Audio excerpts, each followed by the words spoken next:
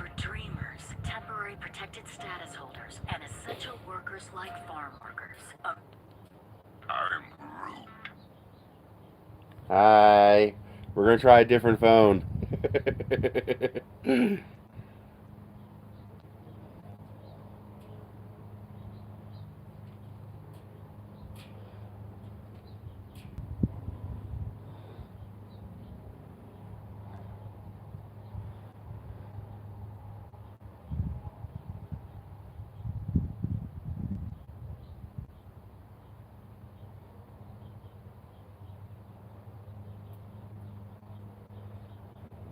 Copy. Hello, critters. We're going to try a different phone.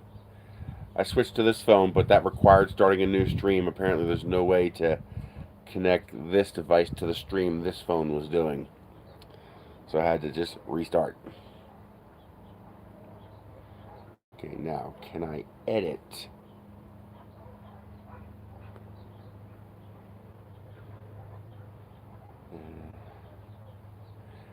Hello, Mark. So there's no way for me to edit the existing stream.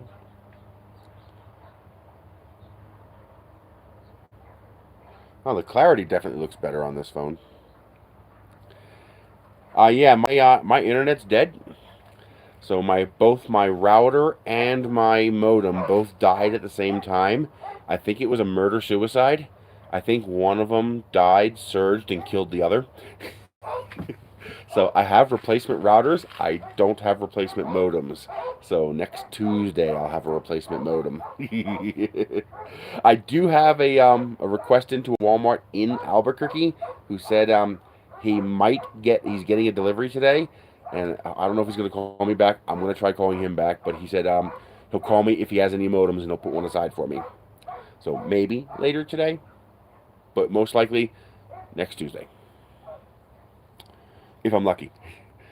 But so yeah, we're doing this on a cell phone. I was using this cell phone to do it, and it was actually working okay, except it kept reconnecting, kept disconnecting, reconnecting. Local time is 11:36. We are Mountain Time.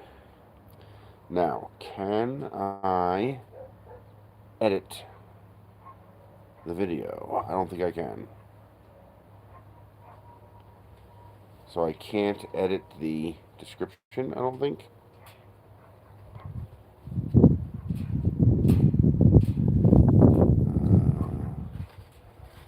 At least I don't see a way for me to edit the description. But at least I can see chat on the second device. I do not want top chat, live chat. So Bill Selmer, local time is 11:36. Is that correct? Yes, it is.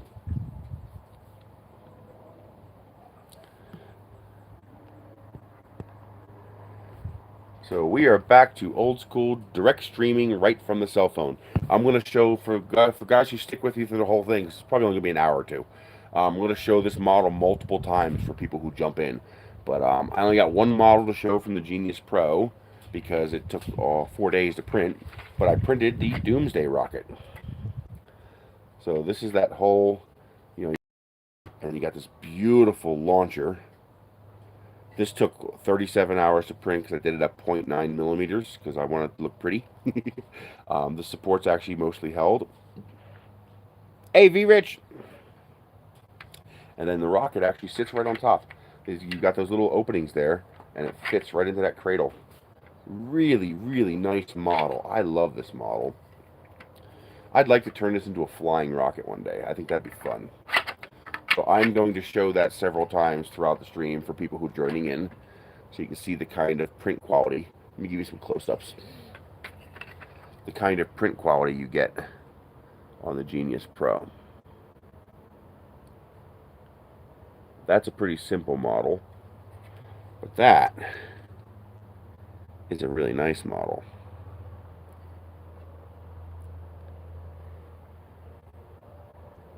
I, of course, did no bottom layers. That saved me about an hour.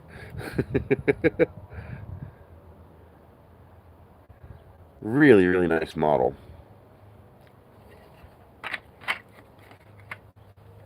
It's one of my new favorite models.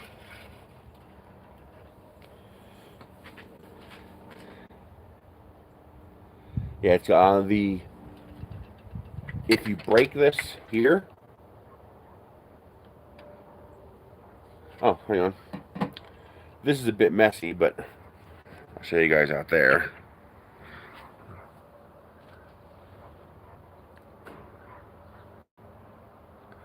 Next load of cardboard, get ready to get loaded into the trailer.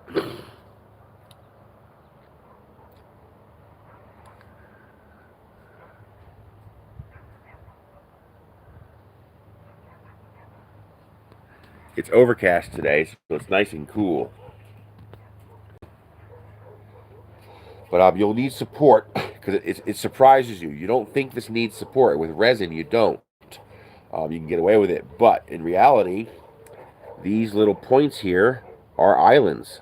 So you need support here, you need support here, and you need support here. And the support removed great. I got a little bit of support left right there. I gotta shave that off. You can see the base layer of my support right there. I gotta get that off later. But otherwise, fantastic. Support popped off, no problem. In the previous stream right before this one, you can see, watch the remove the support. It comes off great. Looks like I got the extrusion multiplier done pretty good. That's a nice smooth top layer. Almost glassy. So it looks like 0.94 is about spot on. And this is cheap filament from, who makes this filament? I forget. It's one of the printer manufacturers. They're OEMing it, of course. But, yeah, it printed great. I'm really pleased with that.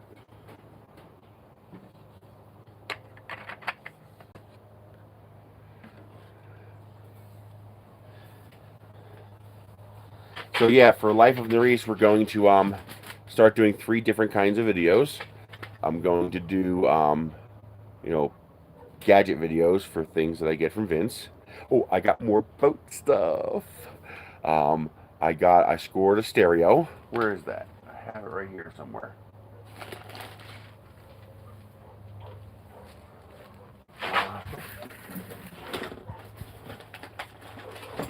I scored a pair of stainless steel fishing pole holders, so that's for the boat. I also got a, you know, the little 12 by 8 flag, the little flag that you fly on boats, the American flag. I also got a stereo, waterproof Bluetooth stereo. And just today, I scored some marine speakers, so waterproof marine speakers. And I also scored a nylon web winch to pull the boat onto the trailer. So I got that. And so yeah, it's coming together nice. I'm getting some nice stuff for it. I also got a fuse distribution panel. And I also got one of those 6-gang switch panels. You know, it's got the different switches to turn on different lights and stuff like that. So I'm trying to see if, with the exception of the main drive and the traction pack, because the boat's going to be electric, I'm going to see if I can do the entire boat for $0 out of pocket, whatever I can get from Vince. I even already got a 100-watt solar panel. So I just need 3 more, because I want to put 400 watts of solar panels on the boat. And, but yeah, it's cool. So we're going to do, eventually I'll have boat videos once I get started on that. That's going to be a 2 or 3 year project. Because I really don't have money. So it's going to be a very slow project.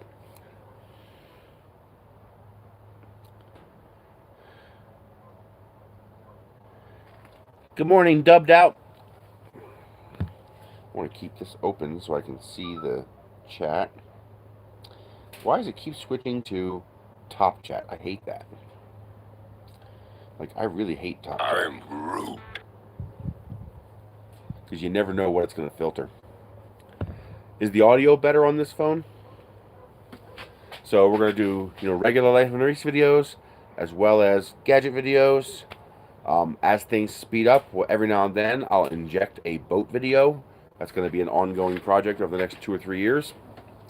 And I'm hoping that eventually I get enough viewers and I get enough monetization on that channel to maybe get a battery sponsor.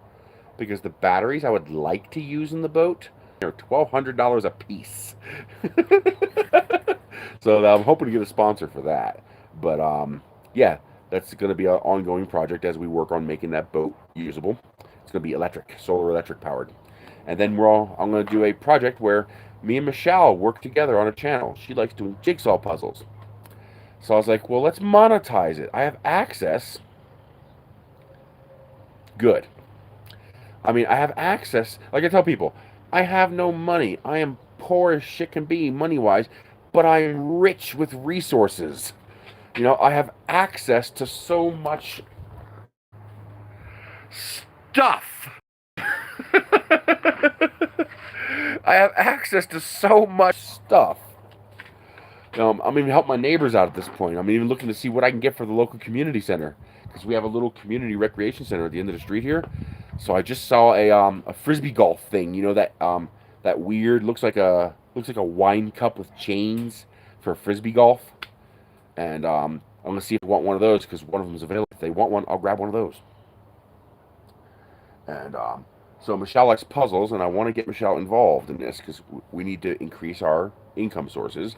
And the way you stabilize income when you're self-employed with this kind of a self-employment is you have to spread out your income sources, so that if one income source dries up, you have the others to take up the slack.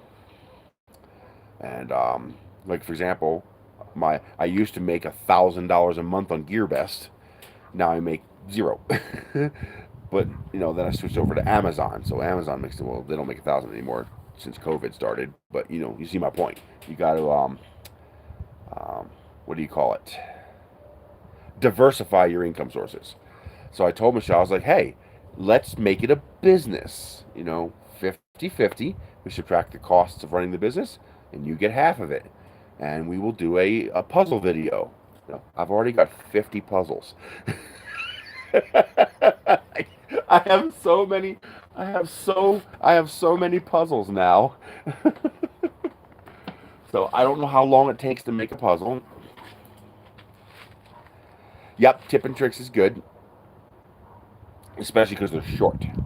So they're usually single topic, quick and to the point. But so Michelle and I are going to do puzzle videos. I've got time-lapse cameras, so we'll do an intro video. We'll do an outro video talking about the puzzle, what we liked, what we didn't like, quality of the parts, stuff like that. Like this one I got. Where is it? I might not be able to find it to show you. But it comes in a wooden box. Yeah, exactly. They actually make blank puzzles that are dye sublimation compatible. So I'm looking into that because I have heat press, and I have sublimation ink, and I have sublimation paper. So in theory, I could make my own puzzle. So I think that'd be fun.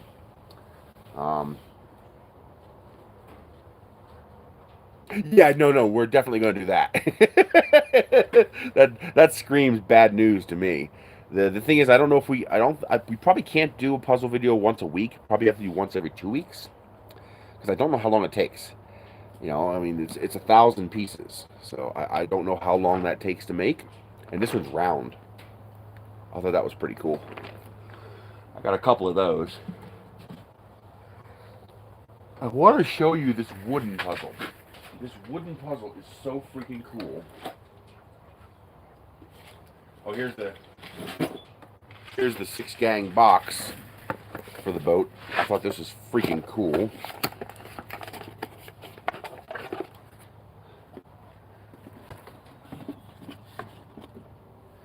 So this has got your two 12-volt sockets, as well as some USB sockets and a voltmeter for pack power. And then you have these switches for the different lights and stuff like that. I got all kinds of light bars, you know, like you put on your truck and stuff like that. Like I even got one for my Leaf. So my Leaf has a little light bar on top. And nice out on these rural roads, because there's no street lights out here. And so I got that for the boat. So I'm going to see just how much stuff I can get for this boat without having to spend a penny. Got my West Coast 60 volt weed whacker in, and I can't use it. It's missing. Oh, rain. It's raining. They did call for rain around noon. That's pretty good timing, actually. 11:49. Good timing, weatherman. Yeah, it looks like every time your phone goes to sleep and you wake it back up, YouTube switches back to top chat instead.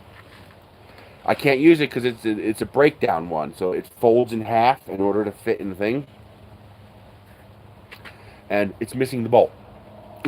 It's missing the one bolt that allows you to straighten it out and hold it straight. So I got to contact them. I got a pretty slick little RC car. Look at that. And that's legit, man. Body pins, good ground clearance, working suspension, proportional throttle and steering. Yeah, it's going to buffer a lot. I'm actually surprised it hasn't disconnected. What's my signal strength look like?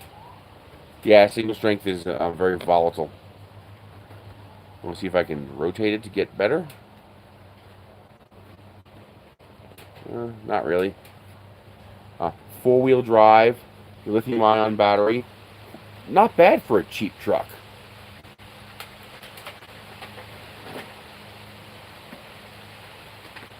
Now it might get noisy with the rain.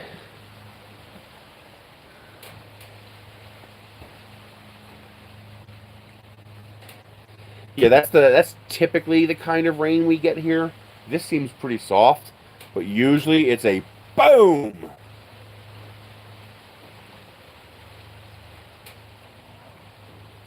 And but this is just a gentle rain. Usually it's a thunderstorm that comes in, blasts the area for about 10 minutes, and then it goes away. So what is this? Here's the flip lids for the Slim Jims. Whoop. Whoop. Seriously? You gonna mess with me like that?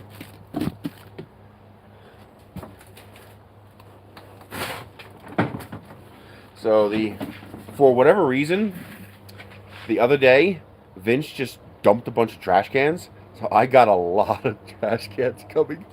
I got 4 44-gallon trash cans, 2 lids. I got 4 Slim Jims, or it might be 2 Slim Jims. Those are those nice, tall, skinny 23-gallon trash cans. And I also got 2 lids for the Slim Jims. The lids actually came in first. And then I also got 8 20-gallon trash cans. So I have more trash cans. I will have more trash cans than you can shake a stick at. These are all Amazon commercial Rubbermaid style. That Rubbermaid Brute style quality. So they should be very high quality. Uh-oh. Did this one break? So this is a Slim Jim lid. But hopefully that pops back in. Looks like it should. I don't see anything broken. So I think that just pops right in. Yeah, it just pops in. There you go. So now, I have lids for my Slim Jims. So that'll be nice. That's not as high quality as I thought. Especially because it doesn't want to close. Yeah, it opens and then stays open. Yeah, see? That's not the highest quality. It opens and stays open. Slim Jim is a nickname for a particular type of trash can. Go on Amazon.com and type in Slim Jim trash can. And you'll see it's a square. See how it's square? This is rectangular shape. So it's a 23-gallon trash can that's long and skinny. So it doesn't take up as much space in your house.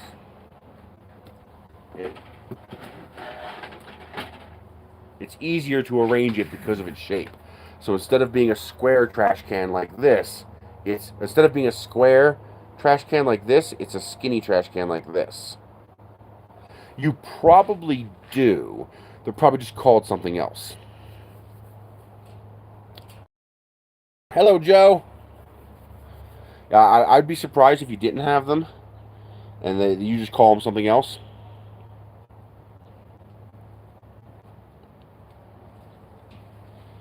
South Lake Tahoe, is that Utah?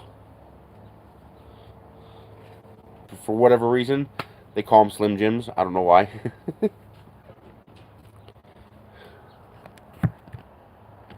What I hate is that they're all proprietary. Yeah, you're going to have lots of buffering. I'm on a cell phone. And I get sketchy cell phone reception as it is, so there is going to be a decent amount of buffering. Although it seems relatively stable. It hasn't disconnected. Yes, it's also a meat stick. Snap into a Slim Jim. Oh, man, I lit up on this company the other day. They had these new face masks that I had to have just because they look just like SpaceX's spacesuit helmets. And I got a, I have no Wi-Fi at all. Well, I do have Wi-Fi. I have no internet. So last Friday, both my router and my modem died. I believe it was a murder-suicide because they both died within an hour of each other. I was sitting at Michelle's dentist appointment, and she wanted to get a shower. So I clicked the button to turn on the hot water heater, which worked. And by the time I got home, the internet was out. And I have replacement routers, so I dug one out, plugged it in, didn't work. Like, what the hell? It won't connect to the modem. Like, the router is working, but it won't connect to the modem. So I finally dug out the Nighthawk, the Netgear Nighthawk. It finally forced me to actually dig that out and set it up. And it didn't work either. It said no Ethernet cable plugged in. I'm like, what the hell? So finally I plugged a laptop into the modem. Nothing. So the modem's dead. The Ethernet ports on the modem are dead. Yeah, murder-suicide. I think the router died and spiked the modem and took it down with it, or the modem died and spiked the router and took it down with it. The router won't even turn on. It's an AC 1750 router. Nice router, actually. It's a pretty decent router. But it's like totally dead. I checked the power supply with a voltmeter. It's putting out the proper 12 volts, so it's the router itself. Probably doesn't help that it's right behind my cooktop. Well, yeah, it could have gotten zapped through the coax, but not through the power. I got proper grounding, and I'm on a UPS. I just ordered it. Sadly, there's no local. Well, there's one place in Albuquerque that might have one. I don't know. I need a DOSIS 3.1 modem, so I can't. Like, Walmart has 10 of them, but they're all DOSIS 3. I can't use DOSIS 3. I have to have 3.1 because that's the only one approved for gigabit service. And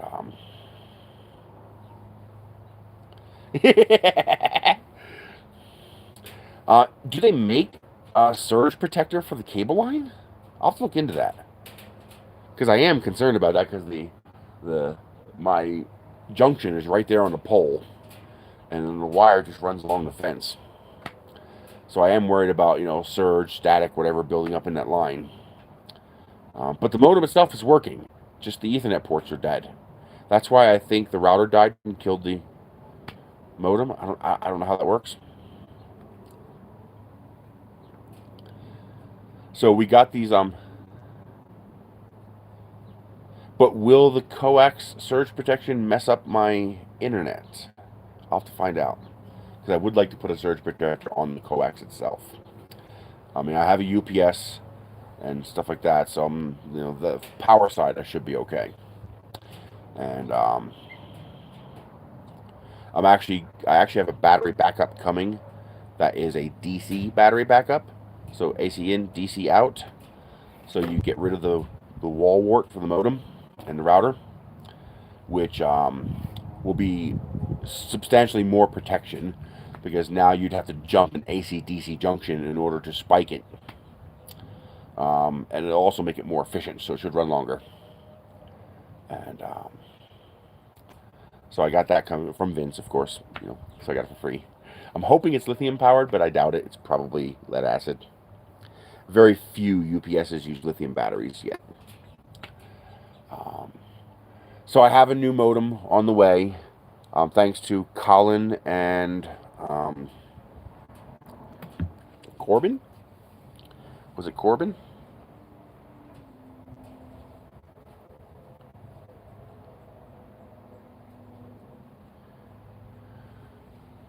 So David Allen, Carl Bounds, and Colin. Thank you very, very much for your generous donations, $150. That takes care of about 2/3 of the cost to get the two modems, and that is wonderful. That's going to allow me to pay off that credit card almost immediately. So at least I won't get interest. I appreciate that a lot. Yeah, spike. Well, spiking it was when if there's a power surge and that power surge breaches the bridges inside, and like for example, too much power goes over the Ethernet port. If somehow power is transmitted over the Ethernet port, static, surge, whatever, I call it spiking it because it's like you're killing it. Spike. But one of them had to kill the other. I mean, they're both on a UPS. They're both on separate power supplies. There was no weather at the time. There was no lightning, no thunder, no rain. So one of them died and had to take the other one with it. I mean, what's the probability of both of them dying at the same time? That's got to be infinitesimally small for both of them to die at the same time. So I'm guessing, my guess is as the router died, it spiked the modem, the Ethernet port. Because the modem's working fine. The modem connects, it shows a live connection, it shows traffic. But if you look on the back of the device, the Ethernet ports, you know, I have the orange and green traffic lights for up and downstream traffic. When I first plug in the modem, those turn on and start doing the ding, the blinkies, and then they die. I'm like, that should keep blinking, shouldn't it? I think it should keep blinking. So I'm thinking the Ethernet ports got spiked. It's weird though, both of them, because there's two Ethernet ports in the back of the modem. I tried both. The router says no Ethernet port plugged in. Well, I don't think it's the cable, because it would have to jump from Veritasium's video on 3D printed rockets. I have it saved. I haven't watched it yet.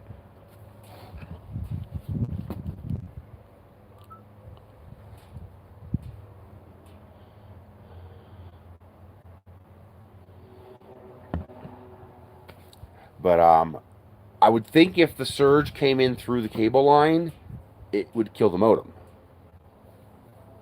Even if it also surged the router, it would kill the modem. The modem's fine. At least it seems fine. You know, it does the handshake, it does the connection, it does everything it's supposed to do. And but the Ethernet ports on the back of the modem appear to be dead. So I have a new one coming in, but the soonest I can get it, unless the guy calls me back and says he got one. He says he has a truck coming in today. So I'm going to call him around 3 or 4 and see if he has one. And I'll drive down to Albuquerque and get it. Otherwise, I have one coming in from Amazon on Tuesday. Earliest I can get it. If I'd have realized the modem was dead, it went down last Friday, but I didn't realize the modem got killed as well. I thought it was just a router. So I've just been using my hotspot until I get off my lazy ass and dig out the modem, and I finally dug out the modem, or the router, not the modem. And it wasn't until I replaced the router that I realized the modem was also dead after I tested that. And by the time I did that, it was too late to get one this week. If I would have ordered this like on Sunday, I probably would have gotten it Thursday or Friday. So, shit happens. Oh, building my sister a pink toolkit. All thanks to Vince. So, we have our Amazon Basics pink tool bag, and all the tools are pink. So as I find pink tools, I get them for her to add to her tool bag. She's super excited about that. I finally got a shampooer to try to clean that mystery stain at the base of my toilet that I really don't want to know what it is. I have this is a Andy's house. Well, I'm hoping for better cell phone reception because we're using cell phone for a stream. So it kept dropping out inside the house. So we moved outside to see if it's better. And it's beautiful. It's freaking gorgeous. For those who were not here earlier, this is the print that I made on the Genius Pro. It's the only print I have to show you because it took 4 days.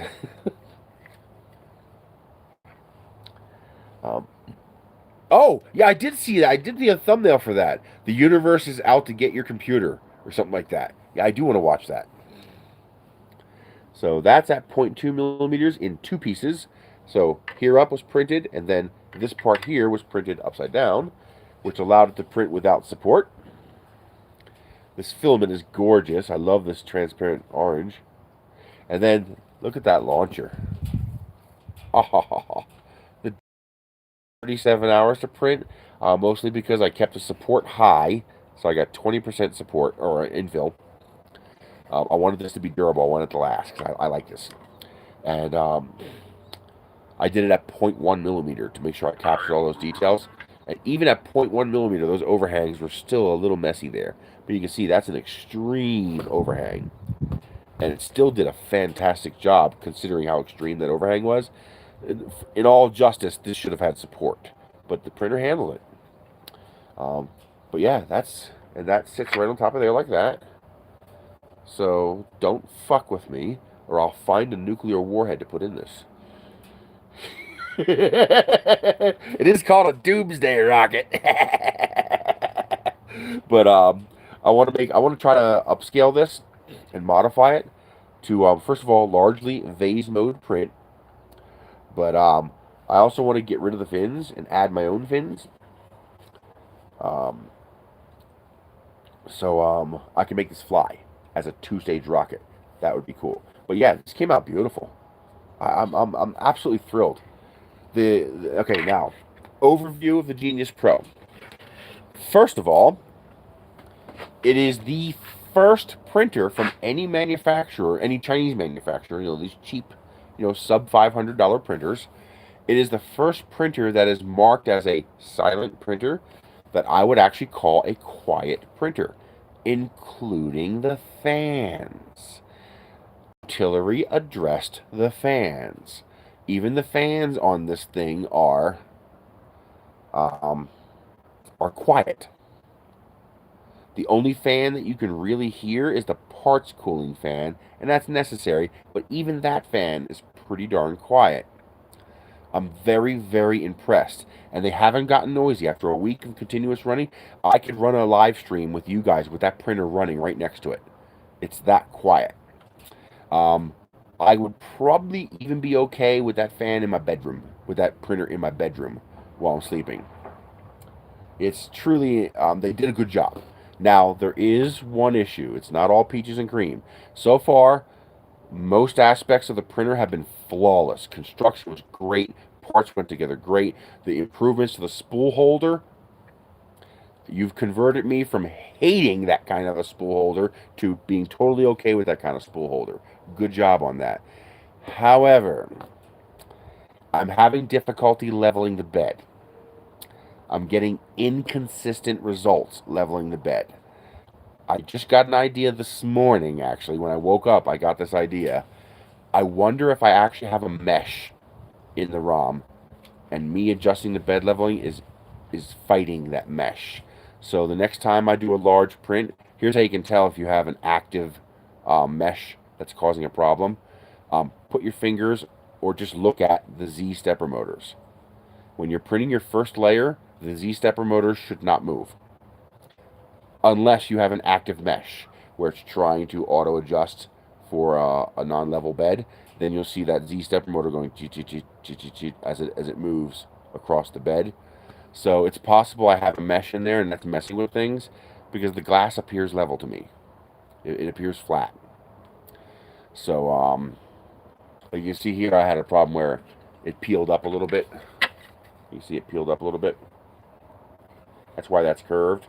It's supposed to be flat like that.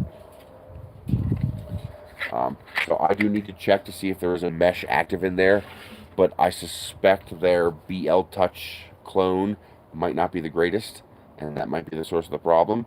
But besides that, incredible. I'm getting fantastic results and a fantastic user experience with the printer. They did a good job. PebCac? What's that? What's PebCac?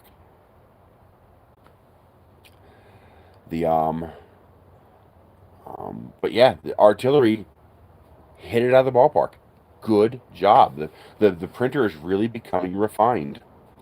The Genius was, as you remember, I did not have good results with the Genius. I'm actually surprised they sent me another one because I was not happy with the Genius, not happy at all. With the Genius Pro, they nailed it. They fixed everything. Even the clips that hold the ribbon cables down, they're on there relatively loosely, but I think they're effective. They keep that joint where the ZIF socket is from being tweaked. And so it looks like they've addressed pretty much everything. We call that an ID10T error. In the car world, we say it's between the seat and the steering wheel. But yeah, they really did a good job. It is actually quiet. So far, there are no firmware issues as far as speed. The Vase mode print went without a hitch. It didn't do any stuttering. The direct drive is working fantastically. I have no stringing whatsoever anywhere on this print.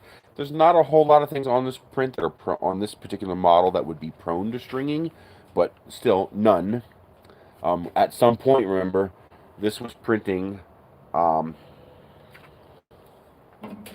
some point when this was printing, you had this print, the support here, this part, and the support here.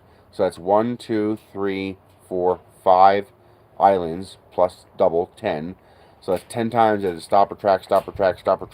No stringing. This has no cleanup. I did no cleanup at all on this model. I didn't even finish cleaning up the where the support failed because I didn't use enough support. That was my fault. Because this side I used a little more and it was fine. But no cleanup whatsoever. This model is clean as a whistle. So the direct drive is working very well. I'm using 1.5 millimeters of retraction. Printing, I'm just doing a standard 60 millimeters per second. That's my standard speed because I prefer quality. I don't mind waiting a little longer to get the quality. But they did a good job. I got to give them credit, Artillery. That printer's a double thumbs up from me. The only thing I would address is the BL Touch. Something's up with that. I would also like to see you switch to a thicker mic'd cast aluminum plate would be nice. Problem with rolled aluminum plates is that they warp when they're heated, but a cast aluminum plate won't. Add $20 to the printer and go with a cast aluminum plate and a removable glass plate. I'd like to be able to remove that glass plate so I can, for example, put a piece of Wham Bam on there without having to keep the glass. You know, it's not the end of the world, especially at the speeds that I print, but it would be nice to not have to keep the glass and the Wham Bam because that's just making your bed slinger heavier.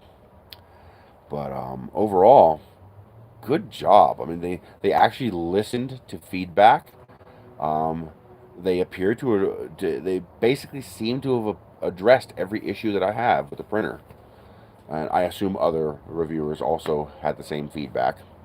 But they appear to have actually addressed them and done substantive corrections to the printer. And so far, it's working great.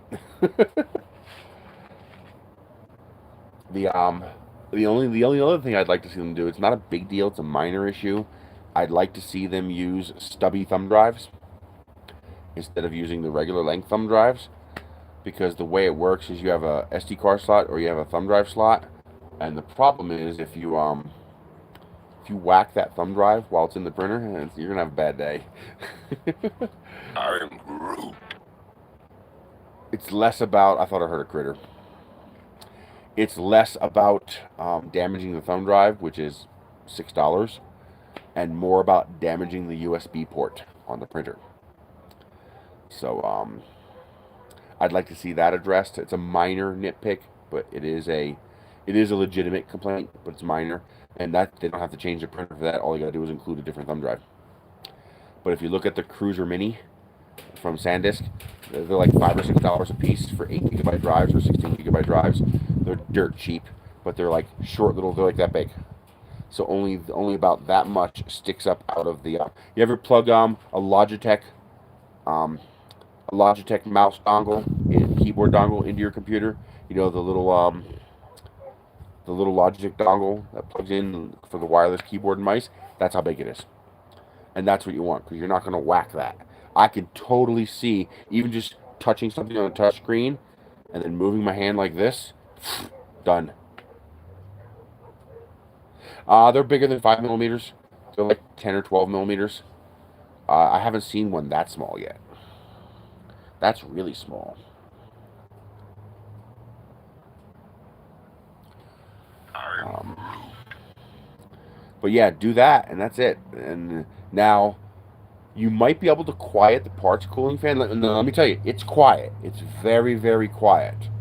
And I can also tell you, silent stepper drivers aren't as quiet as you think they are. Oh, wow. Old Bronco. That's the other amazing thing about living in New Mexico is you see all these 80s and 90s cars. Not restored, not show cars. You can tell these cars are 30, 40 years old. But they just still run because there's no rust. Things don't rust out here because the humidity's so low.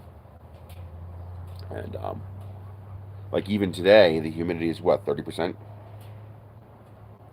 This doesn't tell me. But the humidity is like next to nothing even when it's wet, just because it's such a dry country. Hey, DeWitt, yeah, my internet's totally dead. My internet died completely. The router and the modem both took a shit at the same time. So I think it was a murder-suicide. And so I got a new router, because I have spare routers, you know, Vince provides. And but I don't have spare modems. And those things are 140 bucks a pop. So I want to shout out again, because these guys are freaking awesome. So once again, Colin, Carl, and David each sent me 50 bucks, which is going to help me pay off that credit card almost right away. I really, really appreciate that. That is very, very generous. Thank you very much. They each sent me PayPal to help pay for the modem, because it's 142 bucks for the modem, and then I got a second one for like $97. It was an open box. I figured, okay, it's going to cost me a fortune, but I think I need to keep a spare. So I'm going to call up Comcast, and I'm going to install the new modem, get it working, and then I'm immediately going to tell the tech, okay, we're going to provision a second one now, because I want to make sure they both work in case I have to send it back. And then I'll provision the used one, the open box one, make sure that works. And this way I know both of them work. And go from there. So I'll have that next Tuesday. I hope, fingers crossed, that I have it by Tuesday, so I don't have to do another cell phone stream. But although next week, you know something? The printer is so small, I might do an outside stream anyway. I might set up a table out here for the little micro printer, because it's so small that I won't need multi-camera and stuff like that. It might be fun just to do that out here, just because it's so nice. It's just really beautiful here. For those who are joining in, we were talking about the Genius Pro from last week and how Artillery did a fantastic job correcting almost every single issue I had with the printer the first time around. If you guys will remember my original Genius stream, we did not have a good time. We actually failed to make it work. That printer was bad. And, well, I have my own equipment, so I can get equipment from Comcast, and they would have replaced it, but then I'd have to pay $12 a month for that. That $142 modem that I just had to replace saved me $500 in rental fees. So it's worth it. It's a hassle, but it's worth it. So because it's my own equipment, they're not going to replace it. Now, of course, I could call them up and say, hey, I need a modem, and they'll send me one, but then I got to pay $12 a month for it. And it'll probably be next week before they send one to me.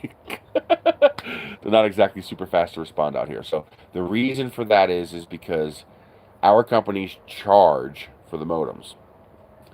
And because of that, they're required to allow us to use our own equipment. Because otherwise, they're just lying about the price, since the modem becomes a mandatory cost. So I bought my own modem.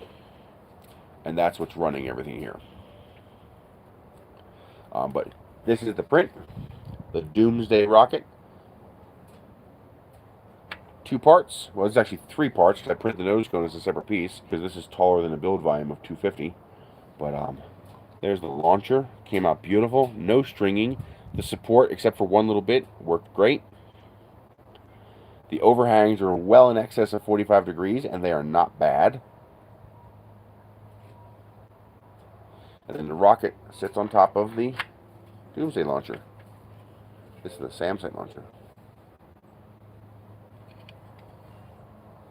So here you can get the modem from the provider, or you can provide your own modem. The problem is they figured out how to do an automatic price increase by charging you for the modem.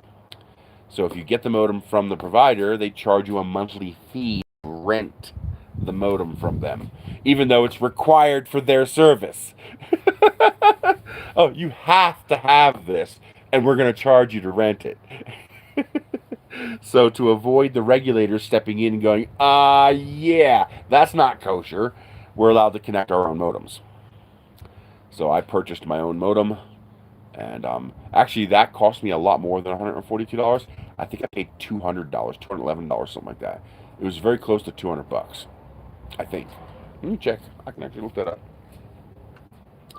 I thought I remembered it being very expensive, so $142 is actually a lot cheaper than it used to be.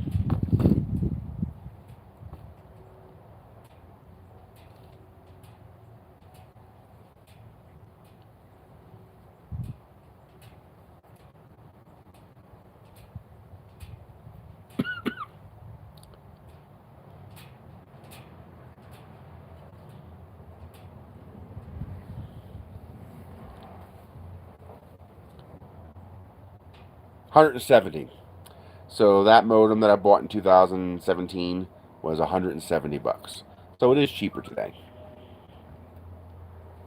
than it was, 4 years ago or whatever that was.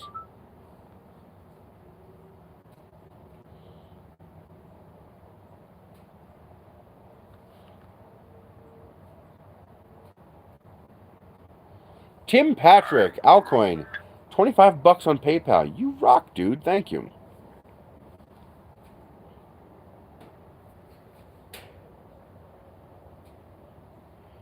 Oh yeah, you got to send it back here too, and they charge you like $400 if you don't send it back. Actually, it's kind of weird. I don't know. I haven't played with the Google Mesh. Oh, we have some of the worst internet. Thank you, DeWitt. I appreciate that a lot.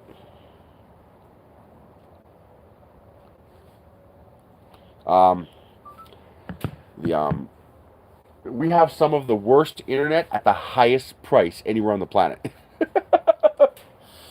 To the point where one of the selection criteria for buying a house was I had to have fiber or cable. Because in the US, we call DSL broadband. It's not broadband. DSL is not broadband. My cell phone's faster than DSL. But yeah, we have some of the absolute worst internet quality, the worst internet availability, and the highest prices anywhere. I pay $110 a month for internet. $110. Thank God for that last stimulus bill where we got $50 off a month. So I've been getting that $50 off a month. You bet your ass I signed up for that. But yeah, $110 a month for gigabit internet service. You can get service better than this in Europe for like 20 or $30 a month or something like that, or $40 a month or something like that. I don't know. I don't know what it is, but it's bad. And yeah. Well, 50 pounds is what, $60 a month? So you're not too far off. Ouch! 140 for 100 down? Oh, that's for gigabit, but it's only gigabit down. It's about 400 up. And you know what?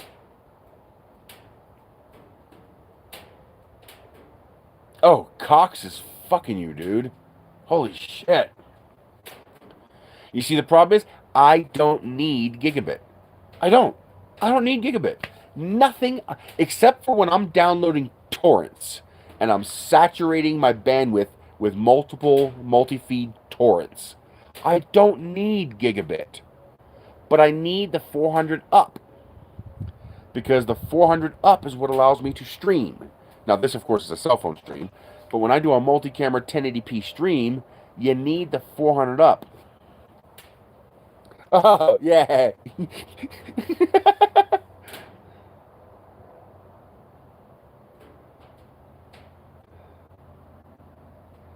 Ouch. Wow. Yeah, technically I'm limited to a terabyte, which sucks. You can actually hear my carport creaking from the heat from the sun. The sun just came out. So now the carport...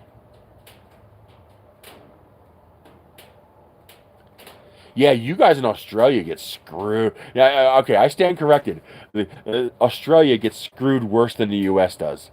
You guys get burned. Steroids. Your corporate legislative environment is USA wannabe on steroids. Because your guys' government and corporations just screwing you guys. Jesus. And of course, your continent is an island, so you don't have a choice. Yeah, everything. Everything in Australia is just so expensive. When you go down under, they put you down under. Yeah. Well, yeah, most of it in the U.S. sucks. But I don't need gigabit down. I only need 400 megabit up. And the problem is, only their gigabit plan comes with the 400 up. Every other plan Comcast have is 10 up. You get like no upload bandwidth. None.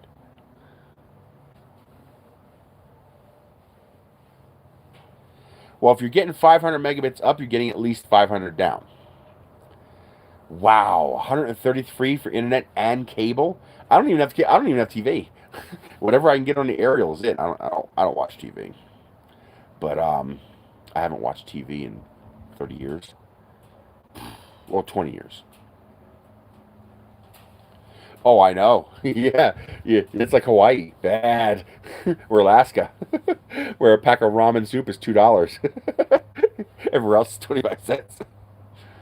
You should watch those YouTube channels of those remote grocery stores in Alaska.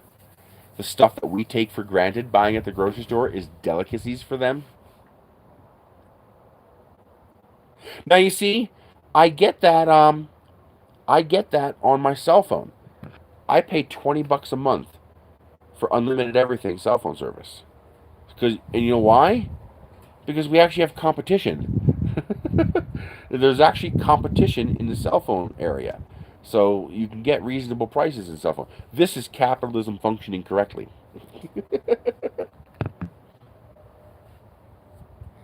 People think, the outrageous crap that we have is capitalism. That's feudalism. That's not capitalism. This is an example of capitalism. I pay $20 a month. It's 25 a month, but because we have 2 lines, 20 each, so 40 for both of us. Yeah, you're in Canada. That's the one thing that we have good going for us here, is is prepaid cell phone service is very cheap. I gave up my Sprint phone. I had a Sprint line since 1994, 95. I had a Sprint line, and I finally gave it up and switched to Hello Mobile. There's no tech support. There's no customer service. It doesn't exist. If you got a problem, you're on your own. But to save that $30 a month, well, for 2 of us, $60 a month. That's $720 a year that I don't have. That's a whole entire month's income. Yeah, we switched. But that also means we don't get cable TV, can't afford it. We don't get satellite TV, can't afford it. Actually, that reminds me, I have to take down that satellite dish on the end of the house. The previous owner had satellite service, I guess. And I want to get rid of that dish because I don't want the wind tweaking that mount in the wall. But, We need Skynet yet. I was waiting for my 5G when I got my Moderna shot, and I was so disappointed I didn't get it. Some things in Canada are very expensive. Gas is very expensive. Cell phone service is very expensive. And then again, some things are very cheap. So it plays out. And if you're in Australia, everything's expensive. Except sunlight. They probably just haven't figured out how to tax the sunlight yet. They'll get there. They'll get there. But, what are you going to do? I've been getting a lot of these flags. I'm, like, obsessed with them. I have a lot of them coming in. So they're, like, decorative flags that you hang up. And I have... This is just the start. I got a whole bunch of them. So, like, you know, here's Hello Summer. This one's great because it's watermelon.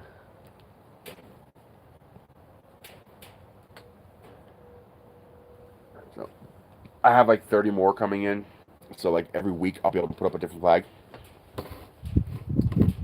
That's a lot of fun. You know, it's fun. One of the fun things about being a reviewer like this is it allows me to do things I normally couldn't do.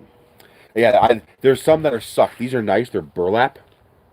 So they're that nice heavy-duty fabric. They're nicely made. And I'm gonna 3D print mounts to mount this to the wall of my house next to the door.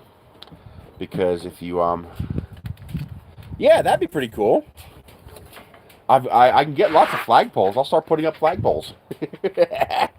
But, yeah, I would definitely do that. That'd be fun. So either a regular, 3x5, flag, or these, if you guys have any of these cool garden flags, these are called garden flags. So the idea is you hang them up in your garden. It's usually a, something either like this. Okay, so what I do is I just stick this on this.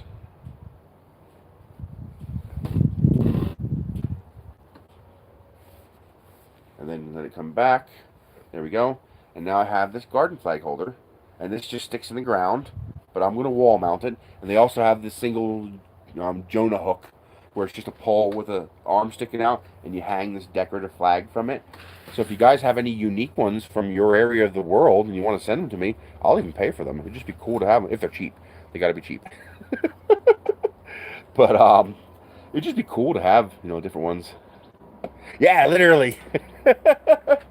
But I love these decorative flags. I have ones for like every holiday of the year, and so I'll be able to change the flag like once a week.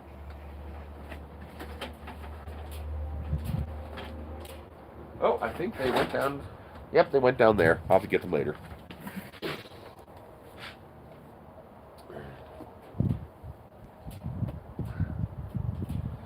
And I was telling you earlier, I have a it's like a 90s era house, and back then they did things a little weird. So I have what's called a Romeo and Juliet bathroom. So the bathroom is the width of the entire house. On the left is the toilet. On the right is the shower. And then yes, I have a P.O. box. It's normally in the description, but because I posted this from the cell phone, it's not. And I can't leave the stream window without killing it. I actually copied it on here, but I can't add it to here. So I will add that when I'm done. If you check any of my other videos, it'll be there. It's P.O. Box 842, Edgewood, New Mexico. And it will be added onto this video once we're done here. Hang on. Here we go.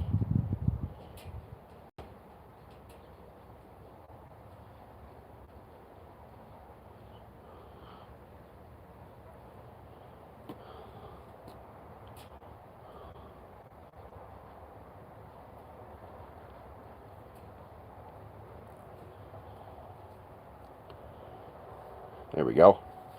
And but that'd be fun as hell. I would love to do that. I actually have a 20-foot flagpole that I finally got a hole digger I can use. It's kind of funny. I knew I wanted to dig holes because I want to put up flagpoles. I want to put up posts, little fencing, stuff like that. I have a hole digger. We needed it for Egg Harbor, the porno shop, when we put up the fence. So I got a really nice 2-man Grant hole digger. This is like an old school, big gas powered. It's giant. It's like 6 feet tall on its end. And but the problem is, it's a 2-man hole digger. Like, not only does it need to be 2 guys, it needs to be 2 hefty guys. Because if I'm not ready for it, this thing can knock me over. Okay, if it grabs something, it's powerful enough that if it grabs something, it can knock over if you're not careful. And I can't use it because I don't have a second person to use it. I can't let Michelle use it. It'll knock her on her ass. It could hurt her. So I got a electric one. I finally got a decent deal. It was like $400. It was on Lightning deal for $309, and I had $120 in reward points. So I used that. So I got it for a little less. It was about $200 with the taxes. So I got it for $200. It comes with a 6-inch auger, which is all I need to put 4x4 posts in the ground. And so I can finally attempt. I'm hoping it'll go through the soil here. But yes, but the problem is I'm lopsided. I'm only on one end of the hole digger. I can't take half of me and stick myself on the other end. So I'll be able to manage a 1-man machine, but not a 2-man machine. And so now I'm going to try to sell the 2-man machine, see if I can get some money. And I'm Groot. but yeah, I got a 20-foot flagpole from Vince. And so I want to put a hole in the ground, concrete it, put a proper flagpole in the ground, solar light on top of it, have myself a proper 20-foot flagpole out here. I think that'd be awesome as hell. And then it'd be neat to just set up an array of small flagpoles, and then anybody sends me a flag, I'll set one up out front. Yeah, because the flagpole kits pop up all the time. So each time someone sends me a flagpole, I'll just grab a new flagpole kit from Vince and put up a flag. I think that'd be cool. I see there's actually some flags up on Vince right now. Like there's an Arizona flag and a Colorado flag, but I was like, come on, I want a Pennsylvania flag and I want a New Mexico flag. It's like, come on. But anyway, my bathroom. So the left side is the toilet, right side is the shower, and then along the entire back wall in the center is a garden tub, which I got rid of. I told somebody, hey, if you take it out of here, you can have it for nothing. And in 2 days, a guy came up and took it out. And there's dual sinks. So there's 2 counters, left and right, with a sink and cabinets on each side. Awesome. Absolutely awesome. I think that's a great idea. I think it'd be cool.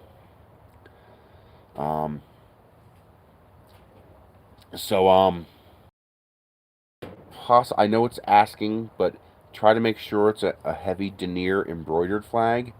If it's just a polyester flag, the sun will absolutely devastate it out here. There you go. That's a good idea. We'll call it Gato. Instead of NATO, no, GER instead of national. What does NATO stand for? Yeah, it's my ringtone. Oh, and my doorbell's also A-Team. I have a Honeywell doorbell. If you look at my Life in the Reese videos, I have a video about it and a link. You can upload an MP3 to it. You plug it into a USB port, and it just shows up as like an 8-megabyte thumb drive, and you can upload a little MP3 to it. And so I can actually make my doorbell the A-Team. Yeah. But I wish, but North Atlantic Treaty Organization, is that what it is? It's the North Atlantic Treaty Organization? I didn't know that. Wow, I thought N was national. I did not realize that was what it meant. Huh. I'm going to have to do some etymology lookup for in NATO. There's probably a lot I don't know about it. We're very... Well, see, here's the weird thing. Okay. I tell people you have to think of the United States like the European Union. So think of the European Union as a country. And then think of each of your countries' idea of the United States. So we have 50 states, but those states are equivalent to countries from your guys' perspective. Except we have unionized them all into one union, just like you took and made the European Union. So that's exactly what the United States is, except we've been that since inception. So we don't know a whole lot, and we are not taught a whole lot, and the news shows almost nothing about anything outside of the United States. So most Americans have not a goddamn clue about anything that goes on with NATO, Europe, Canada, Australia, Mexico, any of that. Maple syrup from Canada. They're stealing our lumber jobs, and immigrants stealing our jobs from Mexico is about all you're going to hear about Canada, Mexico, and the U.S. and drug cartels in Mexico. That's about all your Americans are going to hear. So it's not that Americans are dumb and uneducated. It's that they're not taught. Pretty good, Steven. How are you doing? We're just not taught it. And part of that is that we're very self-centered in our educational structure here. Not the people, but the people who create the structure. And then also, it's just that we're huge. So what to you is a story about France and the UK, us is a story about New Mexico and Texas. So it's... Oh, UN, United Nations. Yeah, that would have been that's what I was thinking of, United Nations. Maybe we'll begin the we'll start the UFP, the United Federation of Planets. We'll call it the UFC, the United Federation of Countries and States. We won't get recognized by anybody, but who cares?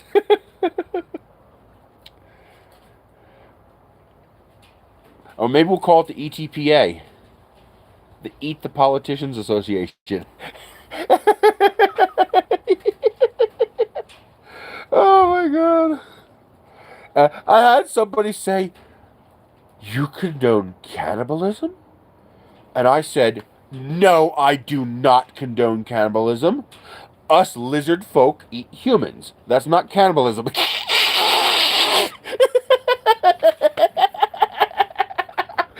He just looked at me like... And I just went... Oh, it's so fun. I love screwing with people so much. Oh my God, I love screwing with people. I have to see if I can find it. I don't know if I can, but I'm going to try. Hang on. Where would that be? Oh, if I could find that, you're going to love it. Oh, I don't know where it would be.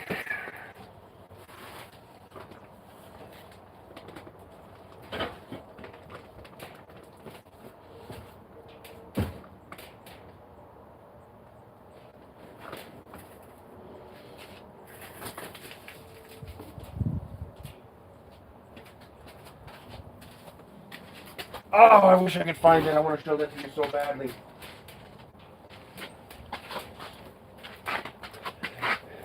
We're doing a pretty good job getting this cleaned up out here, so I should have it by next week. I'm going to find that. Okay, I got two things that are just freaking awesome from Vince. First is my homosex flagpole. I'm not kidding, but that's what it says on the box. It says homosex flagpole. It's actually, I think it's a gay pride flagpole, because it's got the rainbow colors on the top half of the pole. I got it because it's a carbon fiber flagpole. It's like, hell yes, I'm going to grab a carbon fiber flagpole. But I think it's a gay pride flagpole. And I think when the Chinese people translated from Chinese to English, it translated as homosex flagpole. Yeah, V from the 80s. Yep. And, well, no, you got to get rid of the brain. You got to get rid of the heart. Okay? And then you got to make sure you cook them on a spit. Lots of barbecue sauce. Yeah. Oh, pulled politician. I got the bear claws, too, for shredding the bones. Oh, it's so disgusting. But anyway, so I got my gay pride flagpole, my carbon fiber flagpole, which is awesome. But I also got a high denier, like it's like a 300 denier embroidered, so good proper flag, Space Force flag. Yes, I have a Space Force flag, and it's freaking awesome. It's absolutely awesome. Contrary to popular belief, a lot of people think Space Force stole the Star Trek Delta. That's actually not true. Star Trek actually stole the Delta from the Air Force. That was originally an Air Force emblem. And thank you, Kieran. That was originally an Air Force emblem, and Star Trek adopted that emblem from the Air Force because they wanted to make Starfleet look like an extension of the U.S. military. Like it was the extension of the Earth military into space. So the Delta actually came from the Air Force. It actually came from the U.S. military. So Space Force has a legitimate right to use it. And I know people like to make fun of that, but I actually like the fact that we have a Space Force. I think that's because it's going to become more important. Nice. I don't have an LEU Saturn, so I don't have an opinion on it. But everything I've seen about it indicates it's good. So Tom Sandlatterer seems to like it, and I trust him. I do know I want the LEU X wash and cure station. They actually have a two-part wash and cure station. One station just for... Yeah, but I know, but people were claiming stolen, saying, well, yeah, it came from the Air Force, so no. But it's a separate wash basin and curing station. So instead of having to take the bucket off and put the platform on, you just have two separate stations. And I like that idea so much better. So it's $150, so I might try to buy one in the next couple months if I can't get them to send me one. Because I just love the idea of having the dedicated one wash station, one cure station. It's just so much cleaner. And he was talking about the need for heated air to dry the parts. So I'm trying to think of ways to integrate that. Like put like a 200 watt heater in there. Like actually build it right into the cover. And then have a small fan on the top to circulate the air. Maybe I can build it into it. I don't know. So turn on the heat and air cycle first, then turn on the UV LEDs. Might be interesting. It's one of those where you don't know, Facebook link kind of thing. But I found these face masks that are full face masks that are just freaking cool. I got 3 of them. I got Michelle a pink one. It looks just like SpaceX helmets. How cool is that? Except they forgot to send filters. Like, masks don't work without filters, guys. But check this out. These are so awesome.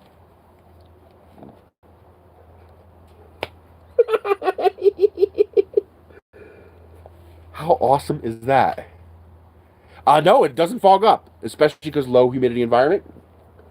So it's got anti-fogging on the faceplate, and of course where I live inhibits fog. Well, that's pink. But anyway, I got 2 more. I got a green one, and I got a khaki, beige colored one. So I ordered this. They sent me this bullshit.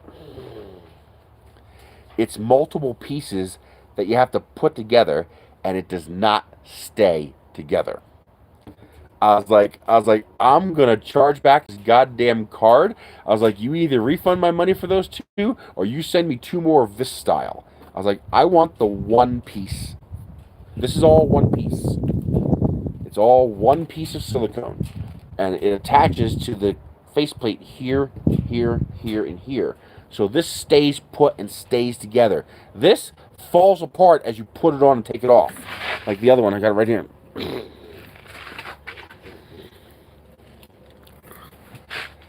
Like, it just comes apart. As you're using it, these parts just pop off of here. It just doesn't stay. This just comes apart. It's so garbage. This piece and this piece interlock with this piece. It's absolute junk. I was like, no. I want this. I want the one piece unit. They said they're going to send 2 more. So, we'll see. But that's pretty cool. That's going to be great for, well, first of all, it'll get lots of attention as you walk around the store. I'm all about getting attention. And also, it'll be great for like spacesuit themes because it looks like a spacesuit helmet. It's so cool. I'm weird. Don't ever forget it either. But they were like $12.99. I got 2, and it said, "Do you want a third one for $10? Free shipping?" I was like, "Sure."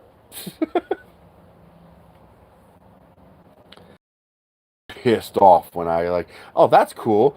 Oh, that sucks."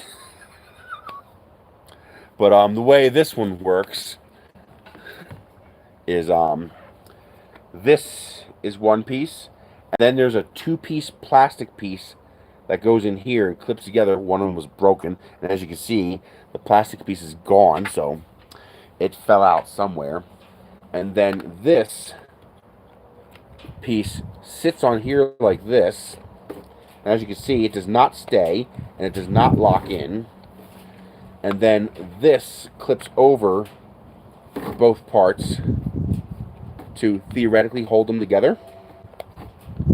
Yeah, it's junk. That comes off of there so easily that even just trying to put it on and take it off, it falls apart. I was like, I really hope this was revision 1 and this was revision 2. Because if this was revision 1 and this is revision 2, you done fucked up. Because this is garbage. This is awesome. This will also be good for in the workshop. Because easy to put on, and it protects, well, first it does several things. It actually is a seal, so dust can't get in. So when I'm cutting, and also eye protection. So, I have had things fling at my eyes hard enough to stick into polycarbonate lenses. I have one eyeball.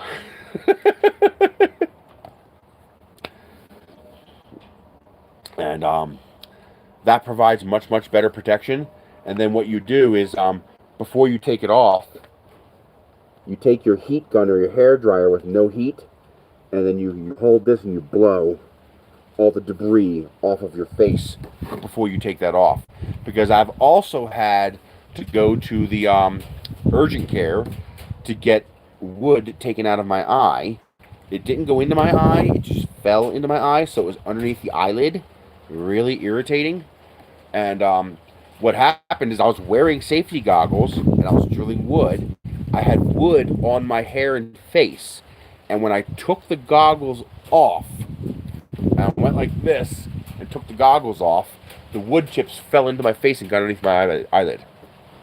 I was like, seriously? I was wearing goggles!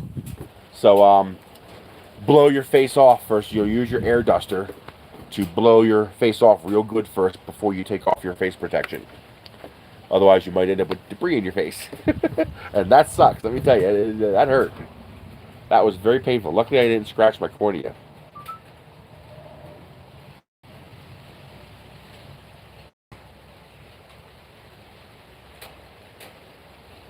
Oh, I got to get a Hannibal Lecter mask, too. Just to fuck with people. God, I love messing with people. It's so much fun. Does that make me an evil person? I don't know. I don't care. It's fun. Oh, I got more packages.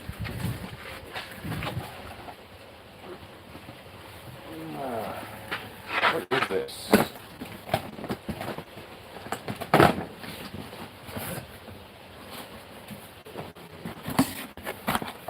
Ooh, we got more puzzles.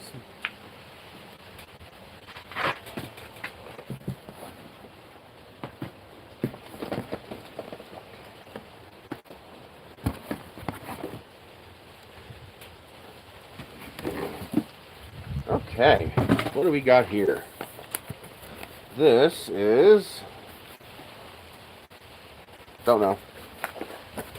Just gonna have to open it. Oh, this is a direct dry pot end. We're gonna do this too. We're gonna modify an Ender 5. because this should fit on an Ender 5. So this is an Ender. It's a Creality direct drive upgrade.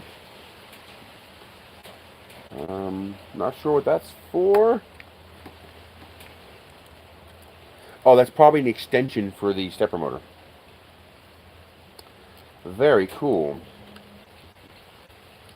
So this is a dual drive BMG clone. Good, nice exposed gear in the back, and there's our lever.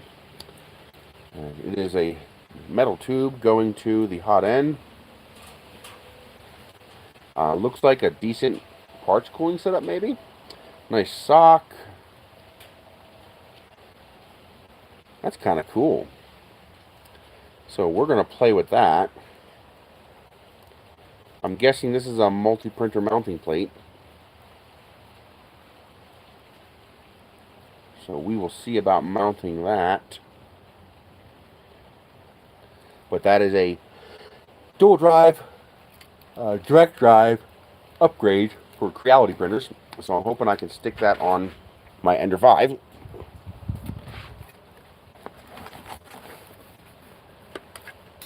Got that from Vince. It looks like all metal, but it's probably PTFE lined. I did. I have a Bane mask.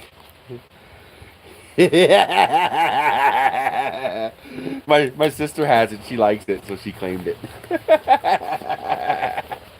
Hell yeah. One of the first things I thought of.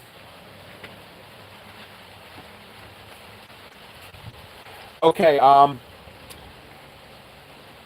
okay. Several things. Okay, we're going to sidetrack a little bit. We'll talk about Stephen Cohen's question regarding SLA. SLA is bloody fucking fast. But it depends.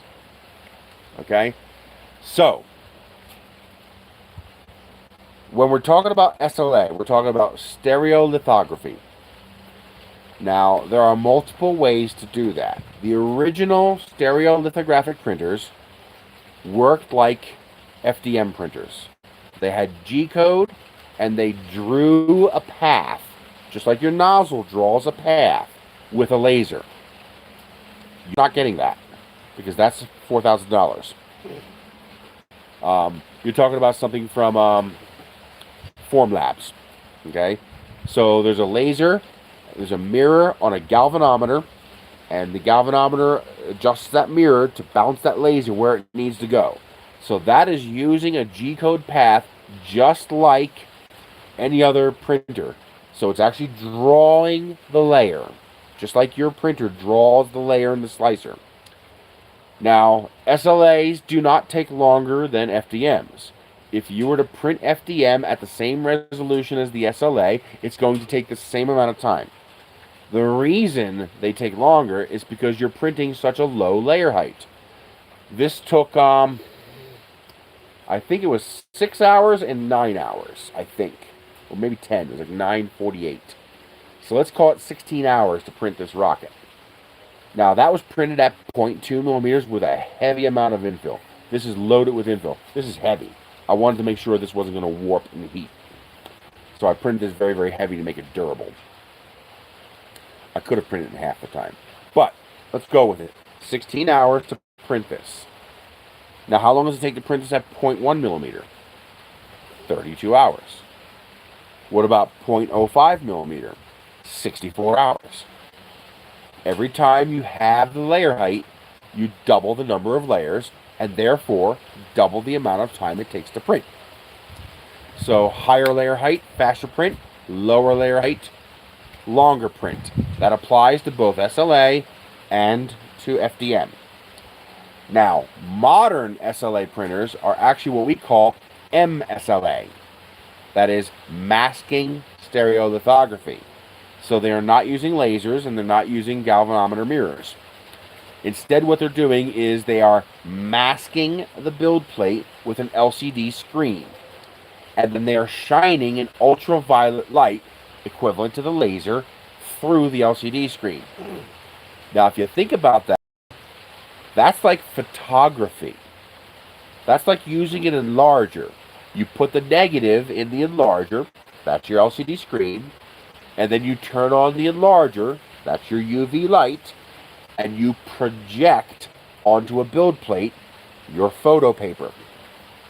Now, the advantage of doing that is you print the entire layer all at once. So, printing a single part, not that much faster or slower. However, MSLA prints, the print time has nothing to do with the complexity of the model. The print time is explicitly constrained to Z height. The taller the model, the more layers, the longer it takes you to print. The lower the resolution, the more layers, the longer it takes you to print. Your exposure time might only be 2 or 3 seconds per layer, but you also have to slowly lift, reset, and then 3 seconds again. Slowly lift, reset, then expose again, because you have to do that lift operation between each layer. While the layer might only take 2 or 3 seconds, even on my Sonic Mini down to 1 second, that lift operation could take 7 or 8 seconds each. That's where all your time is going. Now, here's the thing though. If you use a monochrome screen, which all modern MSLA printers use, and you use a 0.2 millimeter layer height, meaning you're printing parts that don't need to be super high resolution. And keep in mind, printing at 0.2 millimeter on a resin printer is like printing at 0.1 millimeter or lower on an FDM printer. It's that big a difference. So you could print 0.2 millimeter and get away with a lot. Do you want to print your D&D minifigs at 0.2 millimeter? No. You want to print those at 0.04. But the rail buttons for your rocket, they don't need to be 0.04. They can be 0.2. In fact, the only reason I don't print at 0.3 is resin doesn't like printing at 0.3 layers. It's too thick, too much resin to go through. But at 0.2 millimeters, and then you fill the build plate with all of your parts, all of a sudden, it gets bloody freaking fast. So, for example, how long does it take to print one rail button? Let's say it takes 6 minutes. Well, it's going to take 6 minutes on the resin printer too, approximately. But here's the thing. Printing one rail button takes 6 minutes on an FDM printer. Printing 2 rail buttons takes 12 minutes. Printing 4 rail buttons takes 24 minutes. So as you add more rail buttons, you add more print time. But that's not the way MSLA works. Because you are exposing an entire build plate simultaneously, complexity has nothing to do with it. Yeah, thank God. Well, it probably couldn't. The technology didn't exist yet.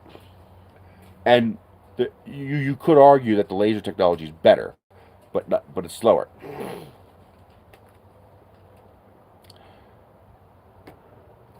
So here's the cool thing. Even if you're printing a D&D Mini at 0.04 millimeters that takes 30 hours to print, guess how long it takes to print 2? 30 hours. Guess how long it takes to print 5? 30 hours. Guess how long it takes to print 10, if you could fit that many on your build plate? 30 hours. You can add as many things as you want to your build plate, and it will have no effect on print time. The only thing that affects print time is vertical height, the number of layers you have to expose. So you can print multiple items in the exact same amount of time. That's why you see me filling the build plate when I print resin, because there's no time penalty. The only time penalty is the tallest object on the plate. So if you're printing 10, 20, 30 of the same thing, it takes the same amount of time. So when you're printing little rocket parts, you can suddenly print things really freaking fast, because you can print a lot of them in a short time. With a monochrome screen, transparent resin, and a 0.2 millimeter layer height, it will blow your mind how fast you can crank out parts on an MSLA printer. It really is pretty impressive. Now, of course, if you're printing on like my Seedmaker S3 or an Elegos Saturn, and you're printing at 0.04 millimeters, and you're filling the build plate, it's going to take a while. There's no getting around that. You've got a lot of layers, and you're printing big. So there's really nothing you can do about that. But if you're printing simple parts, oh man, can you crank them out? Oh, like we print these rail button inserts. So on rockets, you have what's called a launch lug. So that's the little tube on the side that allows you to slide the rocket over the launch rod because the rocket needs stabilization for the first few feet of travel. But we also have something called rail buttons. They look like a spool. It literally looks like a spool. And that spool works like a hammer nut. It's designed to fit inside the rail, just like the rails on an Ender 3. We've been using 1010 rails for rocketry for 25, 30 years, more, as long as they've been available. So you put a pair of rail buttons on the rocket, and now you can slide your rocket onto a 1010 rail, which is much, much stiffer and also lower drag. So you have less issues. You know, a launch lug on a rocket with a K motor, that's problems. If that launch lug jams, that motor ain't going to stop firing. And so we use rail buttons. Well, one of the things you have to do, let's go over the Genius Pro again. For people who haven't been here, the Genius Pro is working fantastically. It is actually quiet, including the fans. You could sleep. Well, it depends on how gentle a sleeper you are. But honestly, say it is actually a quiet printer. Pretty much the only thing you hear is the parts cooling fan, and even that's pretty quiet. If you lower that down to 80%, even quieter. On top of that, you realize silent steppers aren't silent.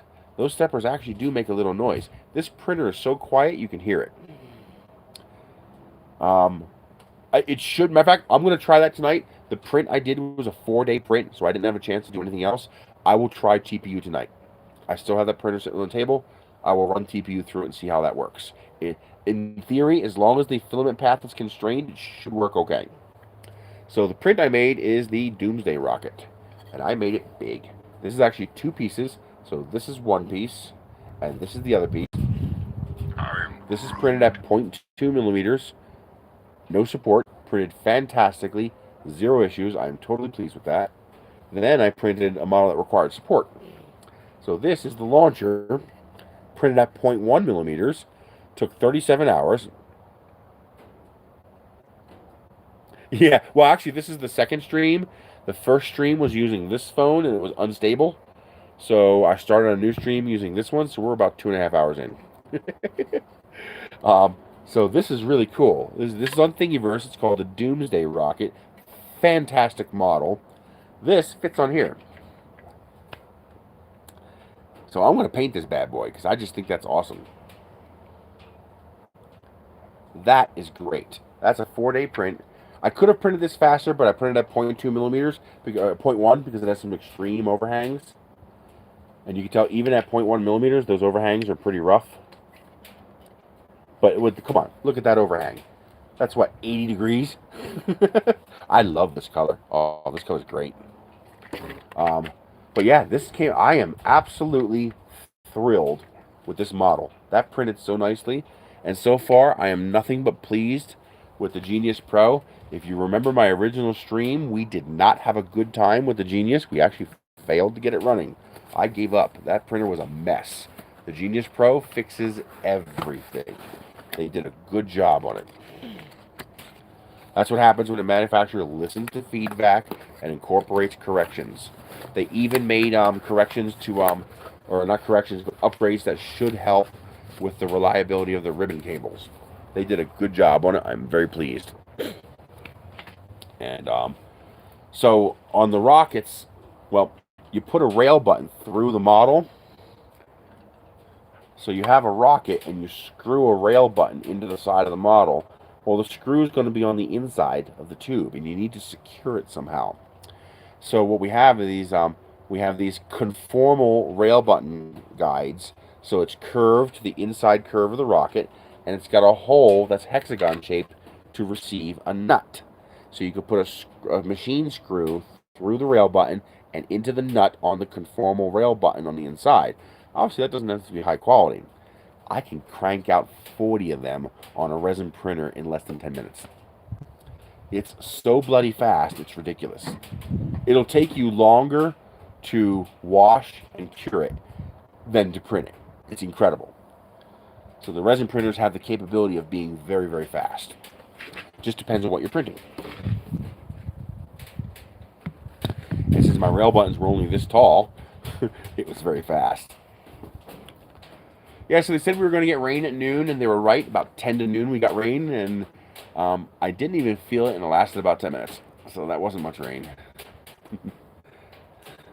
You can hear the carport again. The sun came out again, so the carport's expanding from the sunlight. Well, get off. It's cheap. It's so dirt cheap. Just make sure you buy 100 pack of gloves. Make sure you get that Wham Bam silicone mat. It helps a lot to keep things from being messy. If you have access to a pizza shop you're friendly with, see if you can get a dough tray. In the pizza world, we have dough trays that are about this big, and they're about this deep. They are wonderful for putting your resin printer and all your materials inside the dough tray. This way, if you have any kind of spill, because you will have spills, if you have any kind of spills, it'll be contained inside the dough tray. So if you can get access to one of those, sometimes just ask them, hey, can I buy a dough tray? You have an old one that's beat up. Sometimes they'll just give you one. Not too often because they got to go back. But, if you have an inside with somebody, sometimes you can get one. If you know someone, What else did we get? Here's the UPS. Oh, maybe this is lithium powered. So here's the UPS for the router. It is lithium powered. 2200 milliamp times 2, 2200 milliamp times 4.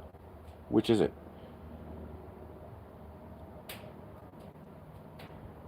So is it times 2 or times 4? That's kind of a big deal. But this is a little mini UPS for routers and modems.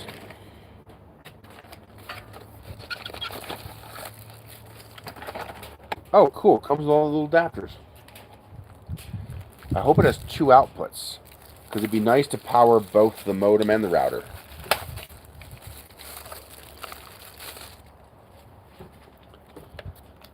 Very cool. Oh, look at this. They even put a little sticky shroud on here to keep the power button from being turned on during shipping. That's smart.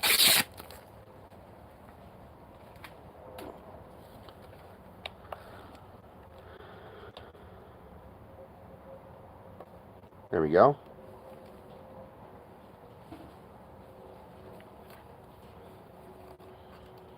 Oh, for minifigs, resin's a no-brainer. Probably your best bet would be like the new Eryone Pro, the Creality Hallet. That's their newest model, or the Anycubic has a new DLP one coming out that looks pretty neat.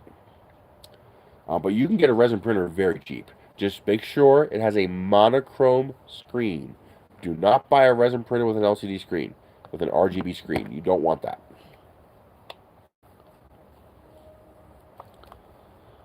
Okay, so now see, that kind of sucks. It only has 1 output, which means you'd need 2. Really, Artillery's releasing one. Cool. Okay, so it does have a USB output, and it does have the DC output. You can choose 5, 7.5, 9, or 12 volts. That's kind of cool. It comes with a unicord. Oh, wait a minute. Is it a dual cord? It might be a dual cord. It is a dual cord, but it's short. That means the 2 would have to be right next to each other. And then you just figure out which of these your router needs. And that's assuming, and also don't forget to check polarity. It should be positive tip, negative shroud, but sometimes you get those bastard heathens who like to reverse that. But yeah, it's a little lithium ion output. How much power can it output? Wait a minute. It only puts out 1 amp. It only puts out 1 amp. My router takes 2.5 amps. Not very useful.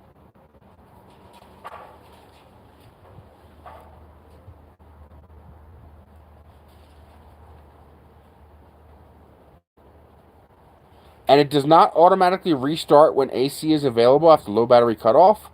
That's lame. So if it actually depletes the battery and it turns off for low battery, it does not automatically restart itself. You have to manually restart it. This is seeming a lot less useful to me now. Hey, that link did show up. No, Steven, that's what we do. When we're not talking about a specific printer, we go all over the place. So don't worry about it.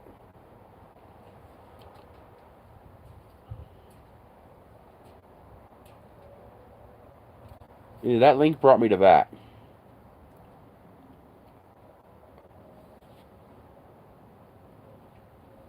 PayPal@Nerisse.com. Hang on, I will put it in the chat.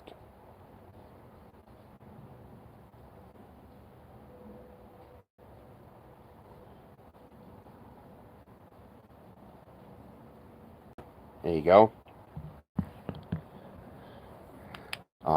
So, interesting idea, poor execution, because I'm pretty sure my cable modem takes more than an amp too. So I can't even use this for the cable modem. And on top of that, if the battery does deplete itself, you have to manually restart it. You have an AC input. Restart it yourself. So that's probably not going to get the best review from me.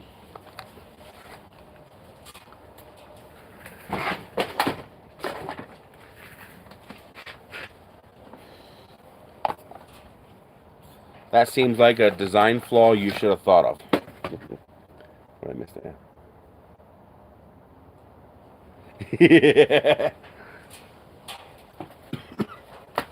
I got some more 3M VHB tape. I always grab this when it shows up because this stuff is the shit. This stuff's amazing. So that's another roll of VHB tape. I actually had one of my rain gutters come off on my car, so I'll be able to reattach that now. I got some Ballin stainless steel, 1,800 pound capacity, or 1,500 pound capacity, triangle carabiner kind of thingies for hanging stuff up and things. These are awesome. Oh, good for the boat too, stainless steel. 2 more puzzles. So this is an Ogance 1,000-piece pink rose puzzle. That's very pretty. Will that fit in there? Yes, it will. And then this one's nice. This is Machu Picchu in Peru. 1,500-piece puzzle. Very cool. That actually looks really nice.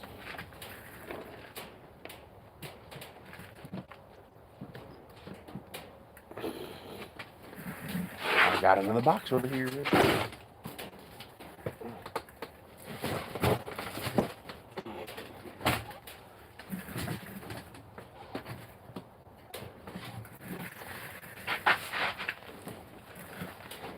UPS must have been here this morning.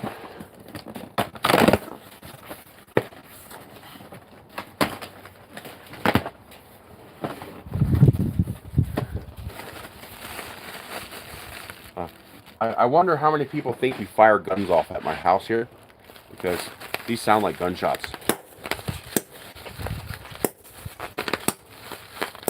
Sometimes you get duds, but yeah, some of those sound like gunshots.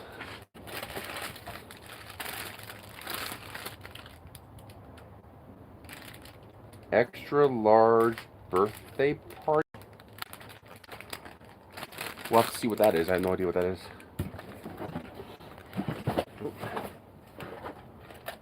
Smaller version of those clips. These are good for 800 pounds. Stainless steel. Nice.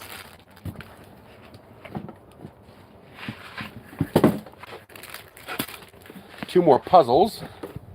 So these are like high difficulty ones. So this one is, looks like ice fractals. So impuzzles. Hey, that's a hummingbird. That was a hummingbird. But that's a cool looking puzzle. That looks like it'll be nice and challenging. And then we have looks like a Santa Claus or Father Christmas collage.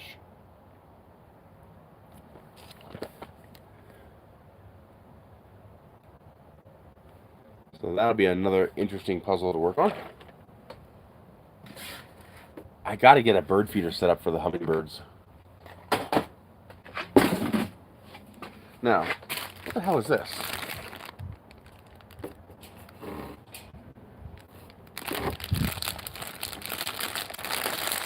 I have no idea what this is. Sometimes I get wrong stuff. Like stuff I didn't order. I get mixed up stuff. I guess because I get so much. And I'll get things like, what the hell's that? I don't know.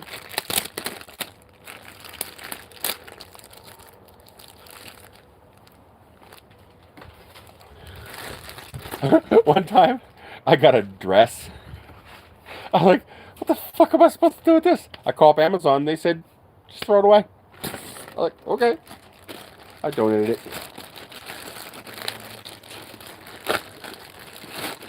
Sometimes just random stuff shows up.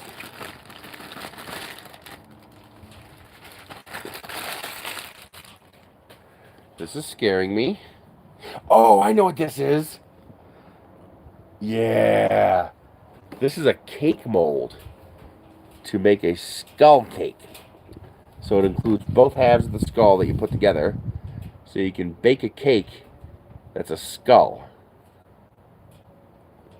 Isn't that cool? Crazy shit they come up with, huh? So we're gonna bake a cake. And then we'll invite some friends over and says, yeah, this is Larry. He got nasty with me on Saturday as I slice his skull open.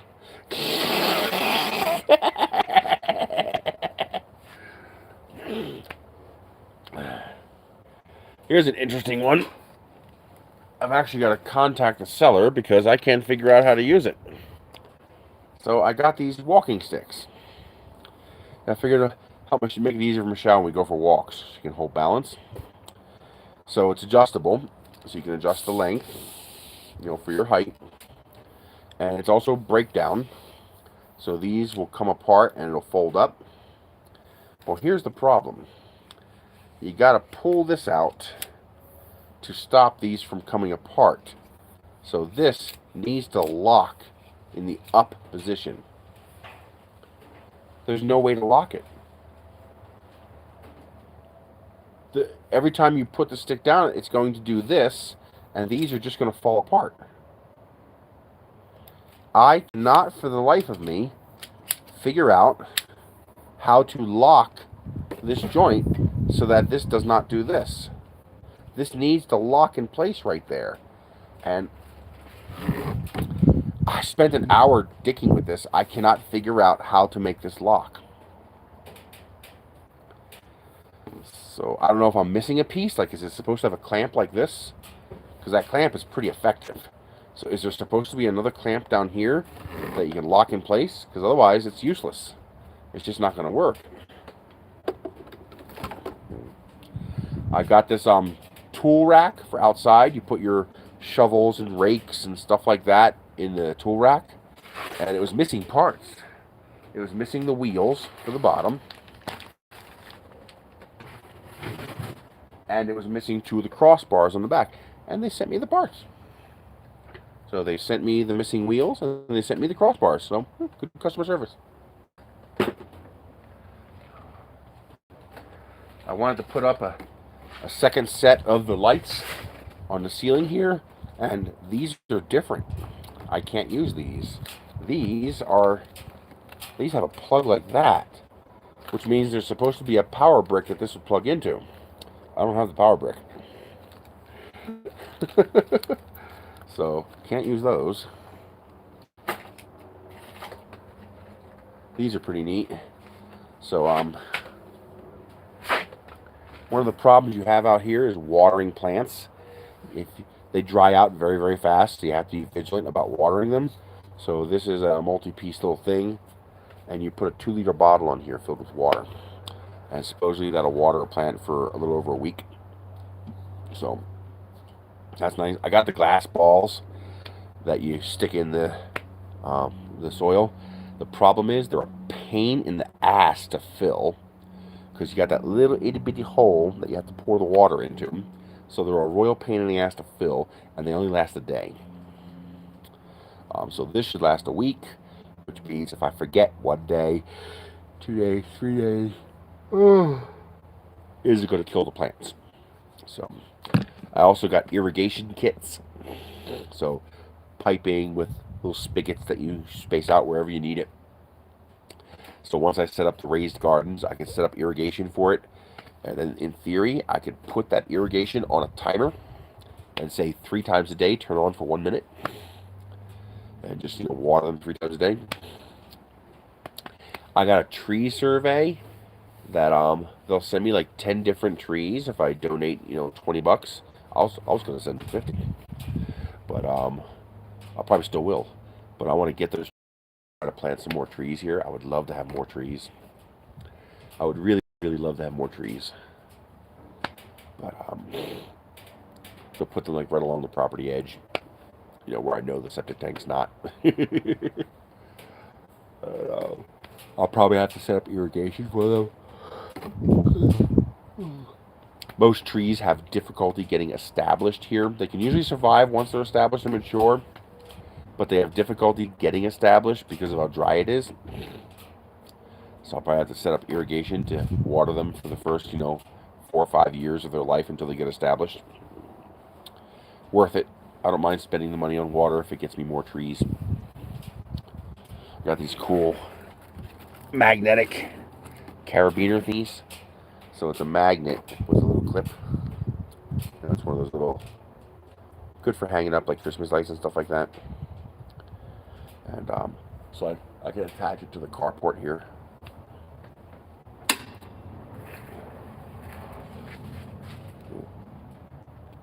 Oh, there we go.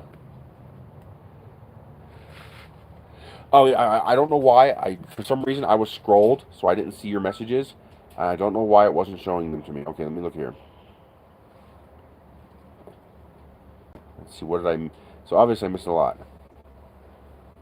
I was wondering why I wasn't seeing any messages. I thought you guys just weren't typing anything. No, it's the phone interface sucks. Okay, here's what I last saw. Yeah, the last message I saw was from Rick 10 minutes ago.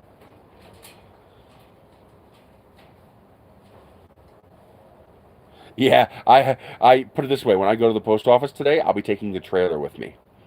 I'll have that much stuff. Peppa Pig puzzle the other day, couldn't do it.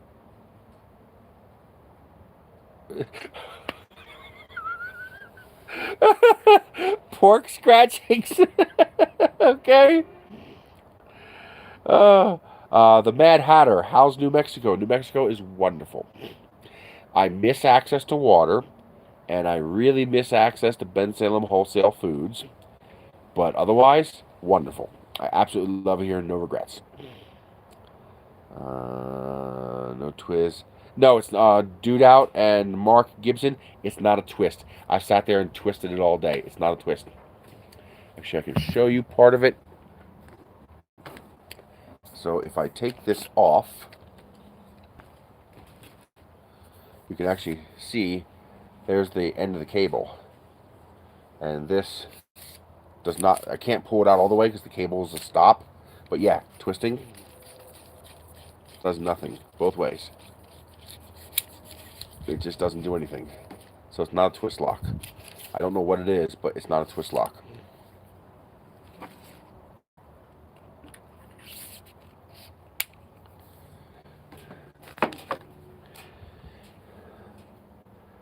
Secrets of the Incas. Oh, really? I might have to watch that. Yeah, turning it doesn't help. Yeah, I've tried turning the rod. Another moderator, Nerys? What's that mean? Yeah, I think moderators are allowed to post URLs. I think it allows that to post.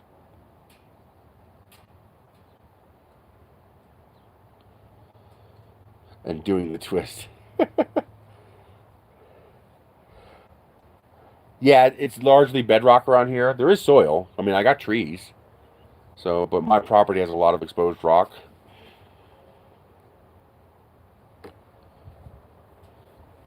Yep, we've tried turning. Turning doesn't help. So, as you can see, inside of here is the stop. No, there's a couple. And, you know, that's just how that works there. And that is the stop to keep it from going too far. And this, I turn this and it doesn't do anything. I know what you're talking about. I've had poles before where you just rotate this. It's like an eccentric nut. This is ovulized, and you just turn it and it locks, and you turn it back to unlock it and allow it to slide. This doesn't do that. Well, yeah, this doesn't do anything though. This has no effect on this. So if I put this on, I can lock that at whatever height I want, but this still moves. So this part here still moves, even if this part here does not move. The temperature right now, I don't know. It's pretty cool out. 69 degrees right now. We're going to hit a high of 73 today. It's overcast, so when it's overcast, it's significantly cooler because we're much higher altitude. No, it doesn't attach. I've looked in there. There's nothing to attach to. I thought that because it was a loop, but they're just using a ferrule to control the length. So that just stops this from coming out too far, because you only need it to come out enough to stop those from coming apart. It's just, it doesn't lock. So, you know, all the way down here, it doesn't matter. If I put it all the way down here, it doesn't matter. This still moves. So this is unrelated to this. So I'm not sure. Either I got a defective set, or I don't know. I mean, they're pretty nice, except that they don't work. Because as soon as you put it on the ground, that moves, and then the whole thing starts to fall apart. I know, that's what I'm thinking. I'm like, it can't be this complicated. I mean, this has got to be something pretty simple. There must be something I'm missing that goes here. Something like this, that you lock in place to stop this from moving. No manual. Yeah, that's amazing. I need a manual for a walking stick. It does break down pretty small, though. So you lower this to its lowest height, and then these lower this down, and then these all pop out. So this will all fold down to something that big. And there's two of them, and it comes with a bag that holds both, so it really folds down nice and compact. So you fold that out, you pull this out. That locks in, that's supposed to lock in place. Adjust this to your height you need, and you're good to go. But without this being able to lock, it's literally useless. And I've got the bag of parts, and it does not have any parts in here that would serve that function.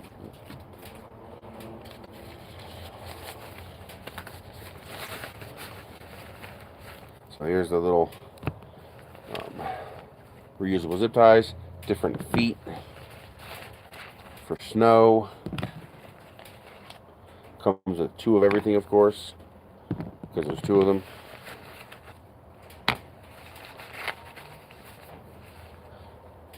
That's for the replacement bottom feet.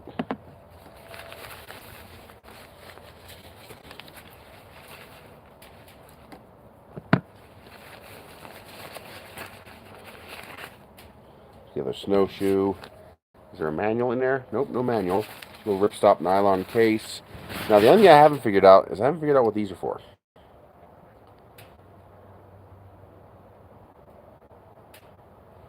I don't know what those are used for.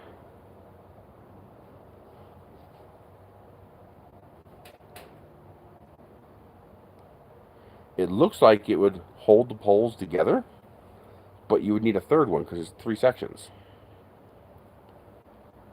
So I'm not sure. I mean, this now. That's what I thought. So that, too loose for there. Too loose for there. So it goes on the top there. So it's for connecting something. I don't know.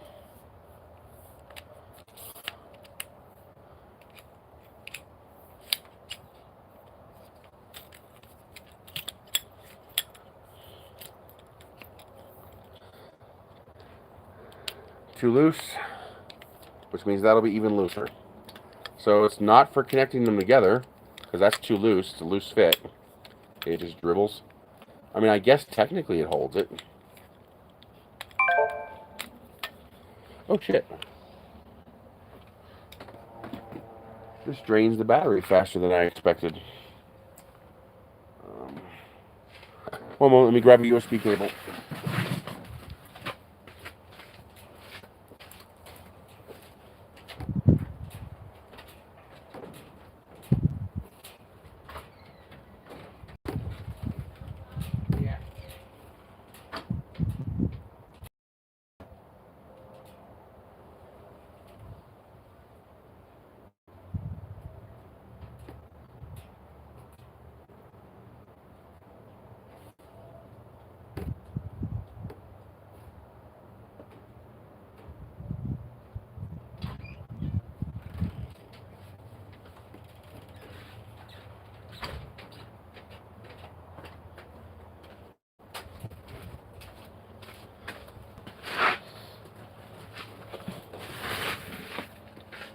A bit of bold ginger ale.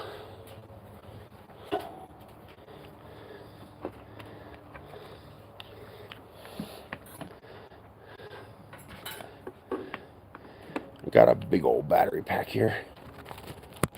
That'll keep the phone charged.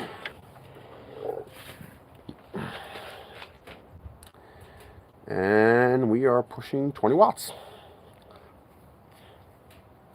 19 watts being pushed to the phone. Yeah, the bold is good. I like this stuff.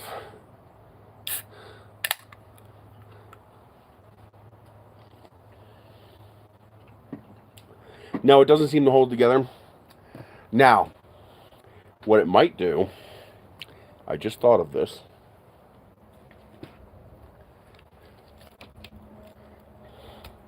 I should have thought of this. I bet you I know exactly what it's for.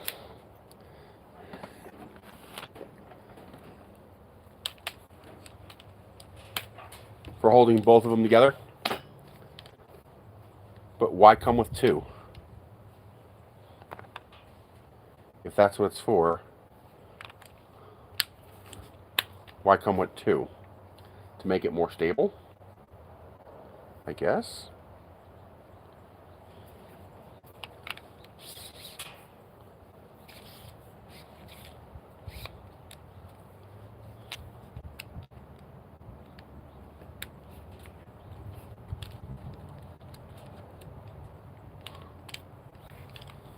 So, yeah, big pair of chopsticks.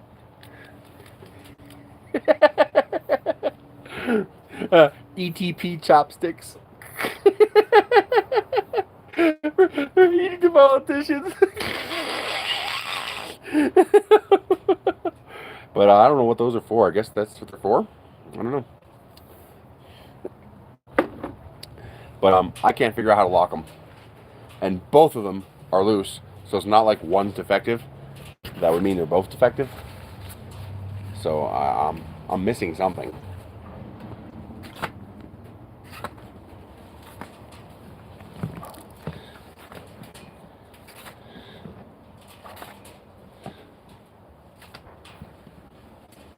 No, the rubber feet are all too big.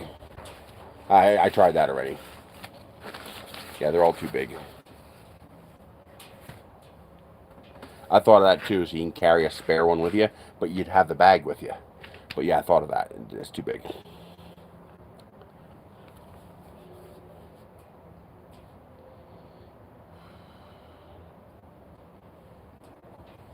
Yeah, the bold is really good. I like that. Well, I got to send a message to the seller and ask him, hey, how do you lock this?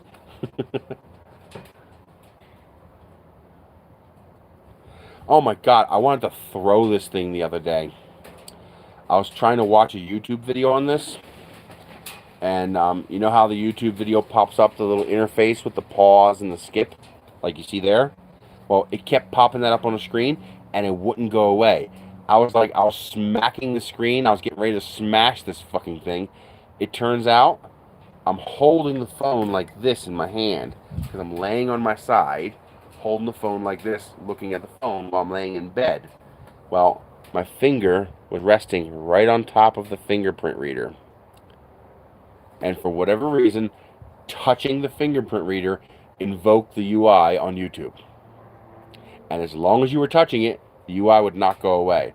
So I had to spread my fingers out uncomfortably like that to avoid touching the goddamn UI there to watch videos at night.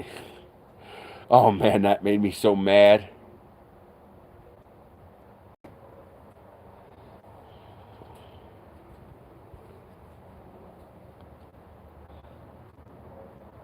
Hit refresh. That's just a UI glitch. That happens. You guys see some of the pictures I got? Aw, free kittens. As much as I love kittens, we don't need no more kittens.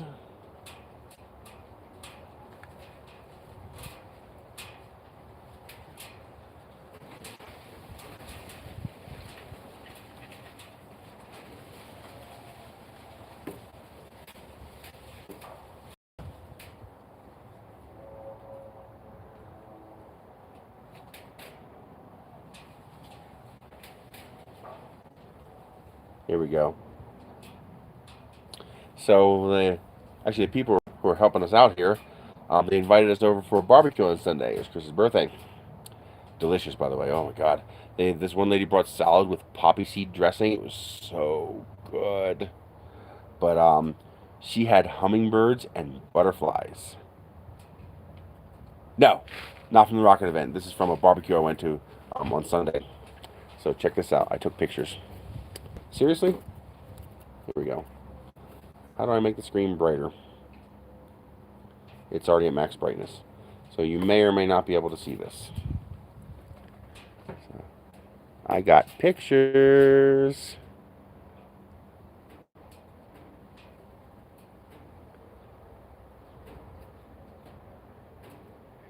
I don't know. We'll have to find out, though.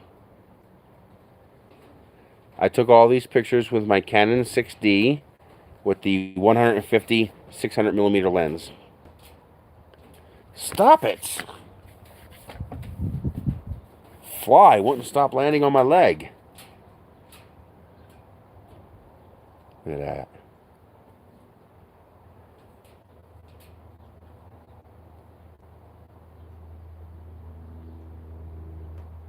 And of course, I got the money shot.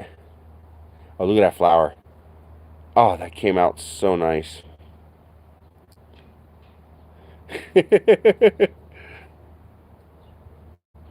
And ready for the money shot? I was in the butterfly.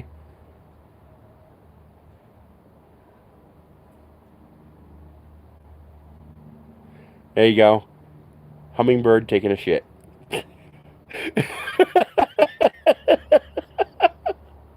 Sadly, it's not crystal focused because the autofocus focused on the planter instead of on the hummingbird just behind it. But yeah. I thought that was good.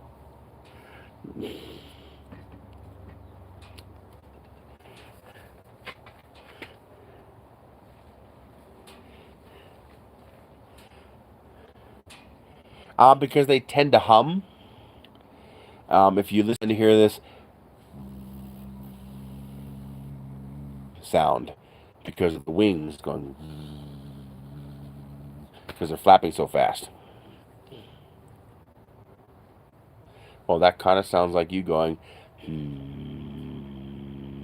sounds like you humming.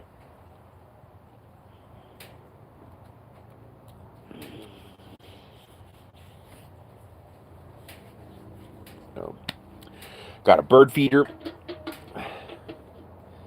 except that whatever paint they use is not UV stable. So my understanding is that this will get lighter and lighter. Yeah, the red-throated ones make a continuous you know, sound as they're flying, like a whistling sound as they're flying. And you can tell when they're by because you'll hear the little warbling going. And that's the hummingbird going by. Well, technically it is. I mean, a UFO, Okay, it's us who takes the term UFO and blows it out into proportions. UFO stands for unidentified flying object. It literally means I saw something flying and I couldn't tell what it was. UFO does not mean alien spaceships. UFO means unidentified flying object. We then adopted that and said, ooh, spaceships. No, most of the times it's plastic bags and shadows and shit like that, you know?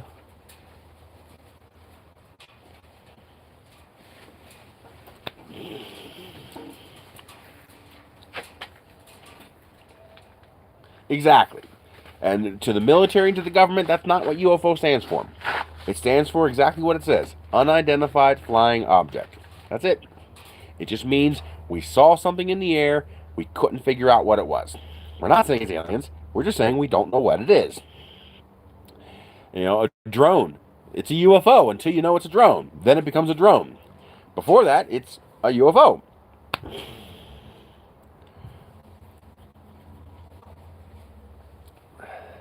So this should be charging up now. Yes, we're already at 20%. The oh, I also got a Hawaiian outfit, but it doesn't fit. It's a little too small. Pineapples. But their idea of 4X is more like an XL. There you go.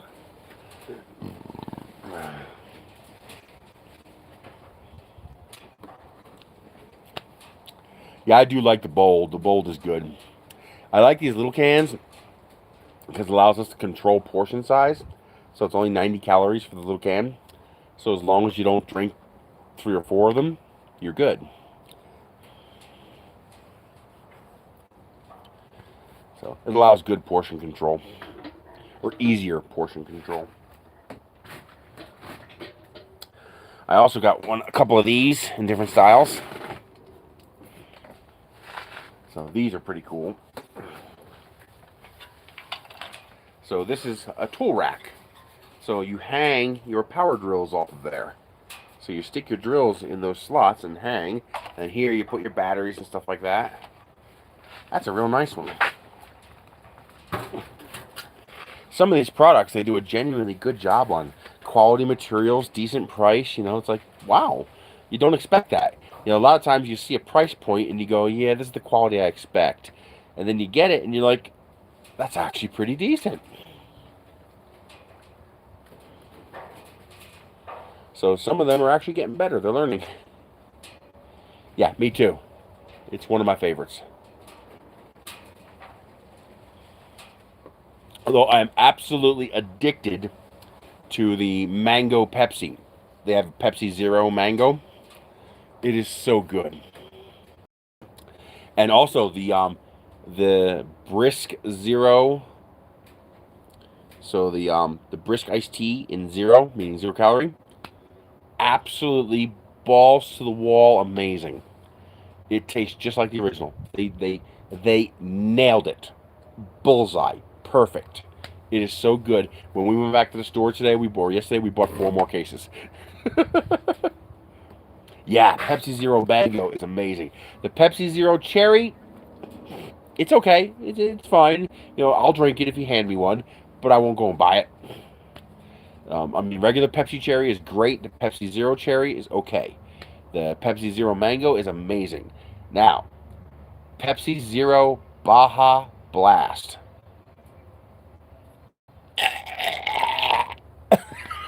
God, it's so bad.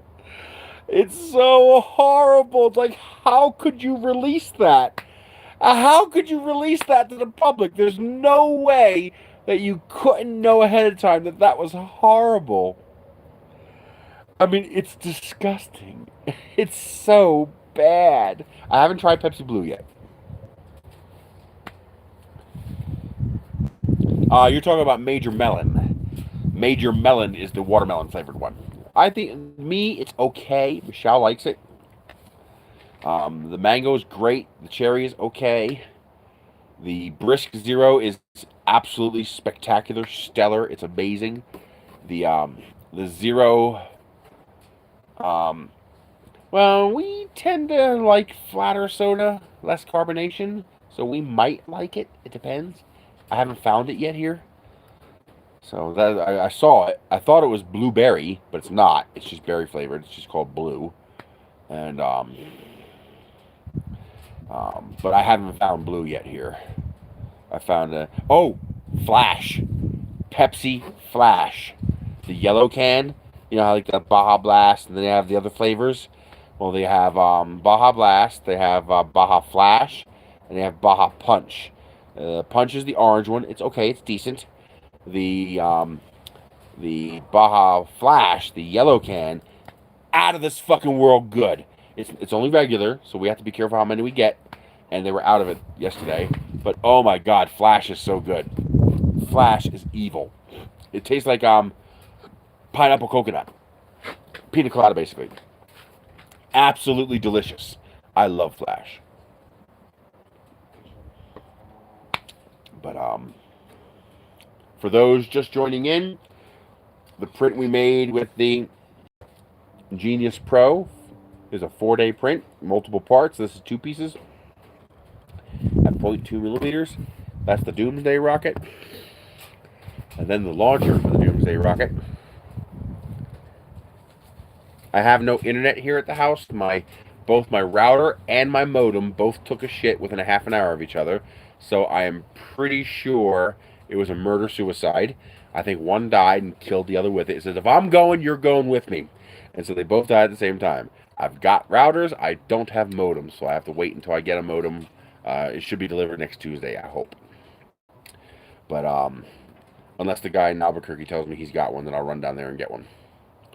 But yeah, that was printed at 0.1 millimeters because of the extreme overhangs. Which actually, the overhangs are rough, but not bad considering how extreme the overhang was. That took 37 hours, and the two fit together.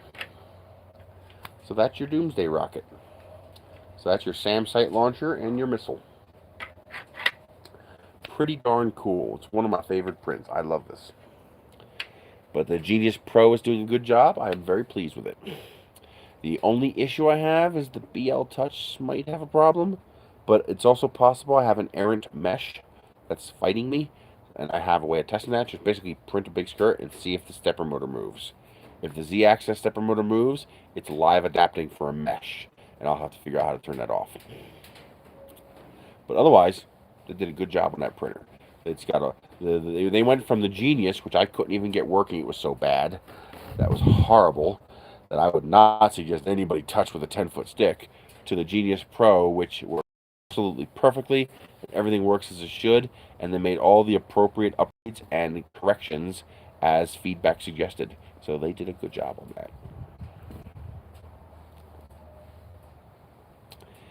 If a printer sucks, I'm going to tell you it sucks. And if a printer's good, I'm going to tell you it's good. So I got 4 more tables to assemble. So that'll be good. Every time I get a cheap desk from Vince, you know, 30 to 60 bucks, I grab it. Because eventually I'm going to have to line the inside of my Connex container with desks to put all the printers. I won't be able to plug any of them in, but they'll be there. So at least they'll be organized in a somewhat reasonable way. I'll run an extension cord out there and I can run a couple of machines. Like I got roller beds for the CR30. Hey, 3D Medic! I like Flash Gordon. I love that show.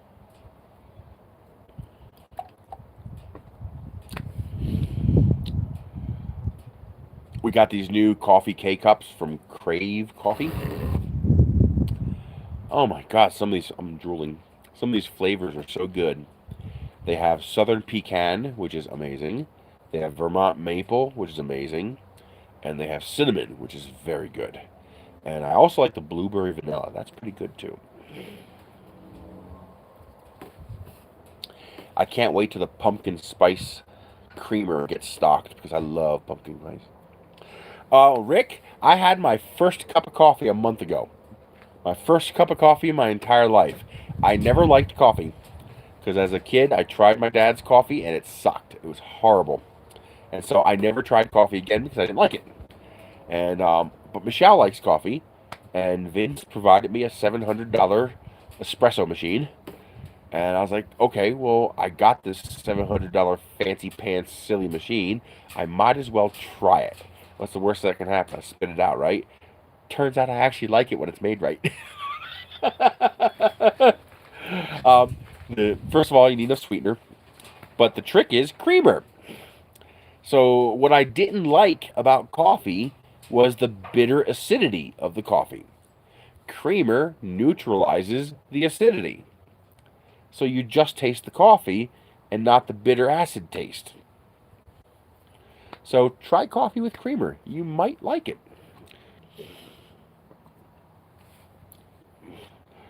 So I had my first cup of coffee at 45 years old. And now I can't get enough of it. Sadly, the caffeine doesn't do shit for me.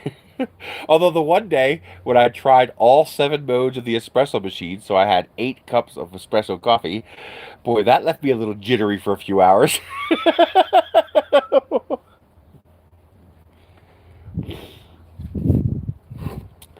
There was a coffee roaster from Vince I was thinking about grabbing, but I decided not to. It was $230 tax value. I was thinking about it, but they actually have a coffee roaster. Gas stove, everything. I was thinking about it. Oh, I had my first Starbucks yesterday. I've never had Starbucks before. It's expensive. We don't go to Starbucks. But I saw this person with this purple drink, and I was like, "Hey, what's that? Looks interesting." He's like, "Here, you want one?" I was like, "No, no, no. I just want to know what it is." He's like, "No, here, have one," and he gave me one. He had a whole tray full of them, so I guess he got them for nothing, and he gave me one, and it was their dragon fruit refresher. So it was a mango dragon fruit refresher, they call it, and holy shit, was that good! And I was like, I bet you this is $5 or $6. Yep, $5.45. So yeah, that's why we don't go to Starbucks.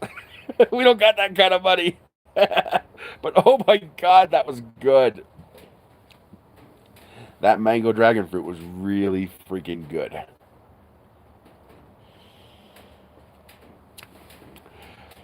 Although their food is not so bad. They got some exotic looking breakfast sandwiches.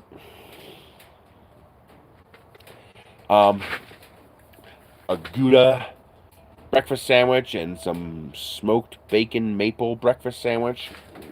And we're actually going to go back and try those because they're actually not that bad. You're talking about, a decent breakfast sandwich for $4.25. I mean, a goddamn egg McMuffin at McDonald's is $3.50. So it's actually not that much more expensive. So we might try some of the breakfast sandwiches now and then. It's like a treat. If you don't get off me, I'm going to skin you alive. That's right. I'm going to vivisect you. I have a microscope. Urgh. I have scalpels and I have a microscope. So don't fuck with me.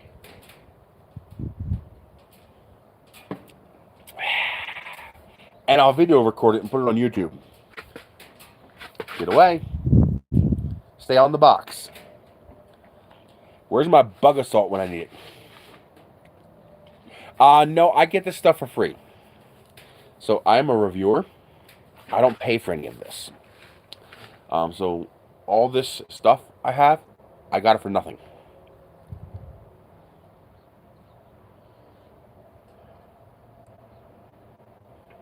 So that's why I have so much stuff. As a reviewer, I get shipments of stuff almost every day. I got 3 more boxes over here to open up. Just from what UPS delivered today. And I log into a site. I pick the stuff I want.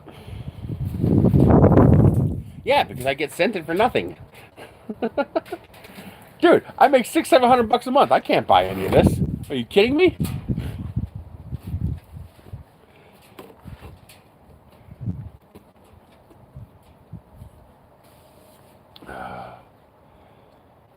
What are you gonna do?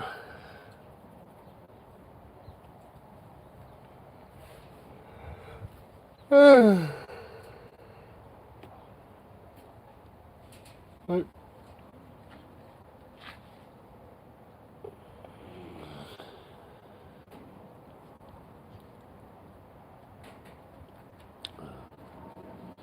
so I guess that's it.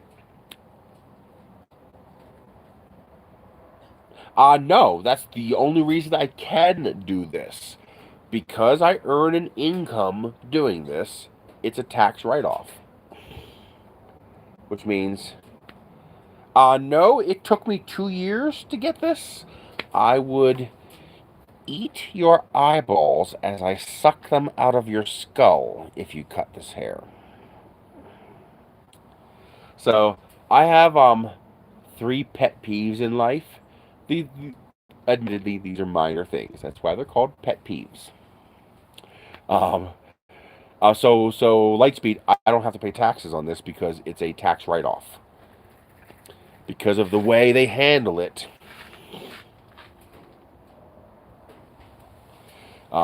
Because of the way they handle it by issuing me a 1099 for this stuff, well, where's that money go? That money is credit I used to buy this stuff. So this stuff is all for business. It's all for my review stuff, which is my primary source of income. I do not go to work for a regular job. It's not a hobby. This is a legit job. And so I can write off 100% of it as a tax cut or a tax write-off. That's the advantage of being a business and not an individual.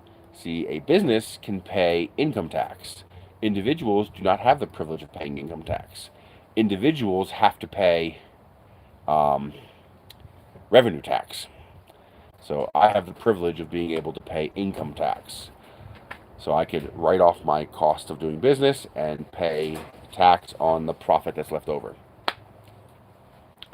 That's why businesses pay so much less taxes. Yeah. If you make $100, you got to pay tax on $100. If I make $100, but it costs me $60 to make that, I can write off 60. Well, my business is reviews, which I actually make money from. My primary source of income is my Amazon affiliate account. So that's why I tell people to click on that Amazon link down below, and wording required by Amazon. As an Amazon associate, I earn from qualifying purchases. When you click on those Amazon links and buy something, I earn a commission. It's not much.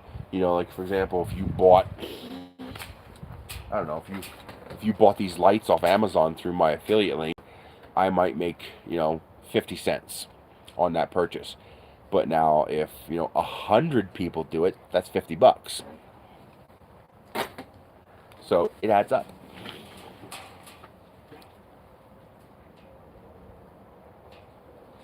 In theory, we have that here, but it's not quite what you think. Taxes in the U.S. are a little complicated. The U.S. has one of the most regressive tax systems in the entire world. A lot of people say, well, income tax in the U.S. is progressive. The more you make, the more you pay. The less you make, the less you pay. That's not actually true. For example, federal income tax. Well, federal income tax is actually 4 separate taxes. You have base federal income tax, matching, Social Security, and Medicare. Well, this and this together is these 3 together, matching, Social Security and Medicare. We call that self-employment tax. That's 15.3% of every dollar I make. If I make $1, I got to pay 15.3%. On this tax, federal income tax base, that I get a $12,500 standard deduction, whatever that is. Whatever the standard deduction is, like you're talking about, cost of a living allowance, I get to take that allowance on this tax, but not this tax, or this tax. On those 3 taxes, I got to pay that 15.3% on every single dollar I make in profit. So if I make $100, I got to pay $15.30 in self-employment tax. How much do I owe in income tax? None, because I'm under $12,000. So if I make $13,000, these numbers might not be right, so just understand that I'm talking relative numbers here. If I make $12,000, I owe 15.3% in self-employment tax and 0 in income tax. If I make $13,000, I'm going to owe about 9% on $1,000 and 15.3% on the $13,000. And then you have state income tax. Now, I actually just learned this. I didn't know this. In Pennsylvania, you pay state income tax of 3.06% on every single dollar you make. There is no allowance. In New Mexico, however, they match the federal allowance. So my first $12,000 has no state income tax. Also in Pennsylvania, I was paying 2.5% to local and county income tax. Again, on every single dollar, no allowance. Where I moved to here, there is no local tax and there is no county tax. Instead, they use what's called GIRT. Basically, they add to sales tax. So when I go to the store, I'm paying 8% sales tax. In Pennsylvania, I was paying 6%. Well, that extra 2%, that's what goes to the local and the county. That's how they get their little extra money. Then you also have gas taxes, utility taxes, property taxes, school taxes, DMV taxes. You know, all these taxes are regressive. The less you make, the more they hurt you. So every tax in this country is regressive except for federal income tax base and state income tax. All the rest of the taxes, which is 80% of the taxes you pay, are regressive. Meaning most of them are fixed amount taxes. So for example, my property taxes in Pennsylvania were $8,500 a year. It's $8,500 whether I make $10,000 a year or whether I make $100,000 a year. It's still $8,500. So at $24,000 a year, which I was making in Pennsylvania, that's 33% of my income or 31% of my income. But if I were making $100,000, it would only be 8.5% of my income. So as you can see, very regressive. Oh, cool. So it's got a macro focus, so you can see up close. That's nice. So the taxes in this country, when they talk about, low income people, poor people don't pay any taxes, that's a bold-faced lie. Because that person working at McDonald's for $7.25 an hour, they're paying 15% of everything they make to the federal government. Exactly, which is why they're regressive. I'm not saying it's wrong the way it is wrong, but the point is it's regressive. So property taxes unduly impact poor people and low-income people. And let's be clear here, 70% of the U.S. population is poor or low income. My brother, he's like, bullshit, you're fucking with me. When I found out he was getting paid $25 an hour, I was like, you realize you're making more money per hour than 70% of the country? He's like, what? I was like, yeah, 70% of the country makes less than you. 50% of the country makes $30,000 a year or less. That's the equivalent of $15 an hour or less. Which means 50% of the country makes minimum wage or less. Yeah, it's bad. And people, you show the math for how people, on $15 an hour cannot easily survive in this country. It's like, well, you get welfare. No, you don't. Like, person making $15 an hour, they don't qualify for LIHEAP, they don't qualify for Medicaid, they don't qualify for SNAP, they don't qualify for anything. You basically have to make less than $19,000 to qualify for any of that. And in reality, you got to make less than about $14,000 to really qualify for any of it. Because, like, for example, a person making $10,000 a year, they might get, $190 in food stamps a month. While a person making, $19,000 a year might get $20 a month in food stamps. Because they cut down on the benefit as you make more money. And the problem is, the benefit cut down is equal to the monetary increase. So there's no incentive there. Many times you lose more the more money you make. Like if you lose your health care, you can't replace that health care for the amount of increased income you made. It's very, very weird. It might be, I don't know. No, it's 18,000, I think. What's 9 times 2 is 18. Add the zeros, should be 18,000. 9 times 2,000. Yeah, it's 18,000, not 19,000. Not sure where the 19,000 came from. But 19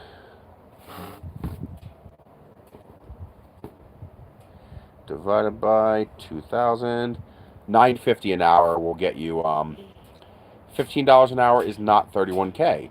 $15 an hour is $30K.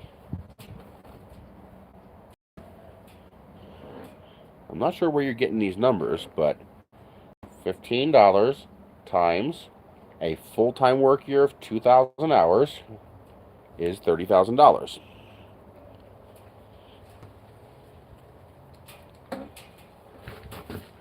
It's 30,000, not 31.2. I just did the math for you right there.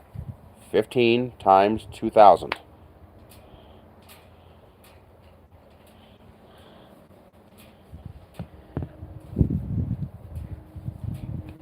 Ooh, carrot cake. No, full-time's considered 2,000 hours. 2080 would be if you worked 100% of the year at 40 hours a week, meaning no time off. You worked all 52 weeks of the year. The standard is 50 weeks, 2,000 hours.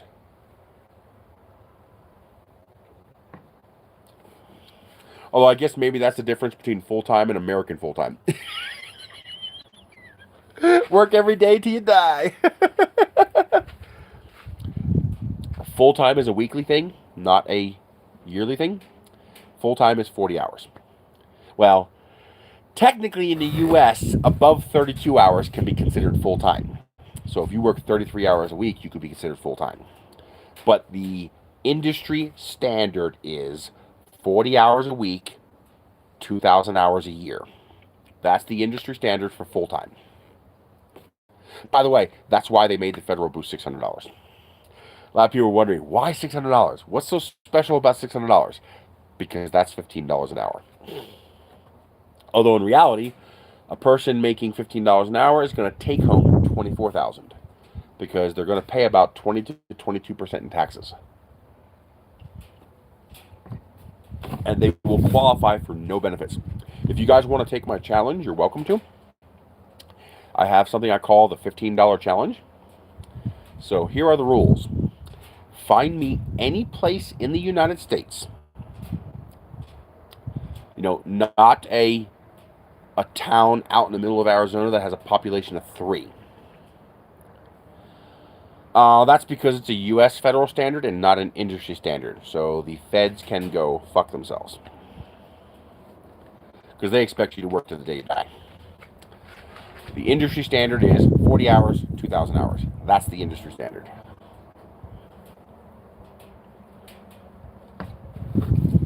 And on top of that, it's not going to make much of a difference.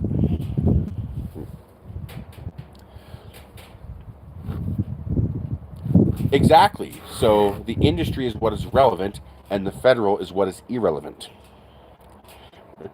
They're the government, not the industry. They have no place making that decision. That is outside of their constitutional scope of authority.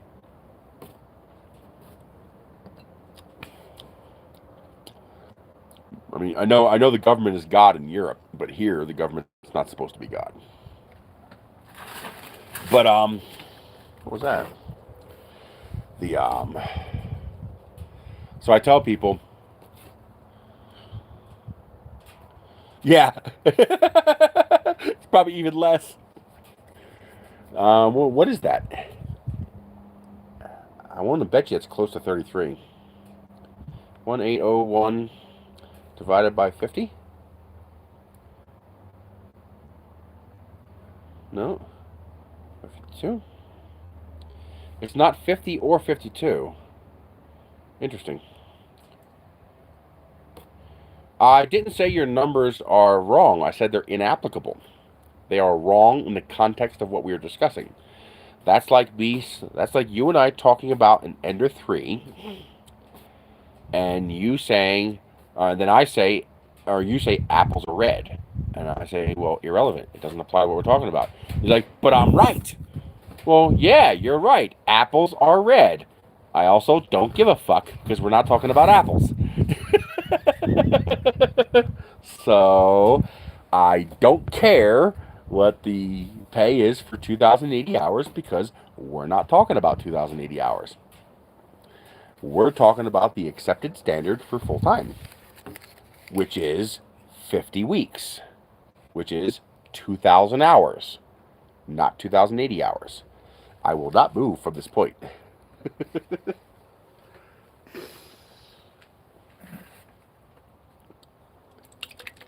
Some are green and some are yellow.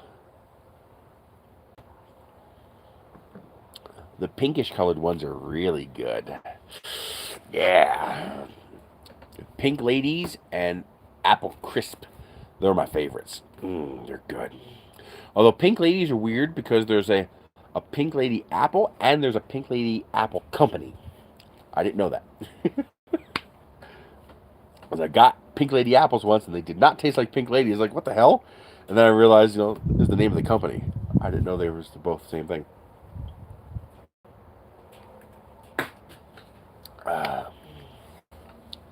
The green ones bind you up. Michelle loves the Granny Smith apples. I'm not big on them. To me, the worst are the Macintosh apples, the ones that are powdery. Oh, I don't like those. Honeycrisp is my favorite. I love the Honeycrisp apples. So the challenge is the $15 challenge. Not counting the population 30 town in the middle of nowhere. Find me any major population center in the country where you can survive on $15 an hour.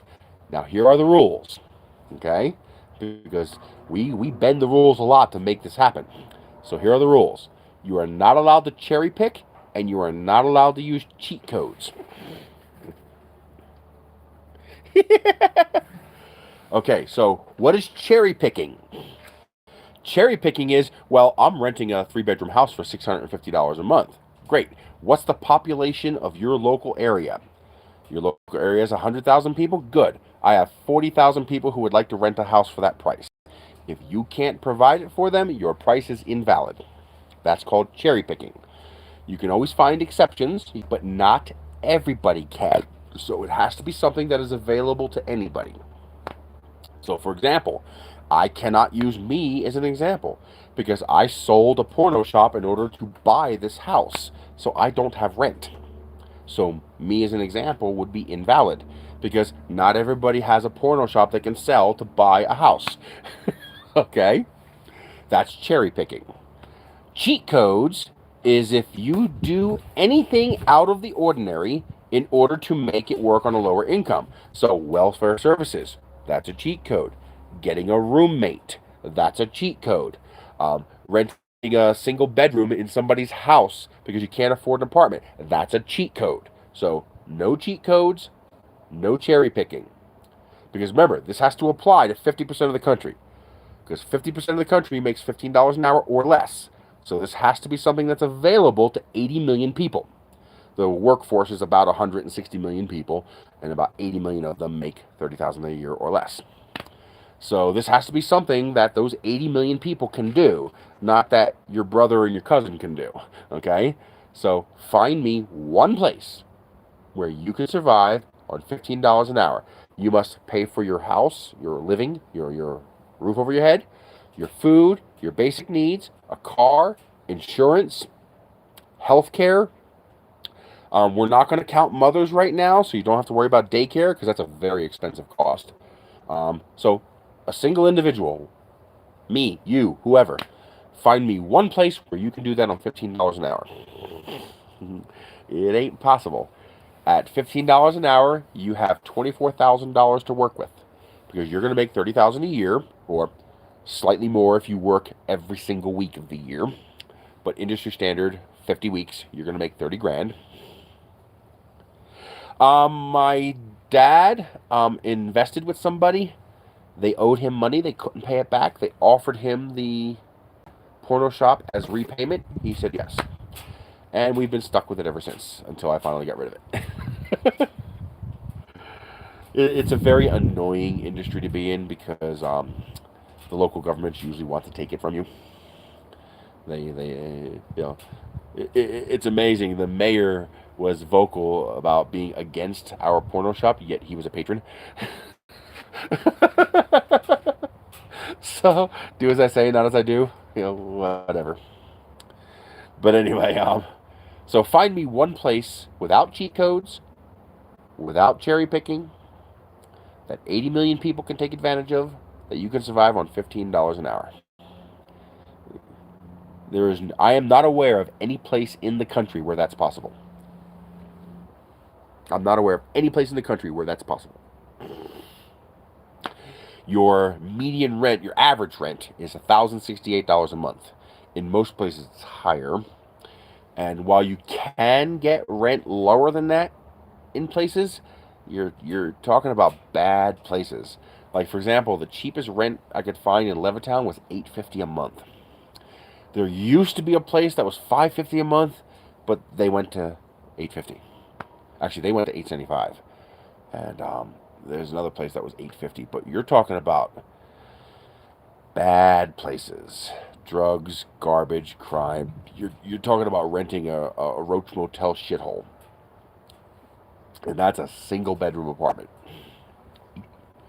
But even at $850 a month, that's not including utilities. You're talking that's $8,500 for 10 months. My brain's too fried. I'm just going to use the calculator.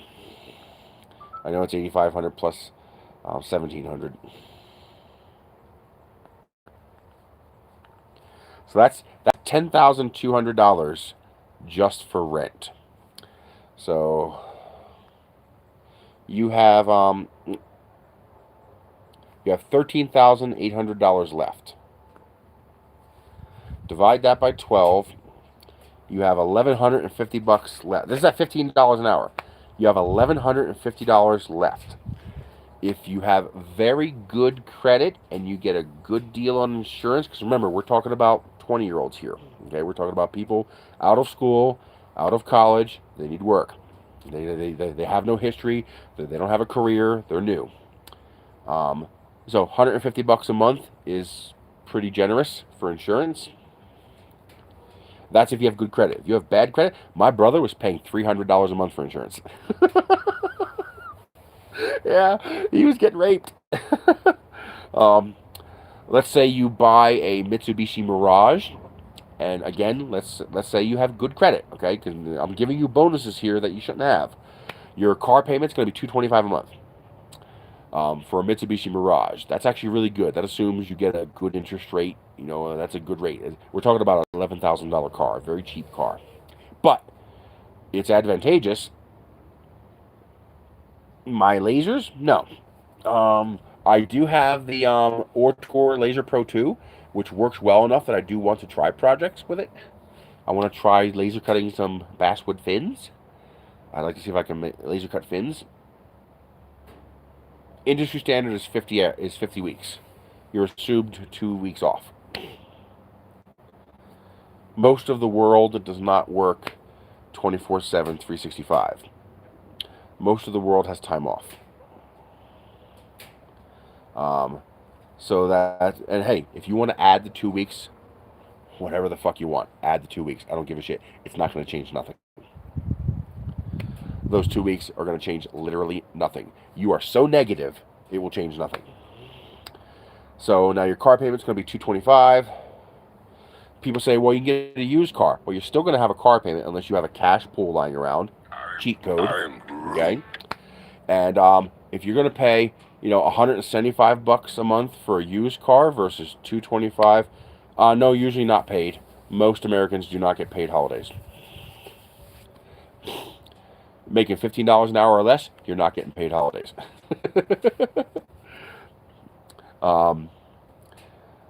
You're going to pay $175 a month for a used car or $225 a month for a new car. You're better off going with the new car because that'll have a 10-year, 100,000-mile warranty. So at least until you're 30, you won't have to worry about fixing that car because maintenance adds up fast. So you're down to $775 per month. Utilities.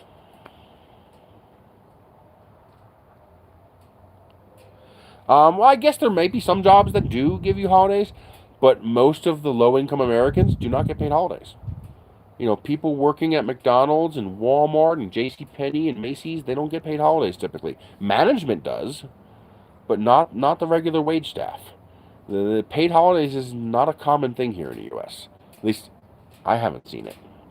I only had one job that ever gave me paid holidays, and that was when I was working at tech support at VoiceNet. an internet provider back in the 90s. Well, early 2000s. That was the only time I ever had paid holidays. Oh man, I missed that job. Too bad Verizon destroyed them. Because a roommate is a cheat code.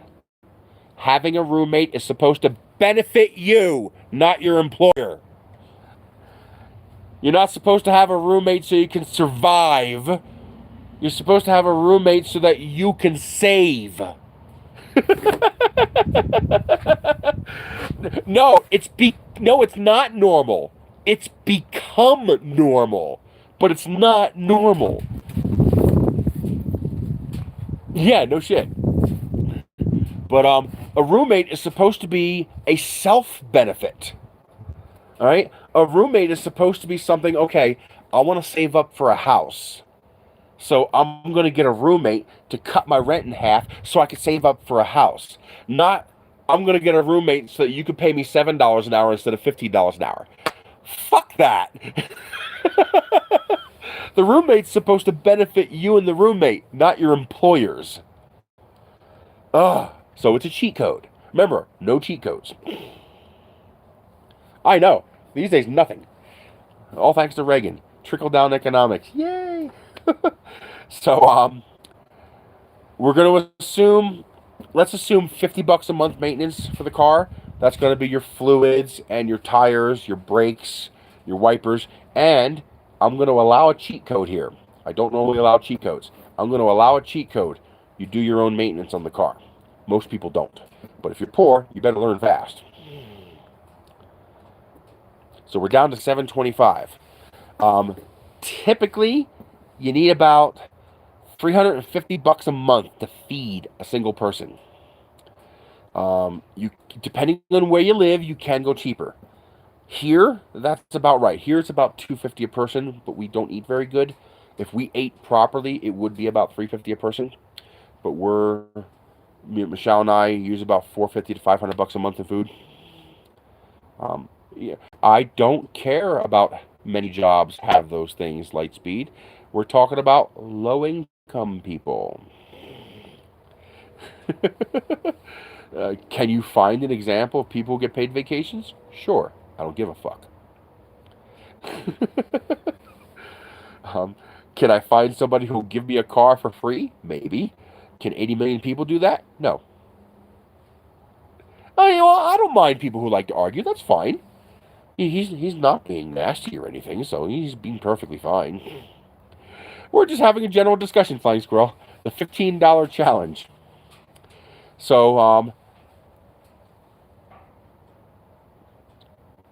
Michael, 50% of the entire working population of America makes $30,000 a year or less.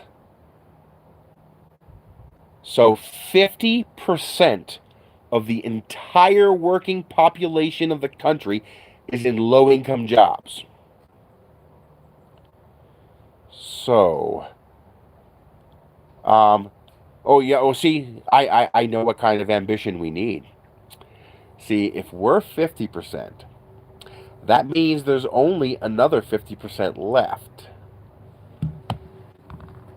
So we eat the top 50% and take their jobs. There you go. There's your solution.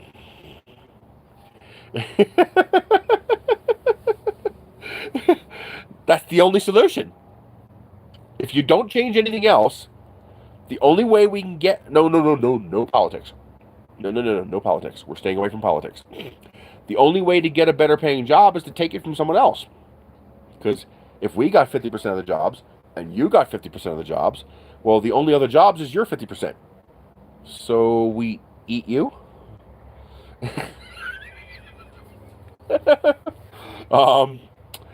So we're down to 725 left. So call it, yeah, but if you trade up, someone else has to trade down. There's no room. Can I improve? Yes. Can you improve? Yes. Can 80 million people improve? No. There isn't 80 million available jobs. Well, actually, that's what happened. Oh, this is now we're verging close to politics here, but we're going to keep it politically neutral, okay? So no mentioning names of people and crap like that, okay? We're going to keep it politically neutral. Something interesting happened that hasn't happened in 40 years. In our country, you have a choice: work or die. Now, are there exceptions to this? Yes, there are exceptions to this. In general, if 80 million people stopped working, a significant portion of that 80 million people is going to die. Okay? So you have a choice: work or die.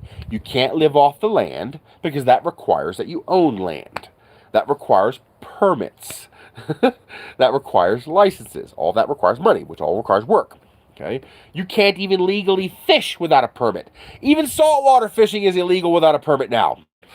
Yes, you can still go 12 miles offshore, but you need to pay to use the boat ramp and pay to own a boat and pay to register that boat. And it has to be an expensive enough boat to be able to survive going 12 miles offshore. Oh, and by the way, you can't bring the fish back.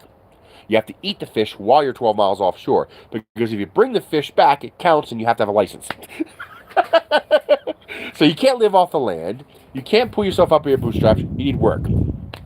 In time, where people sell time, they have the time clock on their thing. That was pretty good. There are some, yes, there are. Okay, now hang on. Here's the thing. In the past, first of all, you have to remember there is a gap of geography and skill set. Okay, so you can, yes, I know, Lightspeed. We're talking about that right now. It's awesome. I love it. But that's exactly what we're talking about. In the past, there were more people than jobs. Now, part of the reason we have more people than jobs is because there's no handouts. There's no handouts. That's a fiction. That's a mythical fiction that certain people like to spread around to justify what they do. It's bullshit. Yeah, because they're not offering enough. Fuck them. Let them fail. Let them go bankrupt. Now here, we're going to talk about some numbers that are going to blow your mind. Okay, so you have more people than jobs. Part of the reason you have more people than jobs is because we've artificially deflated the wages so much that people have to work 2 and 3 jobs to survive. By working 2 and 3 jobs, you are taking a job someone else could have, which is why the numbers were so lopsided. Now, this past year, 2020, something interesting happened. The government said everybody has to stay home. Politically neutral. It was a pandemic. I get it. No, I'm not wrong. Shut up and wait until I'm done talking. Well, stop typing and wait until I'm done talking. No, that's bullshit too, and I'm going to get to that in a minute. Something happened during the pandemic. The government shut down a lot of the country's business. Okay? So told everybody, stay home. Well, the problem is, contrary to popular belief, okay, let's see, 40% of the country had to stay home. Unemployment peaked at less than 20%. So what did that other 20% do? Well, that other 20% didn't qualify for unemployment. You see, to get that federal boost, you had to get at least $100 a week from your state. So if you only qualified for $60 a week of unemployment, you never got the federal boost. And at $60 a week, you probably didn't even bother applying for unemployment. There's no point. Why bother? So that boost required that you already get enough money from the state to qualify for the boost, or you don't get the boost. If you got $99 from the state, you did not get the boost. Okay? So a lot of these people had no choice but to find another way to make money. A lot of people did what I did. They went the self-employment route. They started their own businesses. They started their own online businesses and endeavors. They went to, very bad job, of course, but it was there. They went to things like Uber and DoorDash and stuff like that. People became self-employed. That's how a lot of people survived the pandemic. That's why there were so many available drivers for those kind of things, because people had no choice. They had to have some way of paying the rent. They had some way of paying for food. They had some way of putting, money into the household. So they went self-employment. And now here's the other kicker. See, we have more people than jobs. But after 2020, it flipped. We now have more jobs than people. Not just more jobs technically than people, because that can sometimes exist. You can technically have more jobs, but if you have 4 positions for nuclear engineer and there's only 1 qualified nuclear engineer, well, those 3 positions are going to go unanswered, aren't they? Okay. So, for the first time in 40 years, in general, the equation flipped. We now had more jobs than people. On top of that, what helped make that happen, 600,000 people died. If only half of those people were holding a job, that's 300,000 jobs became available. All of a sudden, people had something they never had in their life. The ability to look at a job, look at the pay that job was offering, and say, fuck you. That's something people have not been able to do in 40 years. They've been able to go, fuck you and your 725. Oh, that's why they're offering bonuses, because they don't want to offer higher wages. See, a bonus doesn't hurt them. Higher wages hurts them. We'll get into that too. Now, people are sitting at home and collecting unemployment. Unemployment's 5.4%. Unemployment before the pandemic was 4.8%. So, no, people are not sitting at home collecting unemployment. 25 Republican states canceled the federal boost on unemployment. Guess how many of those states saw a reduction in unemployment claims? Bupkis! 0! Some of them saw an increase. Who would have thought? It's almost like people are not just sitting at home collecting unemployment.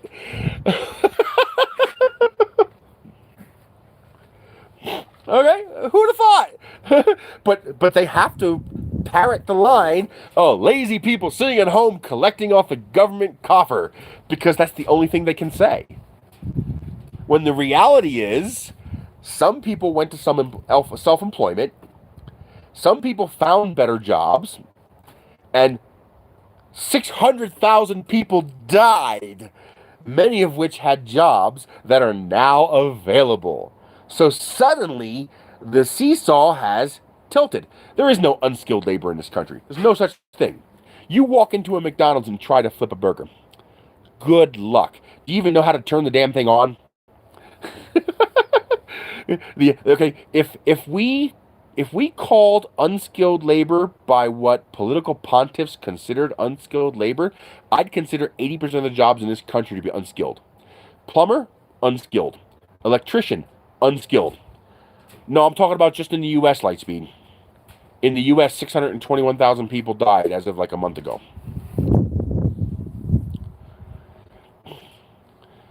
I'm talking about just the U.S. death toll. The U.S. death toll to COVID was $621,000 people. No, you're not. 3.8 million people did not die from COVID. I mean, maybe 3.8 million people died, but not from COVID. We're talking about just excess deaths. We're talking about the people who died just from COVID and their jobs suddenly became available.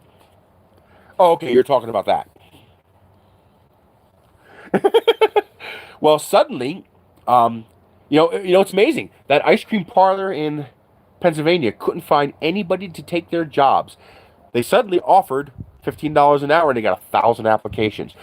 Who would have thought if you actually paid something close to a living wage, people would actually want it? And those people had jobs because our Social Security doesn't pay shit.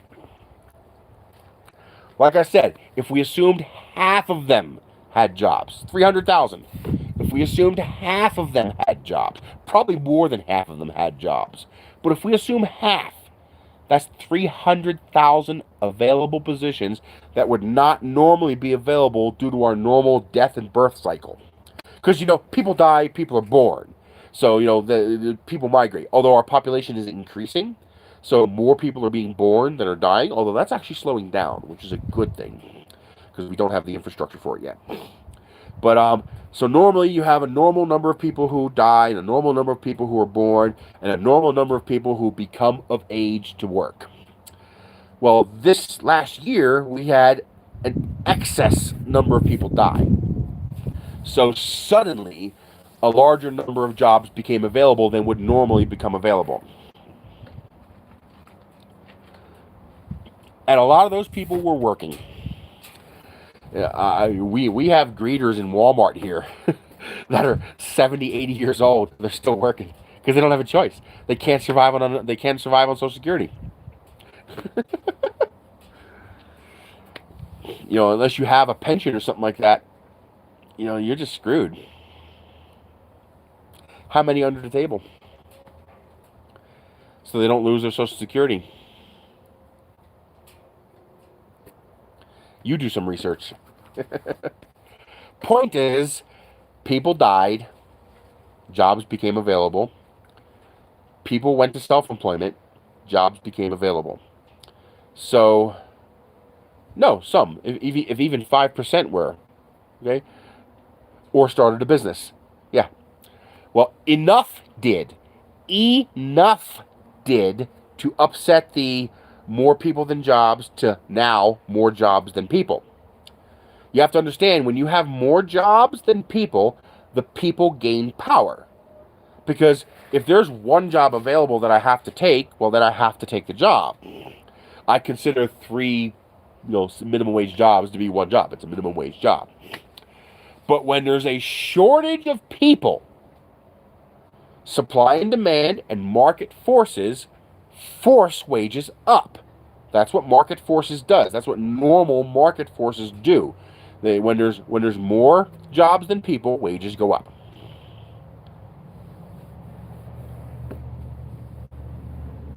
Well, there might be. Well, then why do these people have so much trouble finding jobs? Because the jobs suck. Good. And most likely, better paying jobs were created by the pandemic, which means people don't have to take these $7 an hour jobs, or worse, these $2 an hour wait staff jobs, because those are the ones that are really hurting. Yeah, that's happening in a few industries. That's happening in tech, too. You actually got them pulling people out of retirement in some places. Like a few years ago when I left in New Jersey, they were offering massive pay to pull people out of retirement who could write, what was it called? That old computer writing language.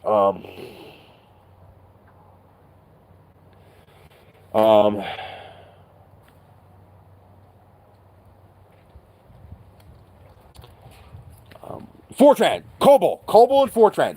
I remember COBOL for sure, probably Fortran and Pascal as well.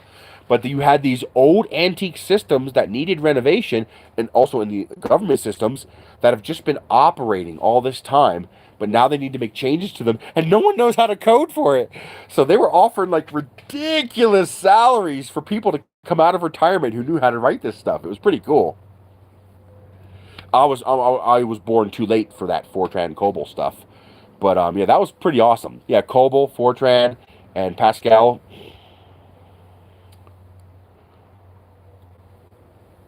But the point is, regardless of what happened, regardless of the nitty-gritty details of exact percentages and numbers of how it happened, the point is, there are now more jobs than people, which means people, for the first time in a very long time, have a say. They have a seat at the negotiating table. They have the ability to say, fuck you to a minimum wage job. And the alternative is not unemployment, because the unemployment number is not higher. It is not appreciably higher than it was before. So if the unemployment was to blame, well, the unemployment number would be higher. It's not. So the data says you're wrong. Stop mentioning it. Yeah, I have a feeling a lot more people died in China than they're letting on.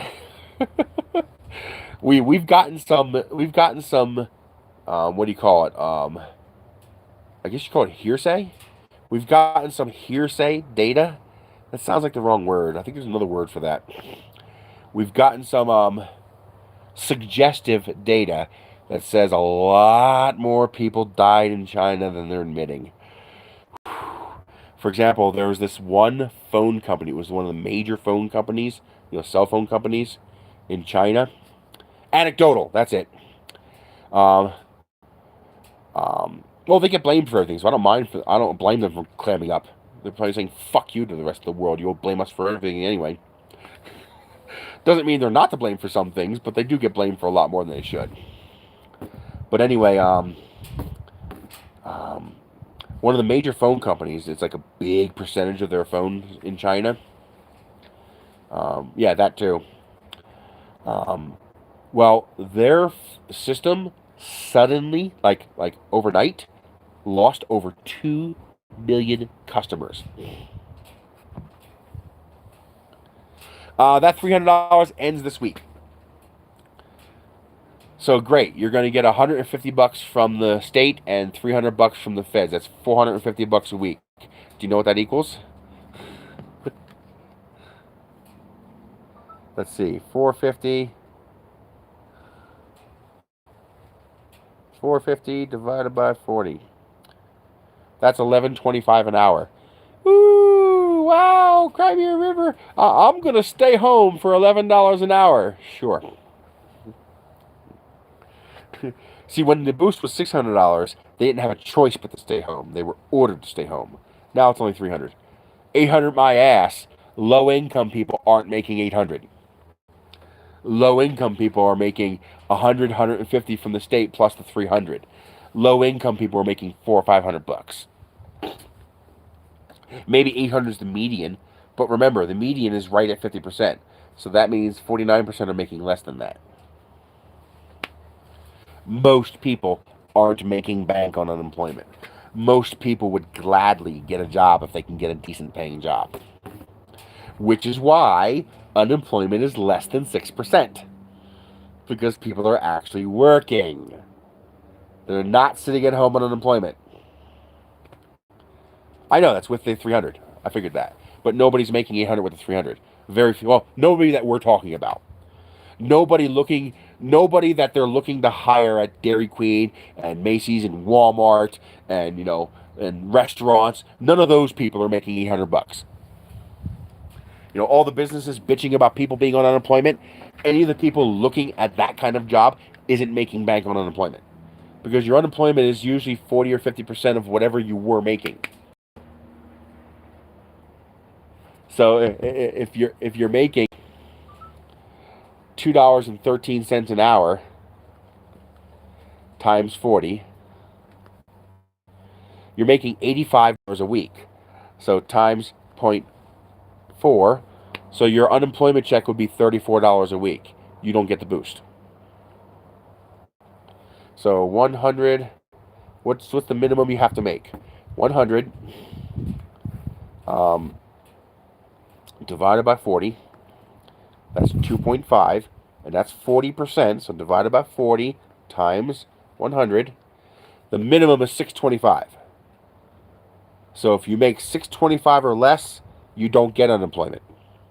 You don't get the boost, I mean. All right, so all these $2.13, $3 an hour wait staff at restaurants, they're not even getting the fucking boost. All these pizza delivery drivers, they're not even getting the fucking boost. Because they all make less than $625 an hour. And you got to make over $625 an hour in order to get $100 a week from unemployment in order to qualify for the federal boost.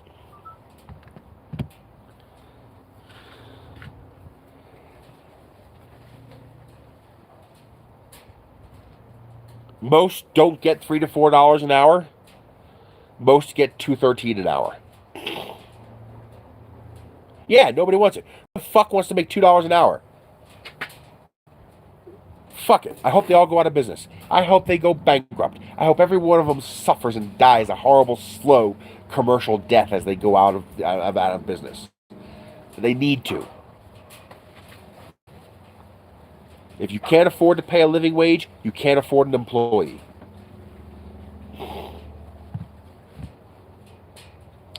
The try to survive on 34K. That's what, 26, 27 take home? To put this in perspective. See, here's the problem. Here's the problem. A lot of you guys are clueless. Not clueless in the malicious way. Okay? It's clueless in the ignorant way. Okay? Okay, here's a problem with the word ignorant. We tend to use ignorant as a derogatory term. Ignorant simply means you don't know. When we use ignorant, what we really mean is willfully ignorant. And we've just shortened that down to ignorant. But that's not right. Yeah, in the U.S., if you receive tips, you can be paid as low as $2.13 an hour, which is actually 64 cents an hour. And we'll get into why that's absolutely 100% correct in a moment. So a waitress makes 64 cents an hour. Your average minimum wage employee at McDonald's or whatever makes between $2.20 and $3 an hour in real money. So most of it comes from a huge change in the last 40 years. So most people in the 50 years and 60-year age range are ignorant of the reality that exists today because they're shielded from it. So to put this in perspective for you, in 1980, I choose 1980 because that's when Reagan came into office during the 80s and started the trickle-down economics, which is the single most destructive thing anybody's ever done in this country. It's just people don't realize how destructive it is. They're starting to realize now just how destructive it is. So, yeah, but you don't get 20% today. Maybe you got 20%. Not anymore. Do you know what my average tip was? And I was one of the best tipped drivers in my region. I didn't know this until my boss told me, Chris, you got to stop talking to the other employees about the tips you're making. They're getting angry. I actually assumed I was doing bad and that other people were doing much better. I averaged $2.40 a delivery. I averaged 2 deliveries an hour. Actually less because I worked open. So during that morning shift, I might take 5 deliveries in the first 6 hours. And then I might take 10 deliveries in the last 2 hours. But I averaged 25 deliveries a day. Yeah, that's why I was paying cash. So my average, 25 deliveries was a very, very busy day. My average was between 17 and 19. So let's use 18. I think that's a little high, but let's use 18. So 18 times 2.4, that's $43 in tips. And then we add to that the wage. I usually worked 8 hours. So that's, remember, 43.2. I got paid $4.25 an hour times 8. That's $34. Plus 43.2.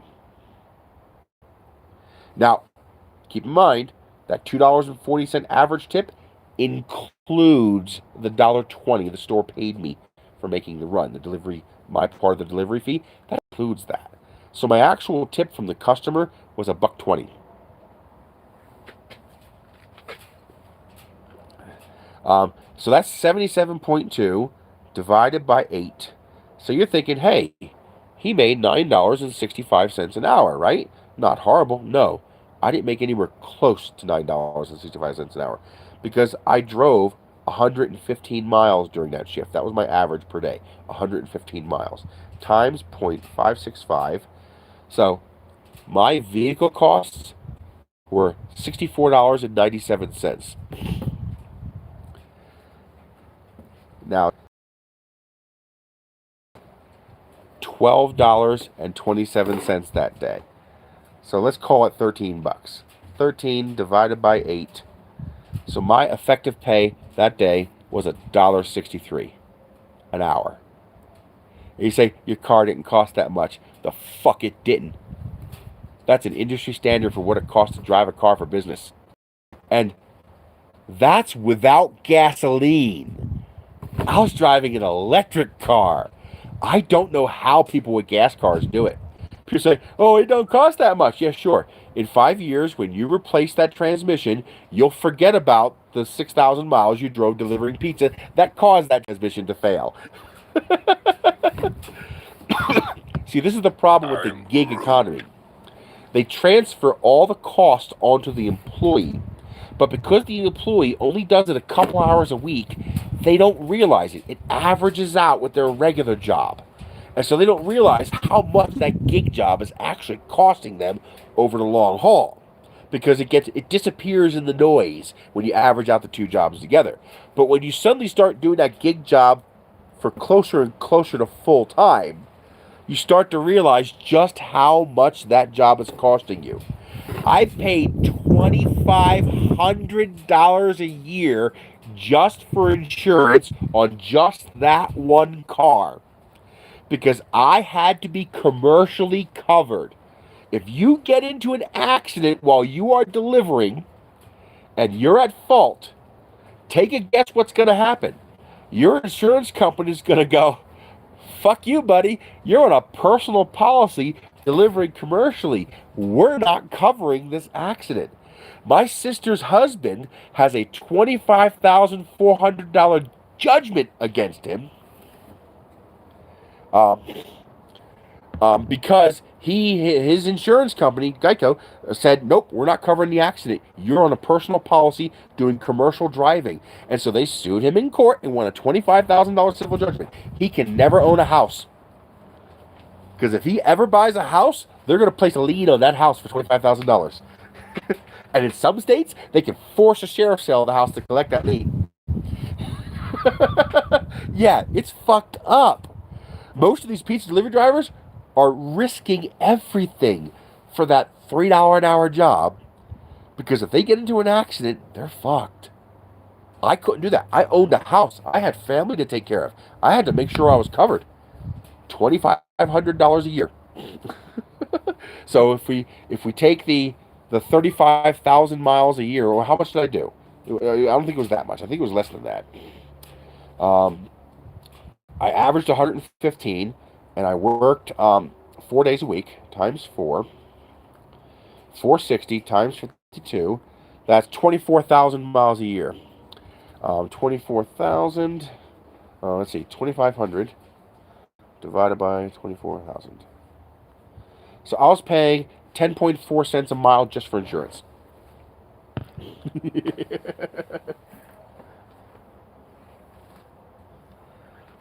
Well, that's the problem, though. That only works when you have an alternative.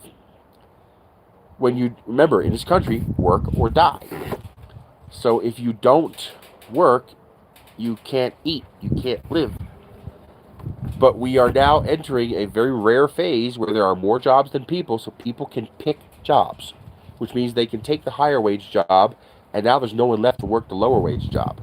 So the lower wage jobs have a choice: go out of business or raise their wage. Some are raising the wage. Most of them are fighting tooth and nail to avoid raising the wage, because they know in the long run that's going to hurt them even more. What is SMAP?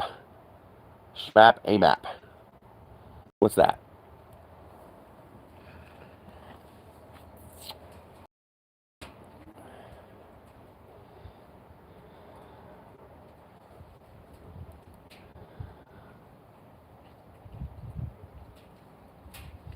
I'm totally okay with that. It's a private arrangement between you and the company. You can either meet their conditions or not.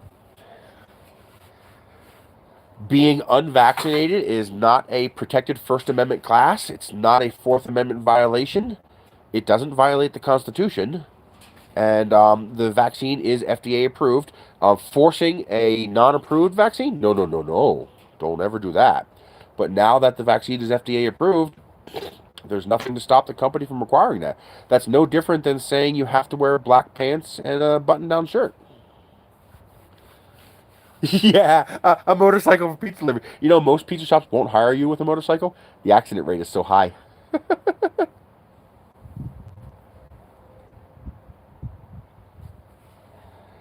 And so you have a choice. You can either get vaccinated or not take the job. So, you know, That's between you and the employer. That's something the employer does have the authority to mandate, and you, of course, have the right to refuse, but that also means you can't work there.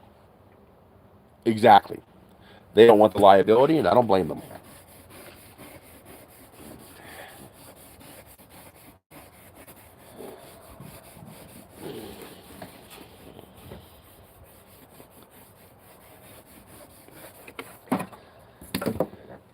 You know, it's like I'm charging more if you're a smoker, or charging more for insurance if you're fat. You're a higher liability. That makes sense. Exactly.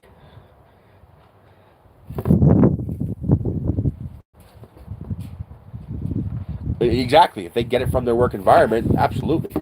Although there's a lot of shielding in the laws for that, which is kind of annoying, but, you know, it's part of what it is.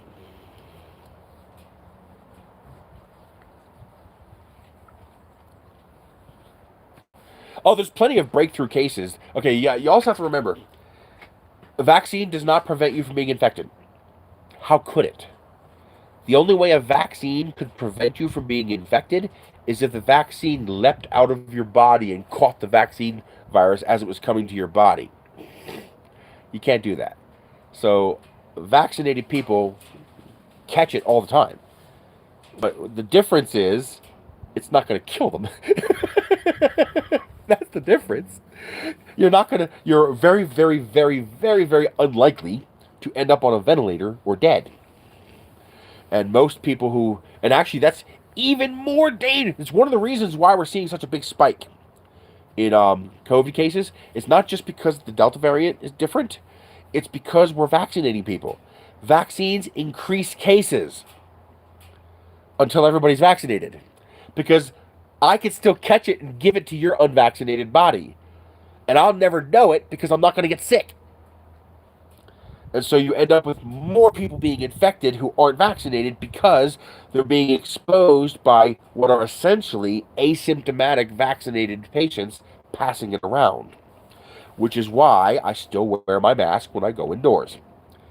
Because I don't want to take a chance of being a breakthrough case. And I don't want to take a chance that I'm a carrier and could infect you and kill you.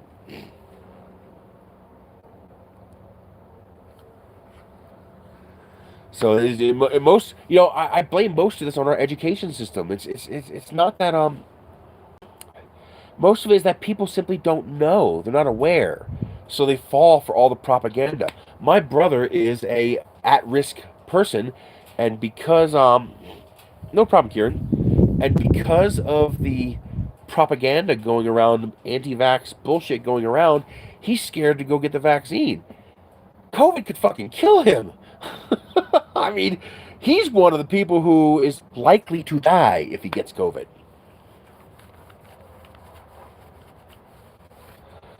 Oh, hey, I got the start of it. Here you go. I got the helmet.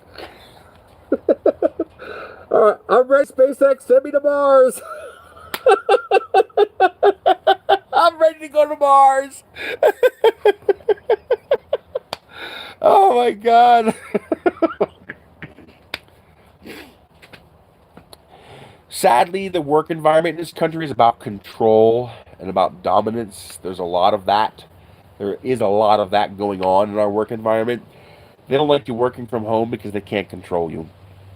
And they want you there in the office where they can hawk over you.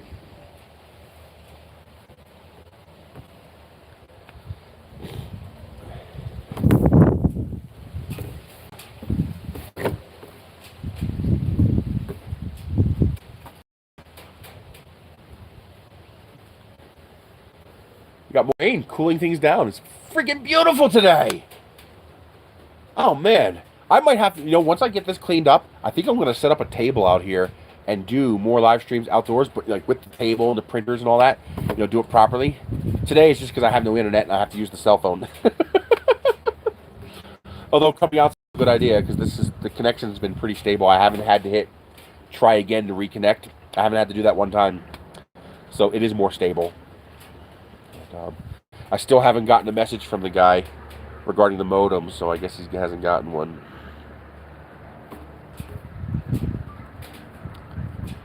I keep hoping he's going to say, hey, I got one.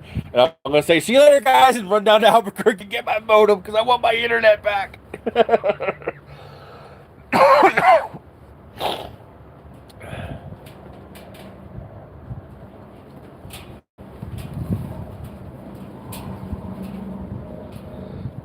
Well, the whole reason they do that is to, okay, again, this comes down to education and knowledge. We have a severe lack of education and knowledge in the United States. And part of it's our education system is just very bad. The problem is, okay, do you guys know what light lag is? You know, you're in your 3D printed rocket ship, and what's light lag? Well, I think the round trip time to Mars is something like 4 minutes. Okay, because light, we think of light as instantaneous, but it's really not. It's 186,000 miles per second, or 669 million miles per hour. So if you're 670 million miles away, and I take my radio and go, hey, you in the spaceship, that radio signal is going to go zing, and you'll get it in about an hour. The sun is 8 light minutes away. So if I were Q and I went, no sun for you, 8 minutes later, the light would go out. Because all the light that came from the sun 8 minutes ago is still coming. So for 8 minutes, you would still see the sun. And then 8 minutes after I made the sun go away, the causality doesn't apply here. And it's a fictional causality. You think there's causality, but there's not. You know, because you think light is instant, so you think seeing it before it happens means there's a causality violation, but in reality there isn't. If I were to travel at twice the speed of light, there's no causality. I'll just get to the sun in 4 minutes instead of 8. That's all. There's no causality. Well, but time slows down. Only for you. You see, we don't, our brains have difficulty grasping that time is not universal. So if this ship were going the speed of light, time would slow down. Just for the molecules of this ship. You standing right here next to the ship as it whizzes by, time is progressing normally. So there's no time travel. There's no causality problems. We just invent the causality problems because we lack an understanding of the relative nature of time and space. Once you understand the relative nature of time and space, you realize there's no causality problem. So, well, viruses have a similar lag. We call this light lag. So the time it takes light to get from one place to another. That's why, this is fictional, of course. This is not real. But that's why we say Star Trek can beat almost any other sci-fi. Can you do a live stream printing the backplate? What backplate? The backplate of... Oh, if your keyboard backplate. Yeah, we can do that. That's something that's fast enough to print within a live stream. Yes. We could absolutely do that. Good idea, actually. So when you have a pandemic and you have viruses and you have populations and infections, you have a similar lag. So an event happens, it takes a certain amount of time before the effects of that event become obvious, become visible. Okay? With the virus, it's about 21 days. So when there's a surge in cases, that surge happened 21 days ago. You just didn't know about it. 21 days later, the consequences of that surge become visible to our science and our society, and we see it. We think it happened today. No, it happened 21 days ago. You're just now seeing it. So, now, I don't know the details of why the government would lock down with 3 cases and stuff like that. I don't know those details. But I can tell you what is likely the reason. The likely reason is to try to get ahead of that lag.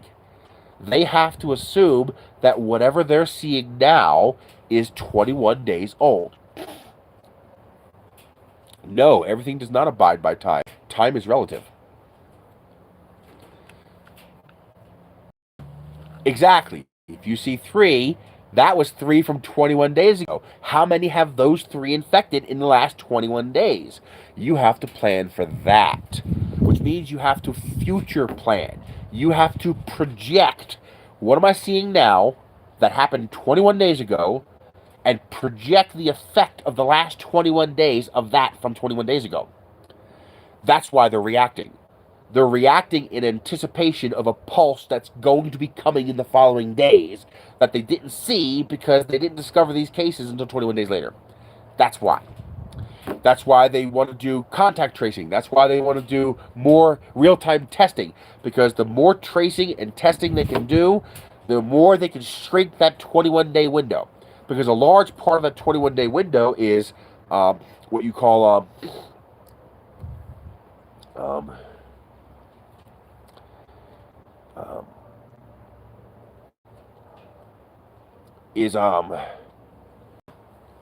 testing time period, waiting to get results, stuff like that adds to that time period.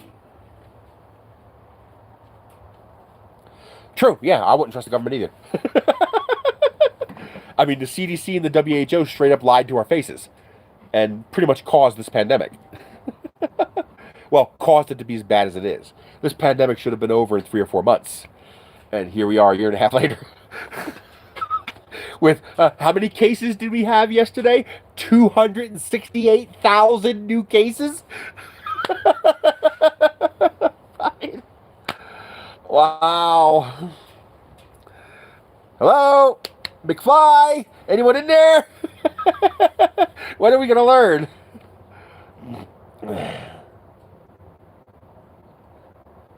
No, they didn't go with what they knew. They straight up lied to us. They told us masks aren't necessary. Masks don't work. They're not effective. You don't need masks. They didn't say that because they didn't know. They knew masks were effective. What they wanted, and Fauci actually said this in the news article. He outright said this. The head of the whatever medical thing in the UK said the same thing. They specifically discouraged citizens from wearing masks because they wanted to preserve PPE for medical staff. So they straight up lied to us about masks in order to stop us from going to get masks, in order to preserve masks and PPE for medical personnel.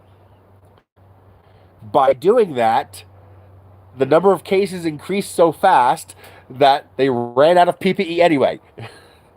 They could have just made everybody wear masks early by educating them, and we could have prevented this pandemic to begin with. Or prevented the consequences, this long, drawn-out rollout we have. So now, they then took that mask issue, and they made it a political agenda point. So now, we're no longer arguing science, now we're arguing religion, faith, and politics with masks. Which is why it's so hard to get people to do something so simple. Put on a fucking mask. I was even wrong! I told people masks are not for first-party protection. They're for third-party protection. But it didn't work. No, when the government says you don't need masks, masks don't work, you're telling people not to wear masks without actually saying the words, don't wear masks. Now, what's interesting is that I would have initially told masks are for source control. Yeah, I know. But we've known for 100 years that masks work during an airborne outbreak. We've known that for 100 years. This is not new science. There's nothing new here. How do you stop a power plant from polluting? You filter the power plant. You don't filter the houses. You filter the source. You filter the shit coming out of the power plant. Okay? You go after the source. Now, when you're a painter, when you're working with asbestos and stuff like that, you have to wear PPE like this because you're not the source. The ceiling dumping dust on you is the source, and you can't stop it from dumping dust. You can't stop the spray paint from spraying. You can't stop the spray paint from spraying because it's a function of how it works. Well, technically it's considered airborne. I thought that too, but technically we are wrong. I actually looked it up, and I was wrong about what the word airborne infection means. It does not mean what you think. Go look it up. You'll be surprised. I was surprised too. I thought it meant something completely different. But the virus coming out of your mouth on your saliva, it's airborne. Now, there is a difference between persistent airborne and how long it stays airborne, but that's other subject. So, I would have told you that masks work as source control. They stop you from spreading the virus to other people. And if you stop you from spreading the virus, there's less virus in the environment. Less virus in the environment means lower infection rate. No, they're not worthless, because you don't understand how a mask works. So, I would have told you that a mask is not going to protect you from being infected by the virus. A mask is going to stop other people from spreading the virus, which will reduce your chance of infection. I was actually wrong. A Japanese laboratory just released their peer-reviewed paper, and the results that they got, they did a test where they released COVID. Not COVID in water, not droplets, but actual COVID. They released COVID in a chamber from one person to another person wearing a mask. Not person, analog, a machine, okay? They tested it. What is the efficacy of mask against COVID? Not against source control, but you breathing COVID in. It's shockingly effective. Even a piece of shit cloth mask, the worst kind of mask you can wear, just like a piece of cloth over your mouth, 17% effective. A surgical class mask, the blue multi-layer mask, not the garbage one layer, but the blue random fiber multi-layer mask, or the N94 masks, those kind of masks, 47% effective. That's phenomenal. I wouldn't have guessed more than 10%. Because you don't understand how masks work. So, imagine this is COVID. Alright? Now you're thinking, wait a minute, COVID's this big, and the holes in my mask are this big. So COVID can easily fly through, right? Well, that's not how it works. It's more like I got a hole here, and then another hole here, and another hole here, and another hole here. All those holes individually are big enough for COVID to pass. But they're not lined up. That's why the mask needs to be unwoven fibers or random fibers. That's why cloth doesn't work as well, unless it's multi-layer. Because cloth is like a straight pass-through hole. That's why it's less effective. Please go to Etsy. Well, you need a respirator. Of course, it's going to be much more effective. Yeah, trust. So, what happens is, your COVID rocket ship can't just go through your mask. It has to go and then turn this way, go through that hole, and then turn this way, go through that hole, and then turn this way, go through that hole, and then turn this way and go through that hole, and now it's through your mask. The problem is, probability says, as that COVID rocket ship gets breathed in through your mask, it tries to navigate through those fibers, it's going to collide with one. And when it collides with one, it gets stuck. It's ballistic physics. Literally. You're not shooting an arrow through a hole. You're shooting an arrow through a mesh. And even though the mesh is bigger than what your arrow has to make turns to navigate through that mesh. And each time it makes turns, there's a probability it's going to impact the mesh and get stuck. That's how masks work. If a mask could actually filter the COVID virus, you couldn't breathe. Okay? You wouldn't be able to breathe. So, the way it works is by impact physics, impact ballistic physics. That's how masks work. So that big hole, actually the larger the hole, to some extent, the better. Because there's a point where if the holes are too small, they start to line up. You start to create pass-through pathways where it doesn't have to make turns to get around. Well, the same thing applies to asbestos. So, first-party protection is where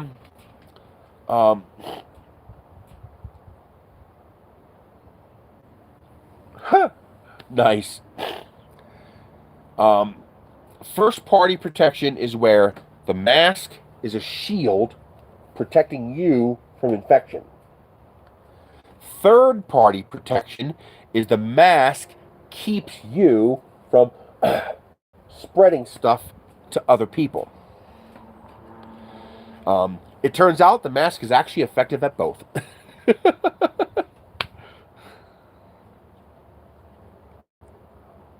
Oh, by the way, slight politics. We're not going to go specific politics. We're going general government here. The solution is not term limits. Term limits are bad. The bad people who are paying Congress critters to pass laws for them, they want term limits. Because what does tenure give you? Tenure gives you seniority. Seniority gives you power. Power increases your price. So term limits eliminates tenure, eliminates seniority, which makes Congress cheaper to buy. What we need is an age limit. If you're over 40 years old, you need not apply. If you're already in at 50, you have to retire. There. Problem solved. At least then, the generation governing will be closer to the generation living under the governance.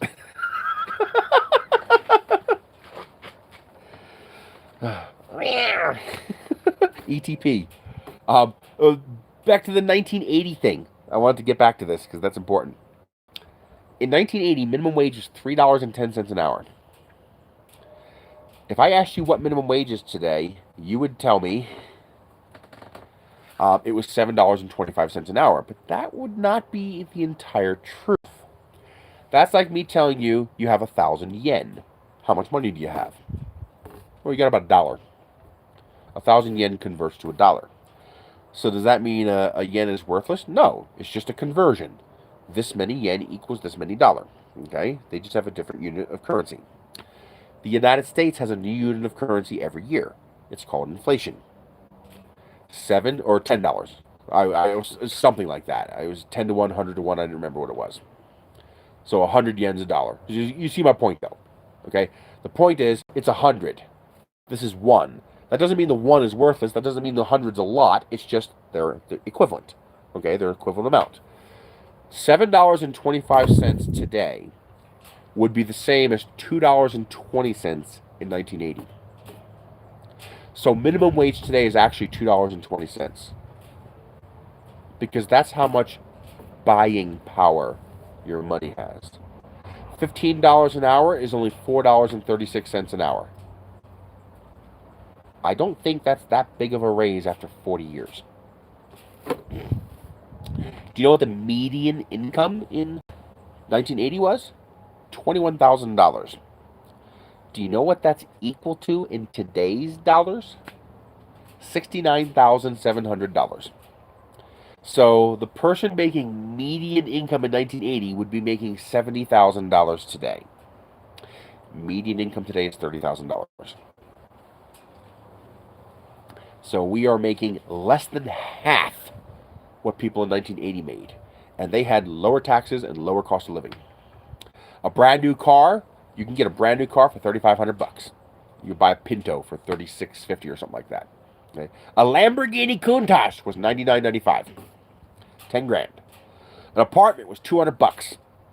Median was $245 a month. Today, median is $1,068.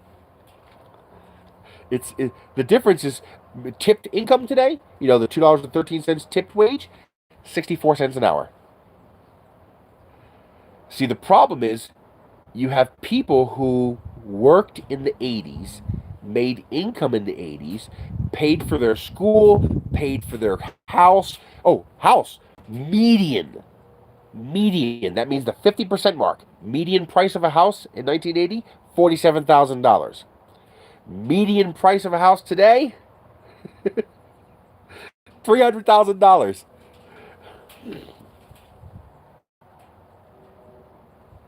Exactly. I want 20 to 40-year-olds in office because they're the people who have to live through your governance.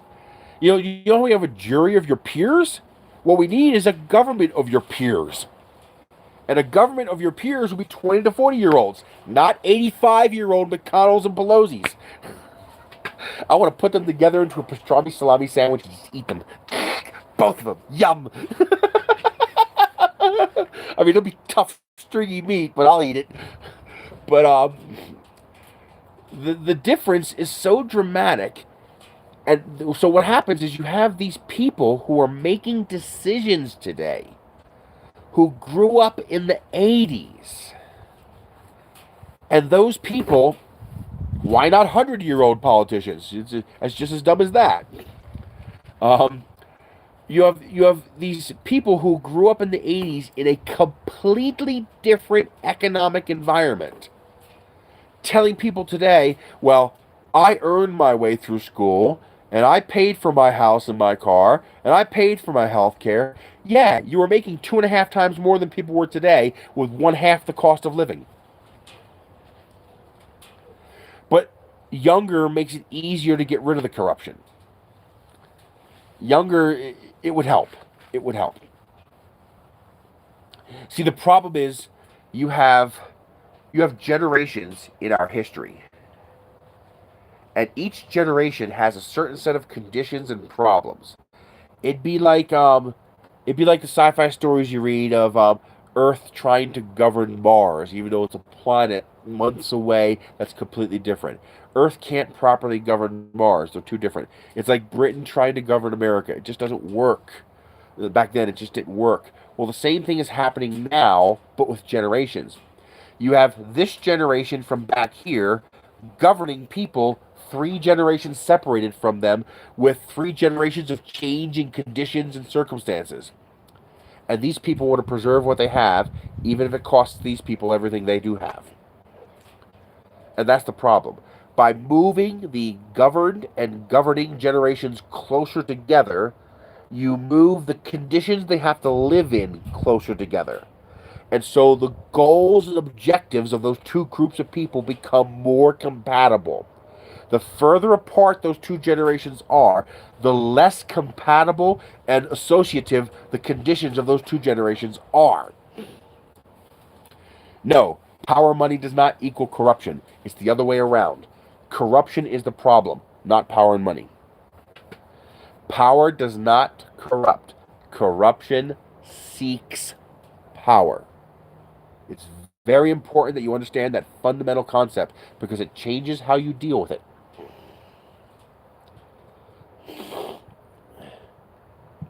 Not everybody does. Some people get into politics to affect change, which is another reason why they want term limits. It'll make keeping good people in Congress impossible because they'll hit their term and be out. You know, as kooky as he is, because he is a little kooky, okay, I would consider somebody like Ron Paul to be one of the good guys. With term limits, you'd never be able to keep him in office.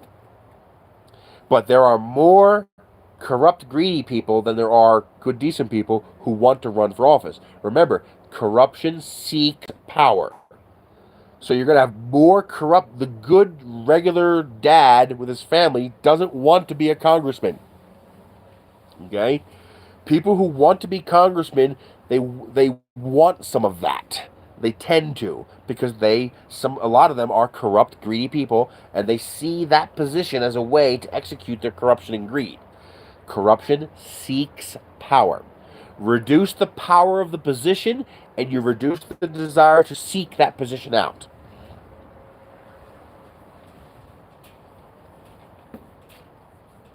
Well, most of it's down to education. Most people don't know better. We don't teach civics in school anymore. Most people couldn't even recite the Constitution to you. I mean, even parts of it, not like recite it word for word. Paraphrase. Most people couldn't even paraphrase it for you because we don't teach it anymore. I mean, why would a ruling class teach you how to overthrow itself? They won't. People call it the military-industrial complex. That's wrong. The actual original phrase was military-industrial educational complex, because education was critical. See, that's wrong. Absolute power does not corrupt absolutely. Power can't corrupt. It's just power. It doesn't have reason. It doesn't have choice. It doesn't have feelings or motivations. It's just power. People have feelings and motivations. People have desires and wants and needs. So as you make those positions powerful, corrupt people will seek out those positions. This stuff that we have, capitalism, socialism, communism, these are all just ways people have come up with to attempt to evenly distribute power. That's all that is. Well, you can't have AI politicians because the humans program the AIs. And so the corrupt humans in power will be the ones programming the AIs. It's like, if your dad's a dickhead, you're probably going to be a dickhead. Because a dickhead raised you.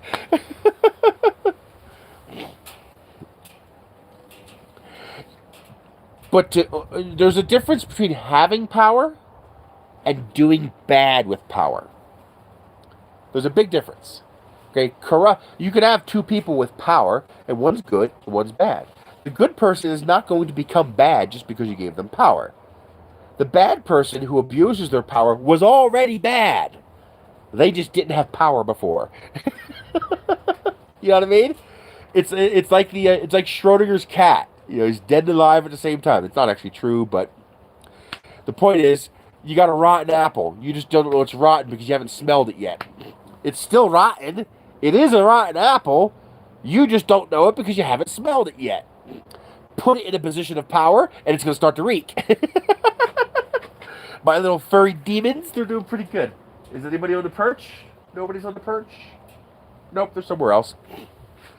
I have 2 mattresses in my bedroom because I'm testing a new mattress I got. And the mattress is really effing heavy. So I don't want to lug that mattress out to the container because it's still good. I'm not getting rid of it. It's too expensive. And then have to lug it back in if this new mattress doesn't work out. So I'm leaving my old mattress in my bedroom for a couple of months until I know this new mattress works out. And well, the cat they love climbing up the mattress. Oh, it's like freaking what do you call it? They Jackie Chan that shit. Mission Impossible. They leap up and go up the mattress. They freaking love climbing. I gotta try to record it one day, but it happens so fast. I think I just need to set up a camera just looking at the mattress and then just go back and look at the previous days and pull out clips. Because it's just awesome the way they jump on that and they'll go and they'll go and they'll climb up the top of the mattress. And Noel loves sleeping on the top of the mattress. I'll wake up in the morning and there he is up there sleeping on the mattress.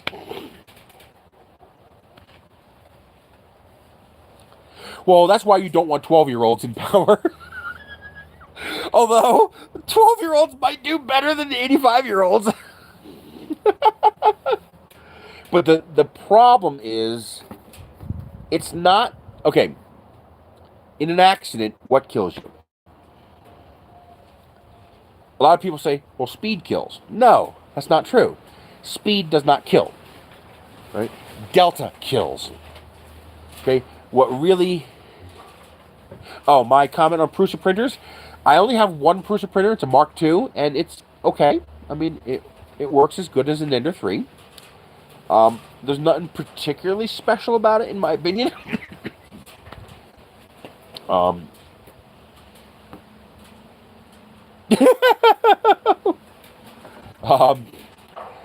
They can, like any other printer, properly tuned, properly, aligned, and make sure everything's straight, make sure everything's tuned properly. A Prusa printer will make as nice a print as any other printer. The advantage of Prusa printer is you get some support. So the manufacturer will support you a little bit better. If a part breaks, they'll send you a replacement, and there's a bit more of a support environment around it. Although some printers like the Enderline are developing that same type of support now. They are good machines, especially if you have the money to pay for a pre-made one. It's less work. Are they particularly special? Not in my opinion. Although I do like what he's got in the Mini. That Prusa Mini looks pretty slick. He finally admitted an Ender 2 is a good printer. It's basically an Ender 2.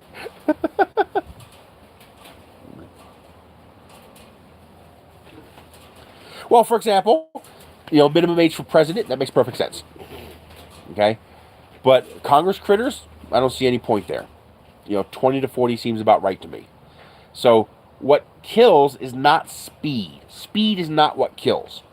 What kills is delta. So, two cars going 80 miles an hour that bump into each other is not that big a deal. One car doing 80 and one car doing 60 is a very big deal, because there's now a 20 mile per hour difference between the cars, and that's what's going to kill you. That's why when you have flow of traffic, you don't want too many people going too much faster or slower than the general flow, which creates nasty problems, because if I'm at a 65 mile an hour speed limit and everybody's doing 80, I can't do 80 because I can't afford the speeding ticket, and you're not going to give me a get out of jail card because the cop can choose to pull me over for doing 70. The courts have already established they can choose to do that, and there's nothing you can do about it. The other cars were going as fast is not a excuse in court. Therefore, I can't go that fast because I can't afford the ticket. And so people who don't care are people who can afford it. But delta is what kills. So, falling isn't what kills you. Falling from 15 feet, that's what kills you.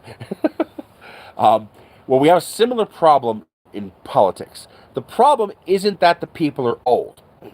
If the average age in the country was 85 years old, then the 85-year-old politicians would be just fine. The problem is the average age is not 85 years old. And more importantly, it's not about average age. It's about average working age and average low-income working age. Your average age for a minimum wage worker is 35 years old with a family, which means that's what you need to aim for with your politicians. Because the problem is not that we have 85-year-old politicians. The problem is we have 85-year-old politicians governing 20 and 30-year-old people that are 3 generations apart. So their delta is 2 or 3 generations.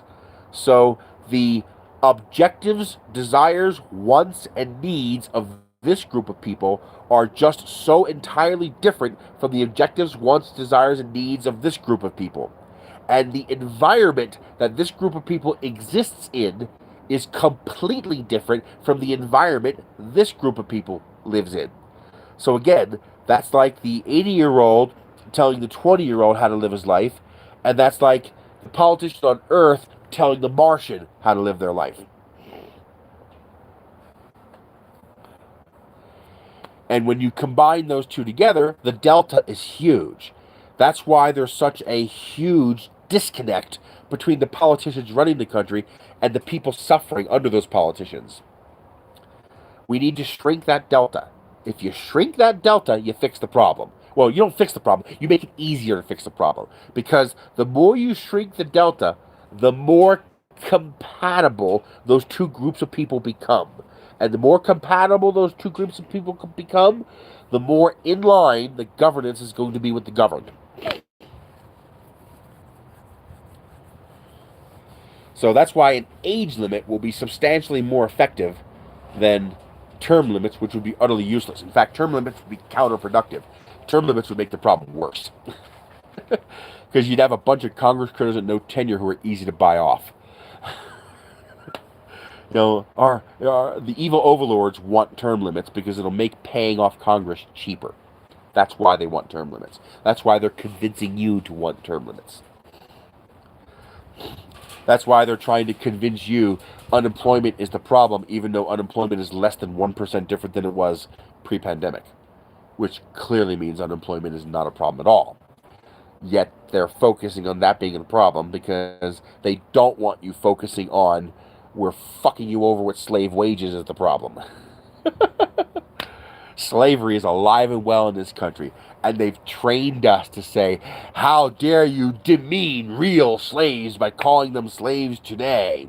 Well, how about those black people living in their cushy sheds with their nice Cracker Barrel masters taking care of them. How dare they call themselves slaves when you compare that to the people working in mines in that country over there?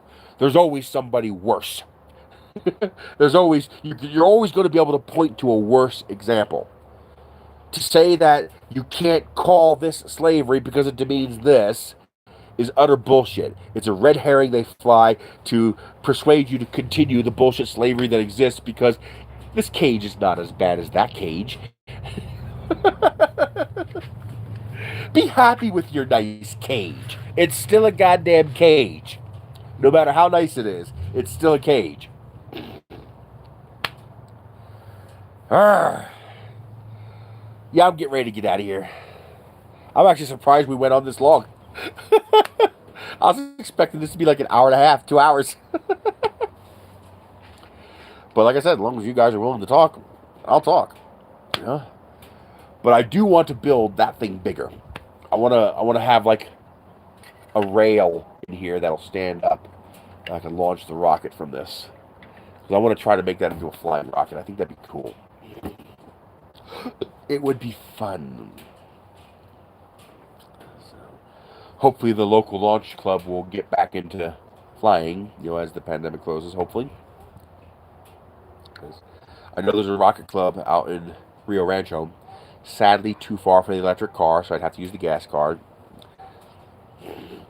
Well, that's the problem, is we mostly hit bottom. People just didn't realize it.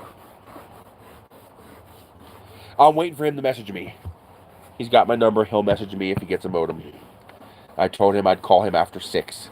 Because they said they're usually done throwing the truck by 6. And, last thing, I want to be a nag. Because then he'll just tell me whatever, he'll just tell me no just to get me to stop calling. So I don't want to bug him. A little bit more rain. It's amazing, barely any of it reaches the ground. You can hear it hitting the roof, but like hardly any of it comes off the roof because it just evaporates so fast. It actually has to rain pretty hard for you to actually capture any.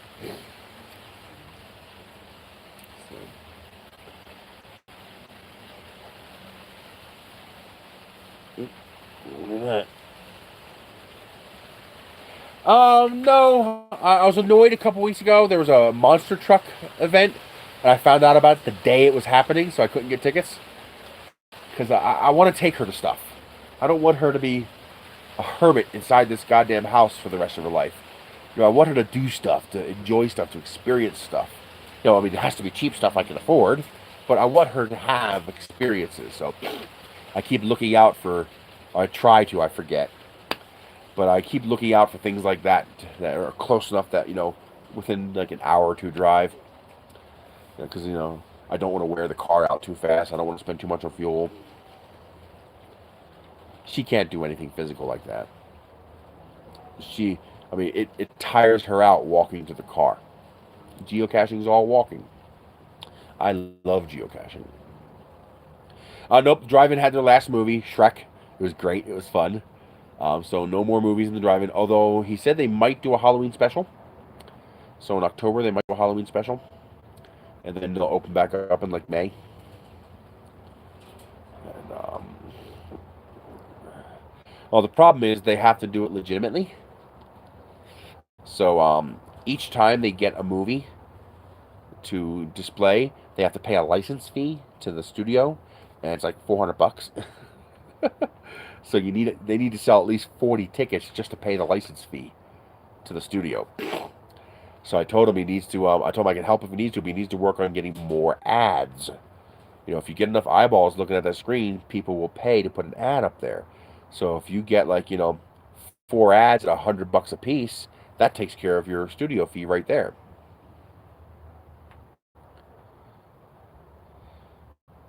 Cold and dry. It doesn't get super cold here. At nighttime it can get cold. But with the sun on you, even in the wintertime, it's nice. Now, if the sun gets covered up and the wind is blowing, it can get cold. But one of the reasons I moved here is it's so much milder here. Oh, somebody was talking about my ponytail earlier. The reason I did that, because I don't care about fashion or aesthetics, that means nothing to me. I have 3 pet peeves. They're minor, they're not big deals, but that's why they're called pet peeves. But they're like a challenge in life to me. My 3 pet peeves are hair, toilet paper, and trash bags. What's common to those 3 things? That is 3 things you spend money on for the explicit purpose of throwing it away. You get a hair to cut hair off and throw it away. You buy trash bags to fill it with trash and throw it away. You buy toilet paper to wipe your bum and throw it away. So these are things that I spend my hard-earned money on just to throw away. The trifecta of hell. So by getting a ponytail, I no longer need to get haircuts, because I can just tie the hair into a ponytail. And then if this gets mangly, I just take the end of it and go snip. As long as I keep enough length to be able to put it into this hair tie, I now don't need a haircut anymore. That's $120 a year. You know, haircut's $30. You need 4 a year. That's $120 a year saved. Yeah, but I don't look good like that. Fat guys don't look good bald. Now, toilet paper, I'm solving that. Well, first of all, I buy my toilet paper cheap. So I buy 1,000 sheet single ply off Amazon. It's a little more money now, so thankfully I have a couple hundred rolls. But I was paying like $35-40 for a 96 roll case. So that's 96 rolls of toilet paper in one package. And I'm working on that too. So it's all about reducing cost. So water is cheaper than toilet paper. So in the bathroom, I'm installing a bidet. So the bidet will spray my tushy and clean all the shit off, so I don't have to use toilet paper, or at least not as much toilet paper, because the water is cheaper than the toilet paper. And if I collect rainwater, it's free.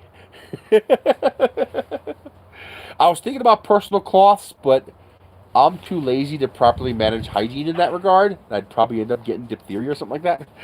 Because I didn't clean my shit rag well enough. So I decided against the personal cloth. So I went with the bidet. And ponytail took me 2 years to get this damn hair to grow long enough for me to be able to tie it all up. And I still have problems with stragglers getting loose sometimes, and they whip you in the face when you're driving. It's annoying as hell. But so the ponytail takes care of the hair. No more haircuts. The bidet takes care of toilet paper. Pretty much no more toilet paper. It even blow dries you. Then trash bags. Well, I take care of part of that. Like, for example, I got these composting bins. So I will use the composting bins. Well, I actually thought of that too. See, one of the problems I think I might have with a bidet is I'm a fatso. So, you know, your ass might look like this, but my ass looks like this. So I've got to spread them cheeks wide enough for that water to get in there. Otherwise it won't clean it. But I also have a separate wand. It's an extended wand with a high pressure thing on the end. So I can stick that down there and really make sure I clean it if I need to. It's on the stick.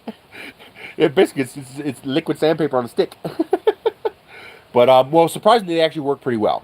As long as the sprayer's lined up properly with your bum, apparently they actually work very well. I mean, just spreading my cheeks helps a lot. As long as it's not gummy coming out, as long as, you know, regular, you know, density and viscosity, if I spread my cheeks enough, it drops off and there's not much left in between there. Like, I'll wipe and there'll be like next to nothing on the paper. So under conditions like that, the bidet is going to work very well. Plus, it's more hygienic. It's healthier. It's better for you. It really is better in every which way possible. Normally, I couldn't afford a bidet, but because of Vince, I got a $500 bidet seat in my bathroom and a $400 bidet seat in her bathroom. I haven't installed them yet. I still have to install them. But thanks to this review thing, I can do that. Trash bags are a little harder. I know, isn't that great? TMI to the extreme, baby.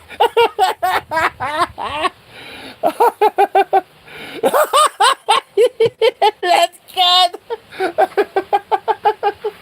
Oh my! Michael say bidet, bidet, bidet, bidet. That's all, folks.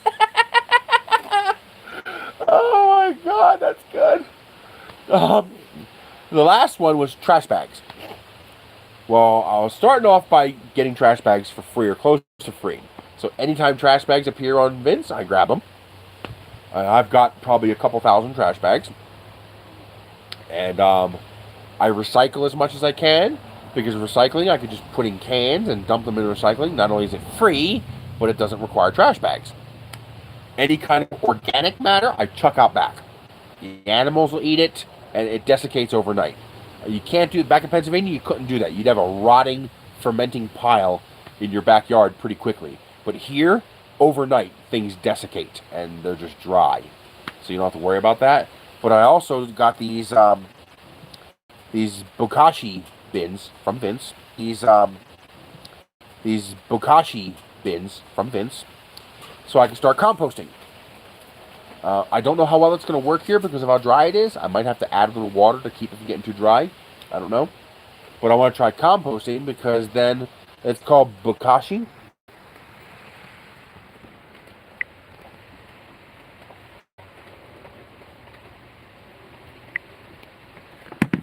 And so I got a pair of them. Hey, water's finally starting to come off the top. And part of that is because it's so cool out that the top's not hot. Are you allowed to say, no, I'm not? Well, I mean, I guess I can, but I'm not going to because one of the rules is you're not supposed to discuss it. It's named after a plant, and it's official from Amazon. You can find it with that. Okay? We call him Vince. So Vince provides. You cannot join it. You cannot ask to join it. You cannot ask to be on a waiting list to join it. Invite only, and only Amazon can invite you. So it's literally random. It's just random luck. We've had people who are top 100 reviewers get invited. We've had people who have never left a review get invited. It's just completely, I bet you it's an algorithm that's just totally random. Yeah. And I am not supposed to discuss the name of it, so I don't, because I do not want to lose access to this site. I tell people I have no goddamn money. I am so fucking poor, it's ridiculous. I make $600 or $700 a month. Lately, less. Lately, I've been pushing about $550 a month. But because I have no bills, and because I am resource rich, I can survive that. Like I just, I got this off Vince. This is a $300 battery. All right, I got it for free. Batteries for my Milwaukee impact gun. There you go. I got like 8 of them. It's crazy. Shampooer. I just got a shampooer, Hoover. So, I'll be playing with that this weekend. How long would it take to 3D print that bin? What bin? Oh, this bin here? I could probably 3D print that in less than a day. No. So far, I don't have to pay taxes.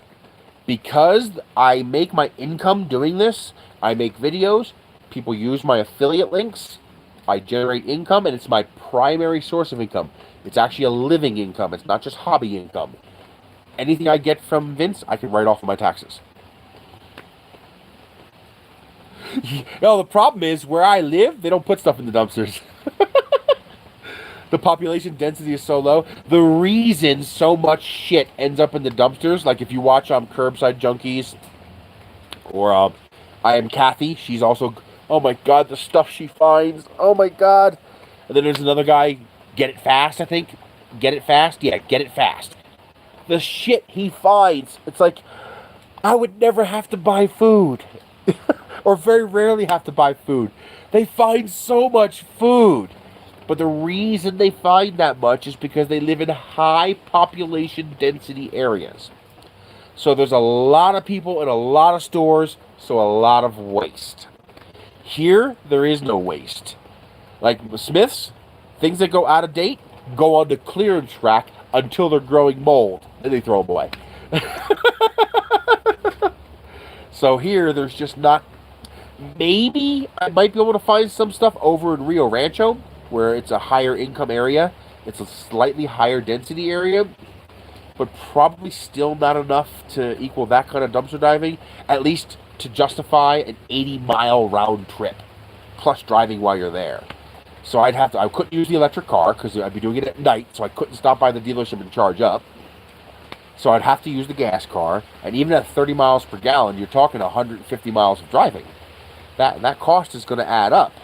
You really do need to pay yourself 56 cents a mile when you drive your car for work. But because I am a registered business, and because I actually make a living income from this business, my only income, I can write off my expenses. And one of my expenses is the stuff I get. Because I would not get any of this if not for the business. Because I wouldn't have the money to. Where am I going to get $150 to buy this? Where am I going to get, $60 to buy this? I don't have that kind of money. So it's all for business. I get stuff I think I might be able to use, that I think might be popular, things that I think I can make cool videos about, that I think people will be interested in. Oh yeah, of course, absolutely cheaper. So because of that, I can write everything off. Actually, all of this stuff on my taxes is gross product. It's like you buying inventory for your store. So it's only income when you sell it. And since I'm not allowed to sell the stuff, it's all write-off. Yeah, in my situation, it's a godsend. That's why I'm not supposed to do this, but I do it anyway, because it's the right thing to do. I help friends and family and neighbors. So my neighbor needed some lights for his house. He needs I needed an air conditioner. He needed some pots and pans. So I'm getting them for him. I get them. I review them. I use them. I give it to him. I was like, you stayed over my house last night, so you're a part of my household, and I gave it to you. I'm allowed to give it to people in my household. So each time I give you something, you stayed overnight. No, I didn't. You stayed overnight, right? Yeah, I stayed overnight. Okay, so you were part of my household, so I gave it to you. I think they're still allowing donations. Theoretically, after 6 months you can sell, but do too much of that and they can boot you from the program. And I don't want to get booted from the program. And most of the stuff has no resale value. This is a $600 cell phone. Or $500 cell phone. By the time I'm allowed to sell this, there will be 2 newer models of this released, and this will be selling for $250 on Amazon. So the most I can get for is maybe $100. Amazon is good at tracking that stuff down. They have tracked down people who were selling before. Sometimes they can do it just by what you're selecting. Why is this person suddenly only selecting expensive jewelry? Because he can sell it. You see what I mean? So, I do not want to... Do not fuck with that bear. Sure, the bear might not notice you, and he probably won't notice you. But if he does, you're gonna shit yourself, and then he's gonna eat you. I mean, I am not trying to toot my own horn here. This stuff is given to me for review. You guys understand that. I have a $4,000 television behind my lab bench. My sister has a $3,000 television in her room. Okay? I mean, $300 batteries, and I got 10 desks. I have an $800 trailer dolly. I have 3 portable air conditioners, 4 microwaves, 6 air fryers. I test and compare them. It's part of my job. It's what I do. I can't really give you feedback on, is this model good or that model good, unless I've tested similar models and been able to give you feedback on that. And so it's a godsend, a blessing that I have access to this material. I don't want to fuck with them. Exactly. Or give away. I do that because they're usually okay with giving away, especially after 6 months. That's usually they're probably not going to come after you for that. So help my neighbors, help my friends. Okay, maybe toss me 20% for taxes. Just to put a tiny bit of money in my pocket. I want to help the local community center. We have a community recreation center right there in the corner. I realized I see sports equipment all the time. Like right now, there's one of those frisbee golf things. Looks like a wine glass, but it's made of chains. It's for frisbee golf. So I'm going to stop by and say, hey, do you guys need stuff? Like I noticed there's no nets on their basketball hoops. I can get nets. It costs me nothing. I can review it, and I can donate it to them. And it's a tax write-off for donation. Okay? So if I can benefit my local community, hell fucking yes.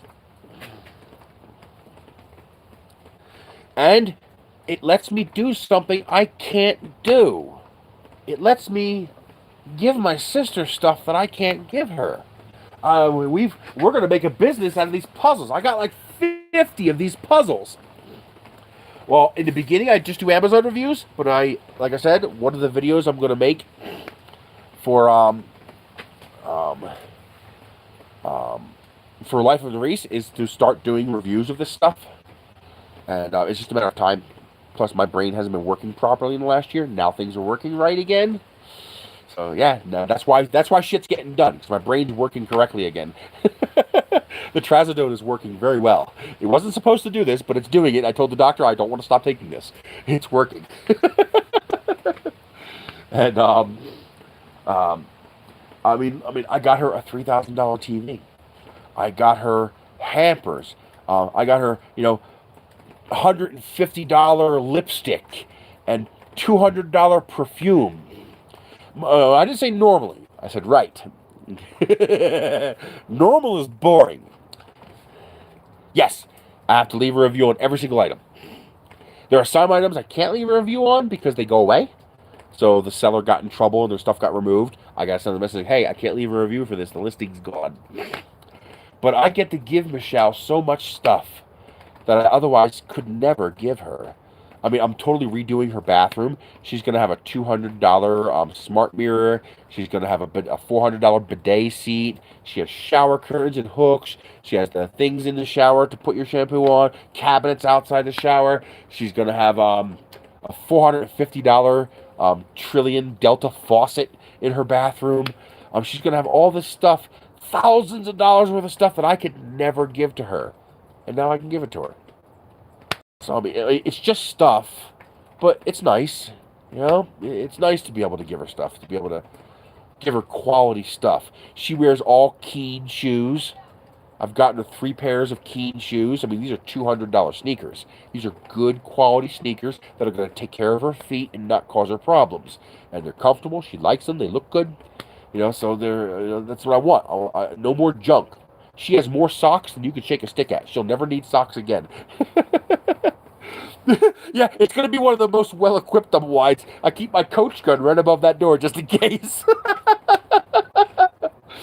You stay away from your 27 cameras and a shotgun and the willingness to use it.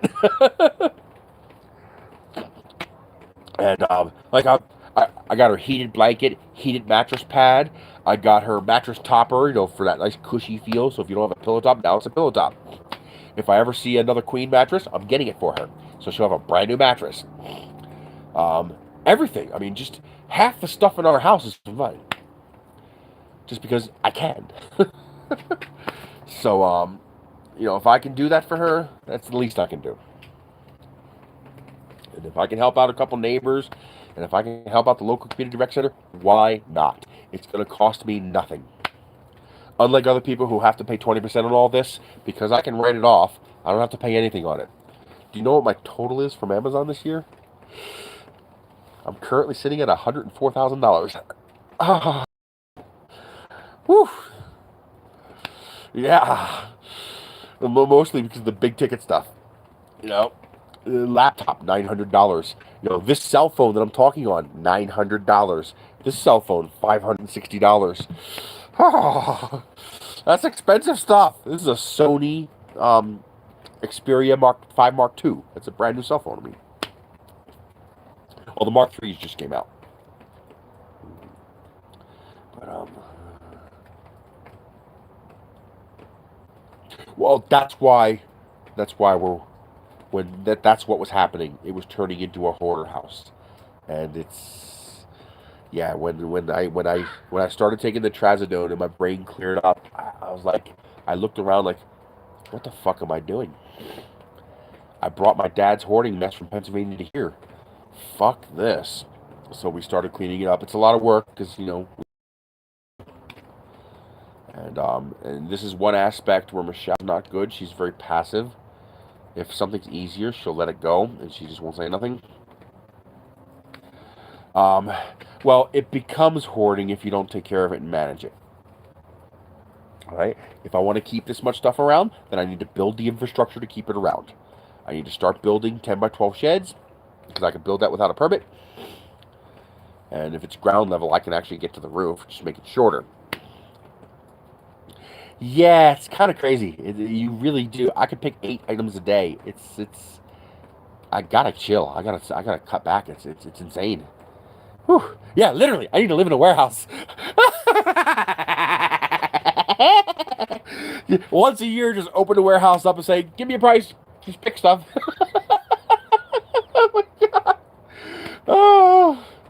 So, but this could end tomorrow. I could get a notice tomorrow saying we are discontinuing your membership in the program. See you later. So, take advantage of it while you can. And do the best not to, well, it doesn't create addiction, it feeds addiction. Because I do have that, stuff addiction, when it's free, why not? Why do we get into 3D printers? Because we can make stuff. We don't have to go buy it. We can just make it. That's half of why we get 3D printers, is it not? Come on. That's half of why we get 3D printers. So we can make stuff instead of buying it. Tractor. Curious what this tractor's doing. Oh, literally, it's a. What the hell is that? Oh, it's a lawnmower. I think that's what that was. I think that was a shrub cutter. It had like 2 wings that could fold down on the back. Pretty sure that was for cutting brush and stuff. But now the problem is, if you were to look at all the stuff I have, you'd think I was filthy rich. But I can't easily convert this stuff into cash. Exactly. But like I said, part of it feeds that little addiction. Part of it feeds that, that craving we have to get stuff. And, yeah, it's, all these lights, Vince gave them to me. All these solar lights came from Vince, I even got T-posts. I needed some T-posts for my fence to mend the fence on the side here. T-posts popped up. I didn't realize how expensive they were. $80. Ouch. So, all my little tiki torches I have, the little LED tiki torches, they all came from Vince. Yes. Yeah, that's why Michelle likes coming out and opening the packages. Because you get that little dopamine hit every time you open a new package. Ooh, what's in this one today?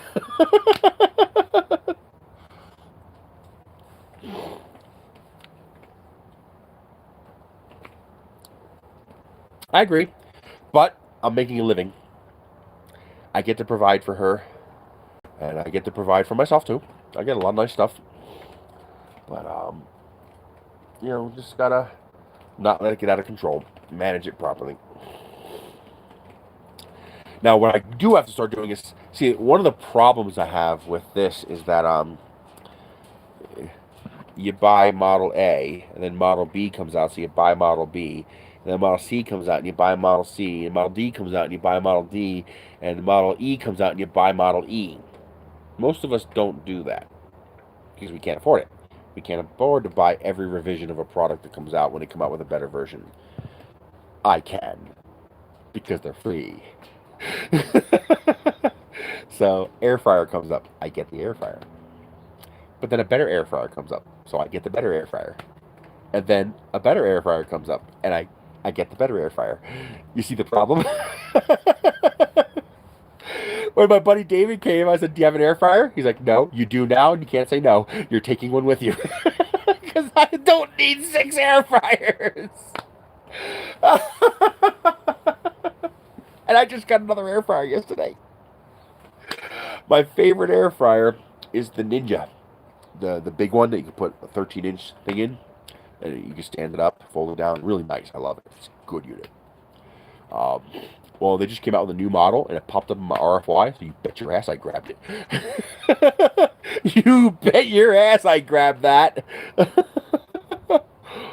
512 gigabyte thumb drive? Yeah, you bet your ass I grabbed that. I wake up in the morning and go, what's available today? I'll show you. Let's see what's available. What is available today? Oh.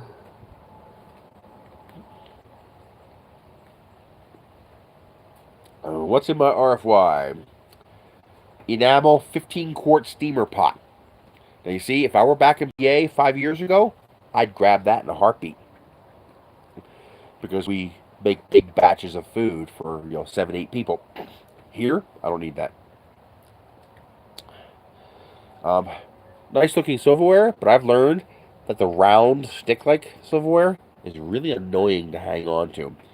Flatware being flat actually makes it easier to hold, because these tend to rotate in your hand. They look nice, but they're annoying.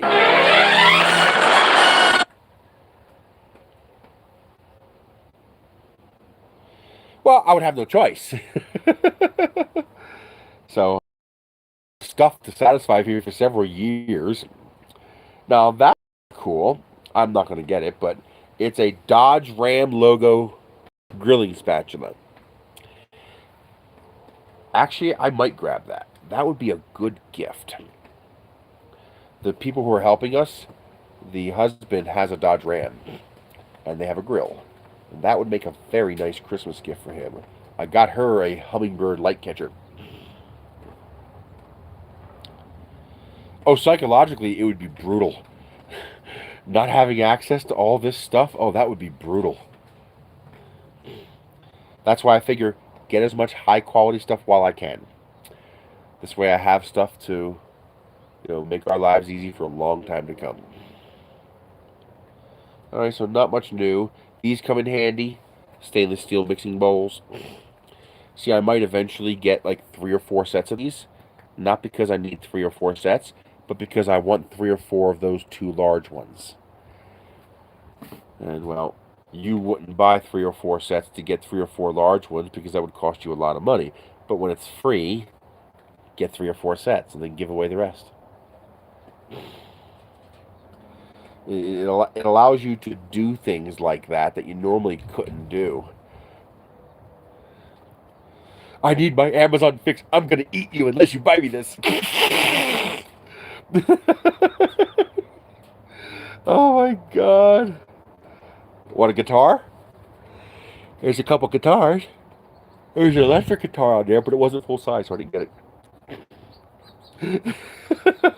Do you need packing material? Here's shelf liner and bubble wrap. Here you go. Want some panda socks? You want some panda slipper socks? Some 3-gallon trash cans, nicotine gum, nighttime cold and flu. When they had unlimited AFA, I would have grabbed all that.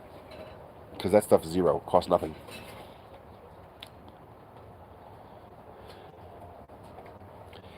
What I hate is when something happens that I want, and they show me what I want, and then when you click it, it's not what you want. Like they had this this outdoor surge protected. It has a GFI outlet, circuit breaker, power strip. So it's basically a puck with 1 input and 5 outputs. So it's good for like Christmas lights and stuff like that. And it's protected, circuit breaker, all that. And it was orange. I was like, yes! But when I clicked it, only green was available. And I was like, fuck you, I don't want it now. I was like, I want the orange one. It's like it teased me. Here's some t-shirt transfer paper. Making your own t-shirts. Books, like I just got a book for, it's driving me nuts. They have these gorgeous $400 and $500 stainless steel sinks, but they're all undermount, and I don't have an undermount sink, so I can't use it. The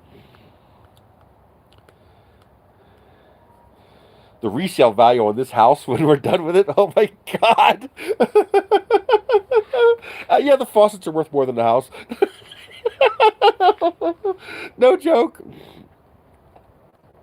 I was actually looking at a $1,600 garden tub faucet because I thought it might be interesting to have a tub out back. Put it right next to the water heater so I could dump from the water heater right into the tub, because the weather here is so nice in the summertime that, having an outdoor tub is not crazy. And, having a beautiful Delta $1,600 faucet and wand for filling it, I was like, nah. I was like, that's just getting silly now. I wanted it, though. God, I wanted it. What? Herbal cigarettes? They're selling cigarettes on Amazon? Oh, there's no nicotine, so there's something different. Something called Bear Blend. That's weird. I'm Groot. Well, if I had any Black & Decker tools, there's some Black & Decker batteries.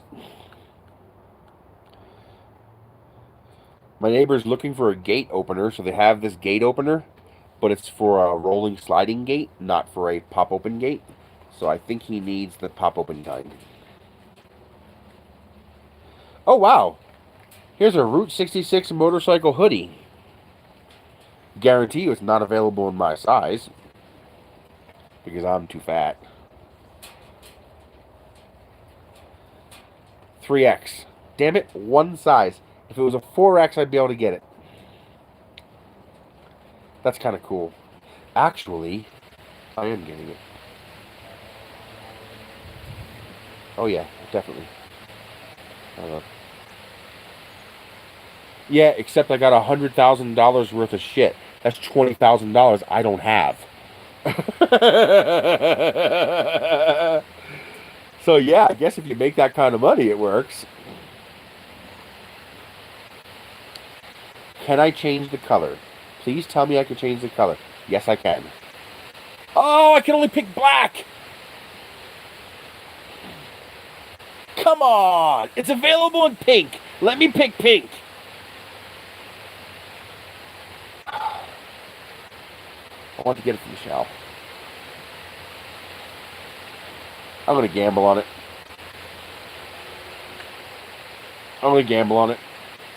Damn it. They're showing orange, but it's only available in black. Because that's what got my attention, is they're showing an orange one. And it's available in pink, but I can't pick it. Damn it. Because she'd love a pink one.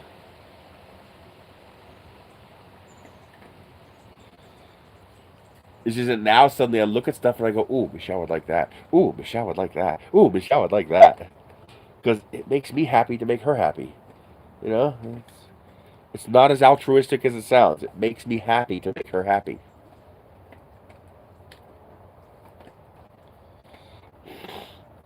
My selectivity would have to drop to 0. Yeah. Oh yeah, if I had to pay taxes, I'd have to restrict my ETV.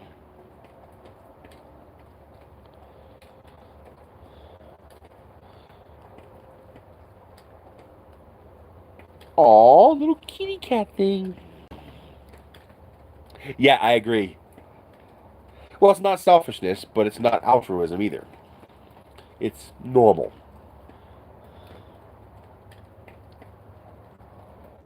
Voltage rectifiers, 7-year-old boys and girls games, gel seat cushions, toner cartridges, more voltage rectifier. I bought carports for Logan, and because I have Prime and he doesn't, so I could buy them and send it to him Prime. And so now Vince is showing me a whole bunch of car parts I don't need. It's like, I don't need car parts, man. Car parts. I don't know why I kept saying car ports. But, it's what it is. I make the best of it while I have it. And just always remember, I could wake up and it could be gone. Are you kidding me? Another welder. I already have a stick welder, so I don't get another welder.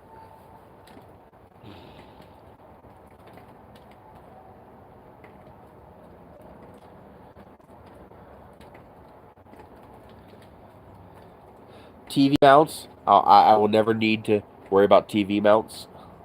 They're always on there. Some 240 volt 60 amp contactors, whatever those are for. There's a mini wood planer, some wallpaper, some hydroponic gardens, Mavic air case. Ooh, I like that purple. I love decorating. I know it's dumb, but I love decorating. Lots of balloons for some reason. There's just suddenly a whole bunch of balloons on you know what.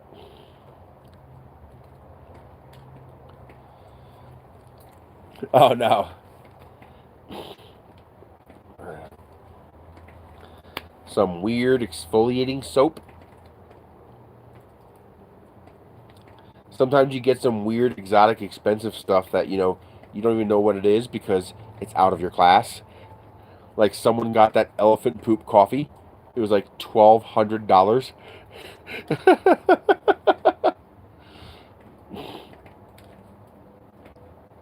Crazy.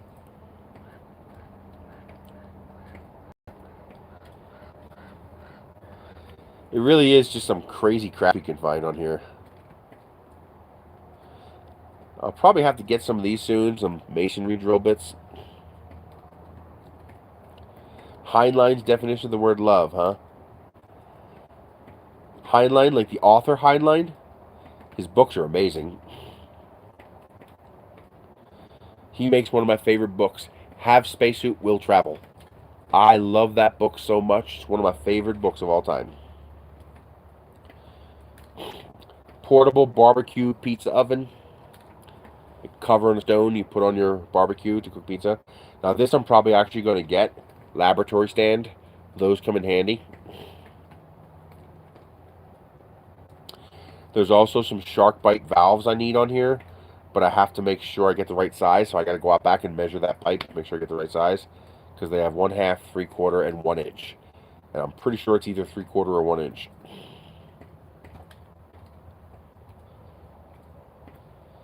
Oh wow.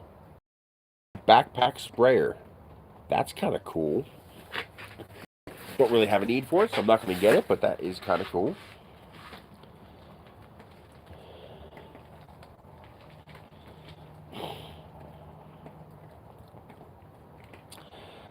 See, I usually grab like these USB C to C cables, but those are only 60 watt cables, and I'm trying to get just 100 watt cables.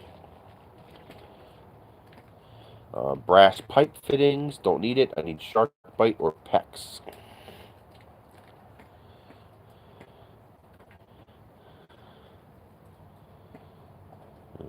Just gotta go through here and just look for crap.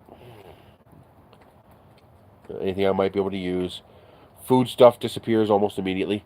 Anything food pops up, it's like gone in seconds. I saw a hummingbird.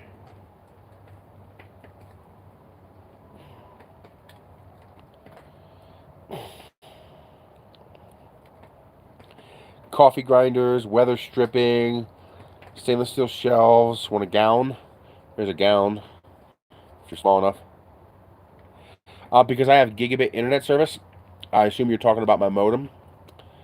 I have gigabit internet service, and only DOSIS 3.1 supports that. DOSIS 3.0 does not. I had that problem. You know, the modem didn't work, so I had to buy a new one. Because it worked, I just didn't get gigabit. Here's another filament dryer. I just might grab that, but I already have 3.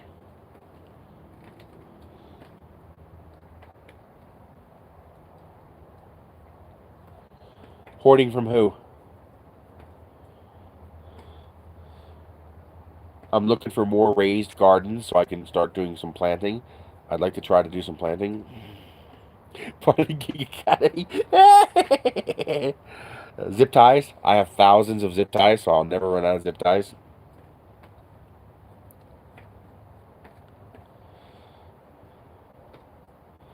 How about some antioxidant powder, organic greens? Yeah, that's what I'm doing. Grow bags inside of raised gardens. This way we don't have to bend over.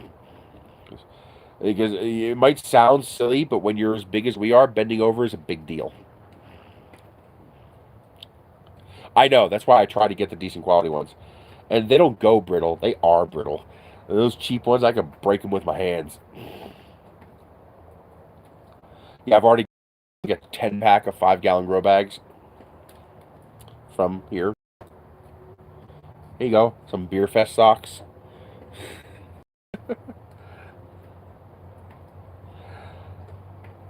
We have now entered the part of the stream where we talk about what kind of stupid crap can I get online. Why not? It's as good as any other subject, right? Looks like people are getting tired, though. We got half the number of people. Ooh. Ratchy wrenches. Ooh. Who makes them? I'm Groot.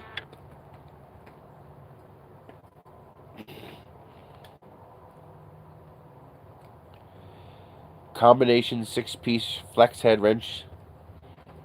Brand Top Limit. 8, 10, 12, 13, 14, and 16. That's not bad. And it does come with a storage case. I'll think about that. I have a pretty complete set of ratchet wrenches, so I don't really need it. Yeah, well, I have irrigation kits. So the hosing with all the sprayer fittings and stuff like that. So I'm going to hook it up to the water and then hook up a timer to it and so like water it 3 times a day. Turn it on for like 1 or 2 minutes 3 times a day. Because, yeah, drying out is a big issue here. I got to talk to my neighbor, see if he likes those. That's a 2-pack of barn light. It has dusk dawn sensors built into it. I got to see if he likes that because he wants lights for his house. Oh, that's an interesting idea, too. And the tray can catch any overspray as well. I mean, if you ever need door locks and stuff like that for your house, there's plenty of them. Comforters, including goose down comforters, which are my favorite, and also stupid expensive. I get them on here.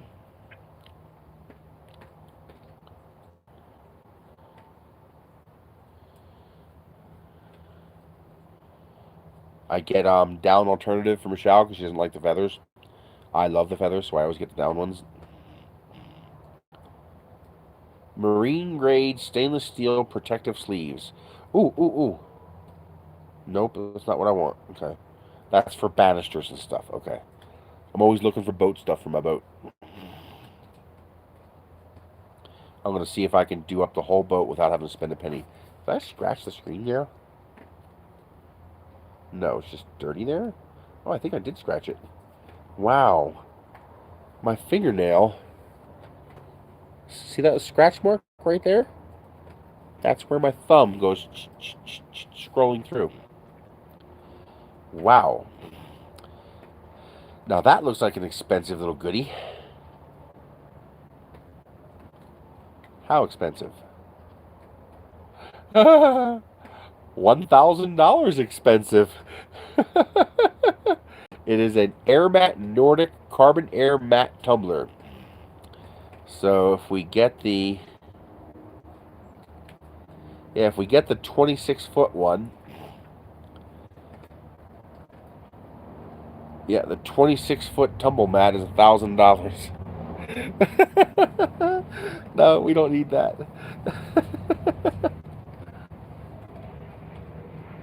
I mean, it's free, but, you know, they're stupid, and then they're stupid.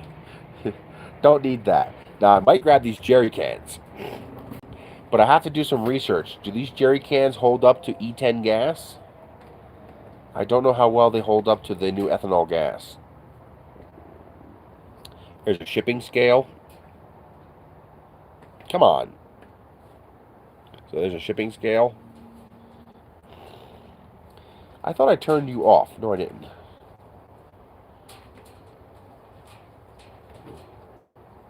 I guess it's my fingernail, because that's where my fingernail touches every time I scroll up. Right there on that spot.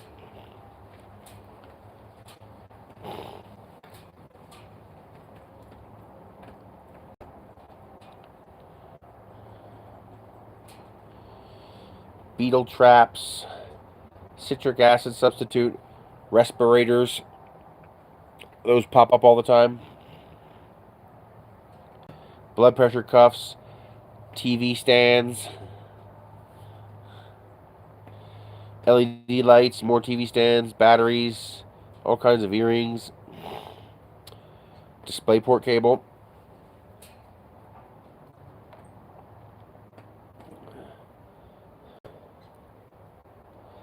Looks like a couple of things I wanted are gone. I should have grabbed those shark bites early this morning when I saw them.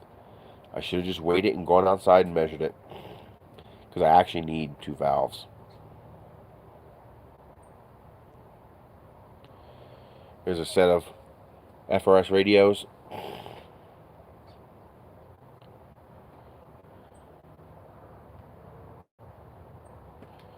Wow. A solid mahogany ukulele tenor. How much does that cost?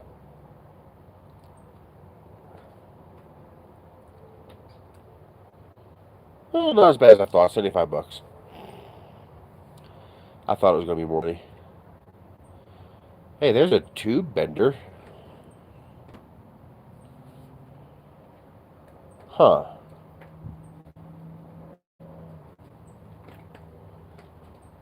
The problem is metal is so expensive. So even though having a tube bender would be handy, I can't afford to buy metal to use it with. I tend to work with wood because it's so much cheaper. Gnomes. Lots of gnomes. Tong set, so you need tongs for your grill in your kitchen. Here's a tong set. I was thinking about this grommet machine, because I actually do have a need for grommets. And that looks like a nicer one than the one I got. See, there's the other problem when you get stuff for free. You upgrade. So you see one better than what you have, you get it. And then next month when a better one comes out, you get it. Because it's free. When it's free, you tend to do upgrades like that you wouldn't normally do. You know, $300 water buffalo. Upgrade it. No, this one works perfectly fine. It's free. Okay. You see what I mean? So you end up with multiple things.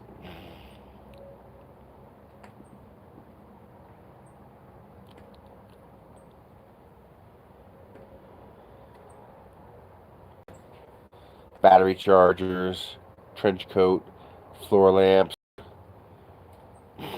art for your wall. 15-watt output? Are you sure that's not input power? That's a lot of output power.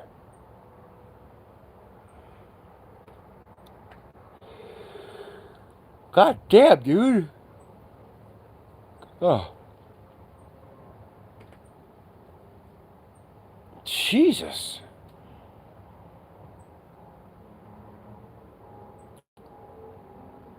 I tend to grab these.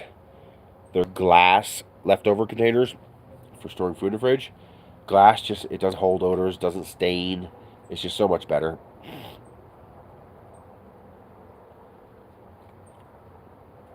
Vernier calipers, there's always a few of them on there.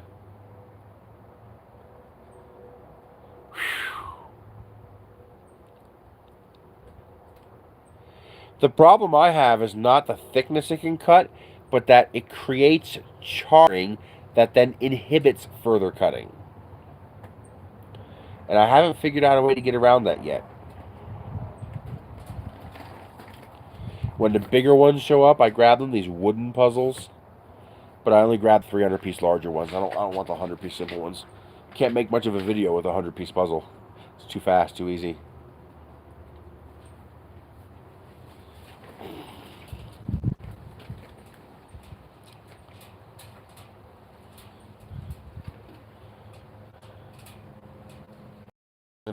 Want a meat grinder? Here's a meat grinder.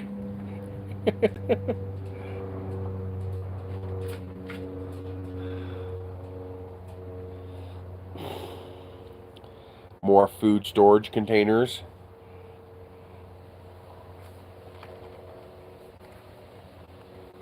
Air assist? Oh, what's that about? Explain that to me. Is that something I can do? Because that's the problem I have, is the charring getting in the way. Here's a chair with its own little canopy over top of it. That's cute.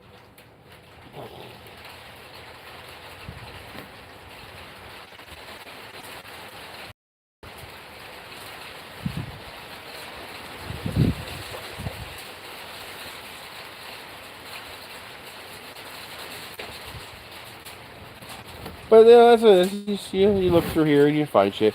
Today was an unusually large drop. They drop. Oh, here's a Captain America shield. It's only 18 inches though. It's small.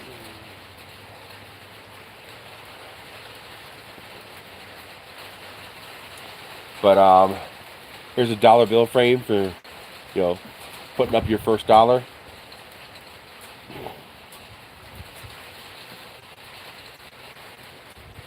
Salt pepper grinders. Wooden toddler puzzles. It's literally all over the place. Just random, like, what? Okay.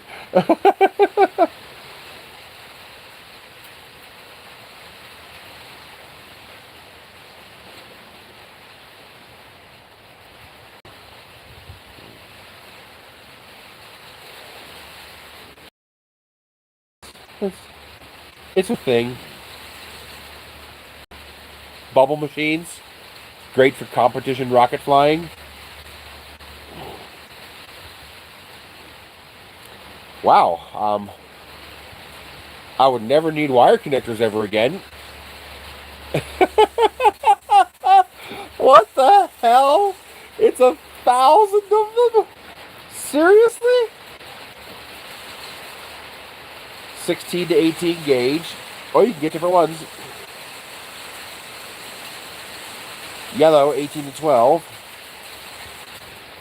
Red, 18 to 10. Oh my god. What's the most common size? 12 gauge the most common size? 12 would be a 20 amp circuit, right?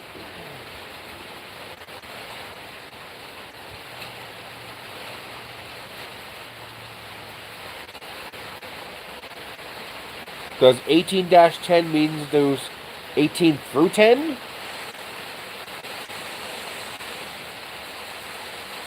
Like, is that a range?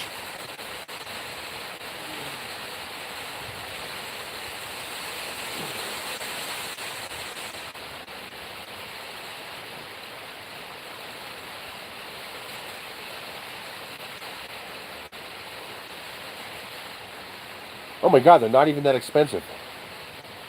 19 bucks for 1,000 of them.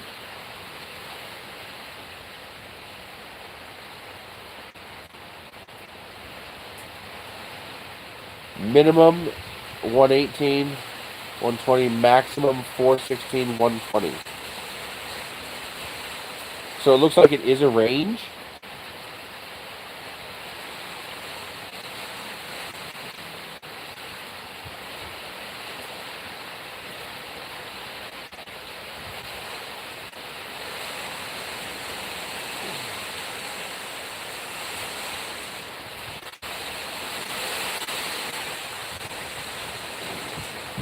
So with the yellow,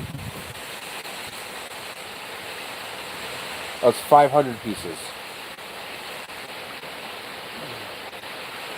I'm guessing 1812 is what I should get, since 12 gauge is the most common wiring in a house.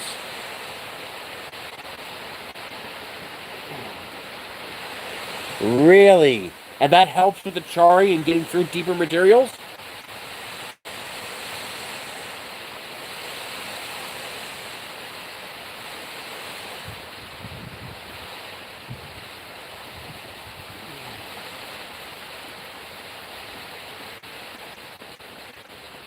Well, I grabbed a pack of wire nuts, so I will never, ever, ever have to buy a wire nut ever for the rest of my life.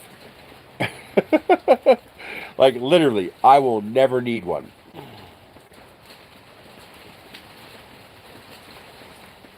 Teflon tape? I will never need Teflon tape. I have like 30 rolls.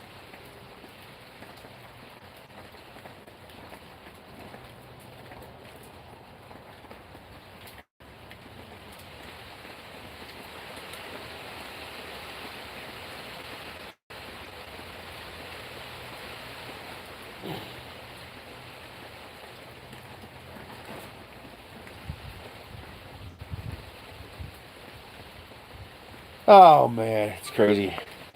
All right, guys, it's getting late. I can't believe we went on this long. Just chatting about shit. If you want this, do a search on Google for Thingiverse Doomsday Rocket. And this will come up. It comes with both parts, of course. To print it this large, I just dropped it into the bed 245 millimeters and then flipped it around negative 245. I just printed both parts that way and glued them together. It came out very good. I'm very pleased with that. I'm looking into that tonight because that's been the one thing that's been holding me back with laser cutting is the inability to cut through thicker stuff. Even just like paper tubes. I have trouble cutting cleanly through the tube before it chars and then it gets on fire and it spreads and it makes a sloppy cut. So thank you very much for that, Ronald. And thank you so very much to the people who sent me PayPals to help me out getting these modems. You know, you didn't have to do that, and so I really appreciate that. Let me give shout-outs to these people again.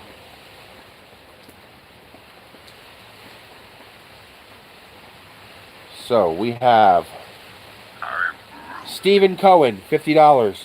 Thank you so much. Alcoin, $25.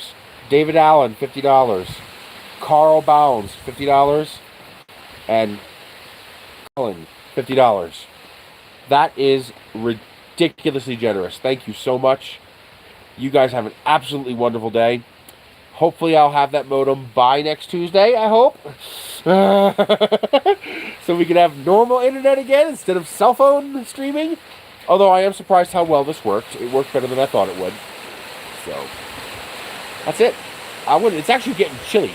It's dropping below 60 degrees now. It says 71, but it ain't 71 degrees. Because we got rain coming down. So, I gotta move some of these boxes underneath the carport. I will see you guys all later. Thank you so much for joining in. I appreciate it. We'll talk to you next week.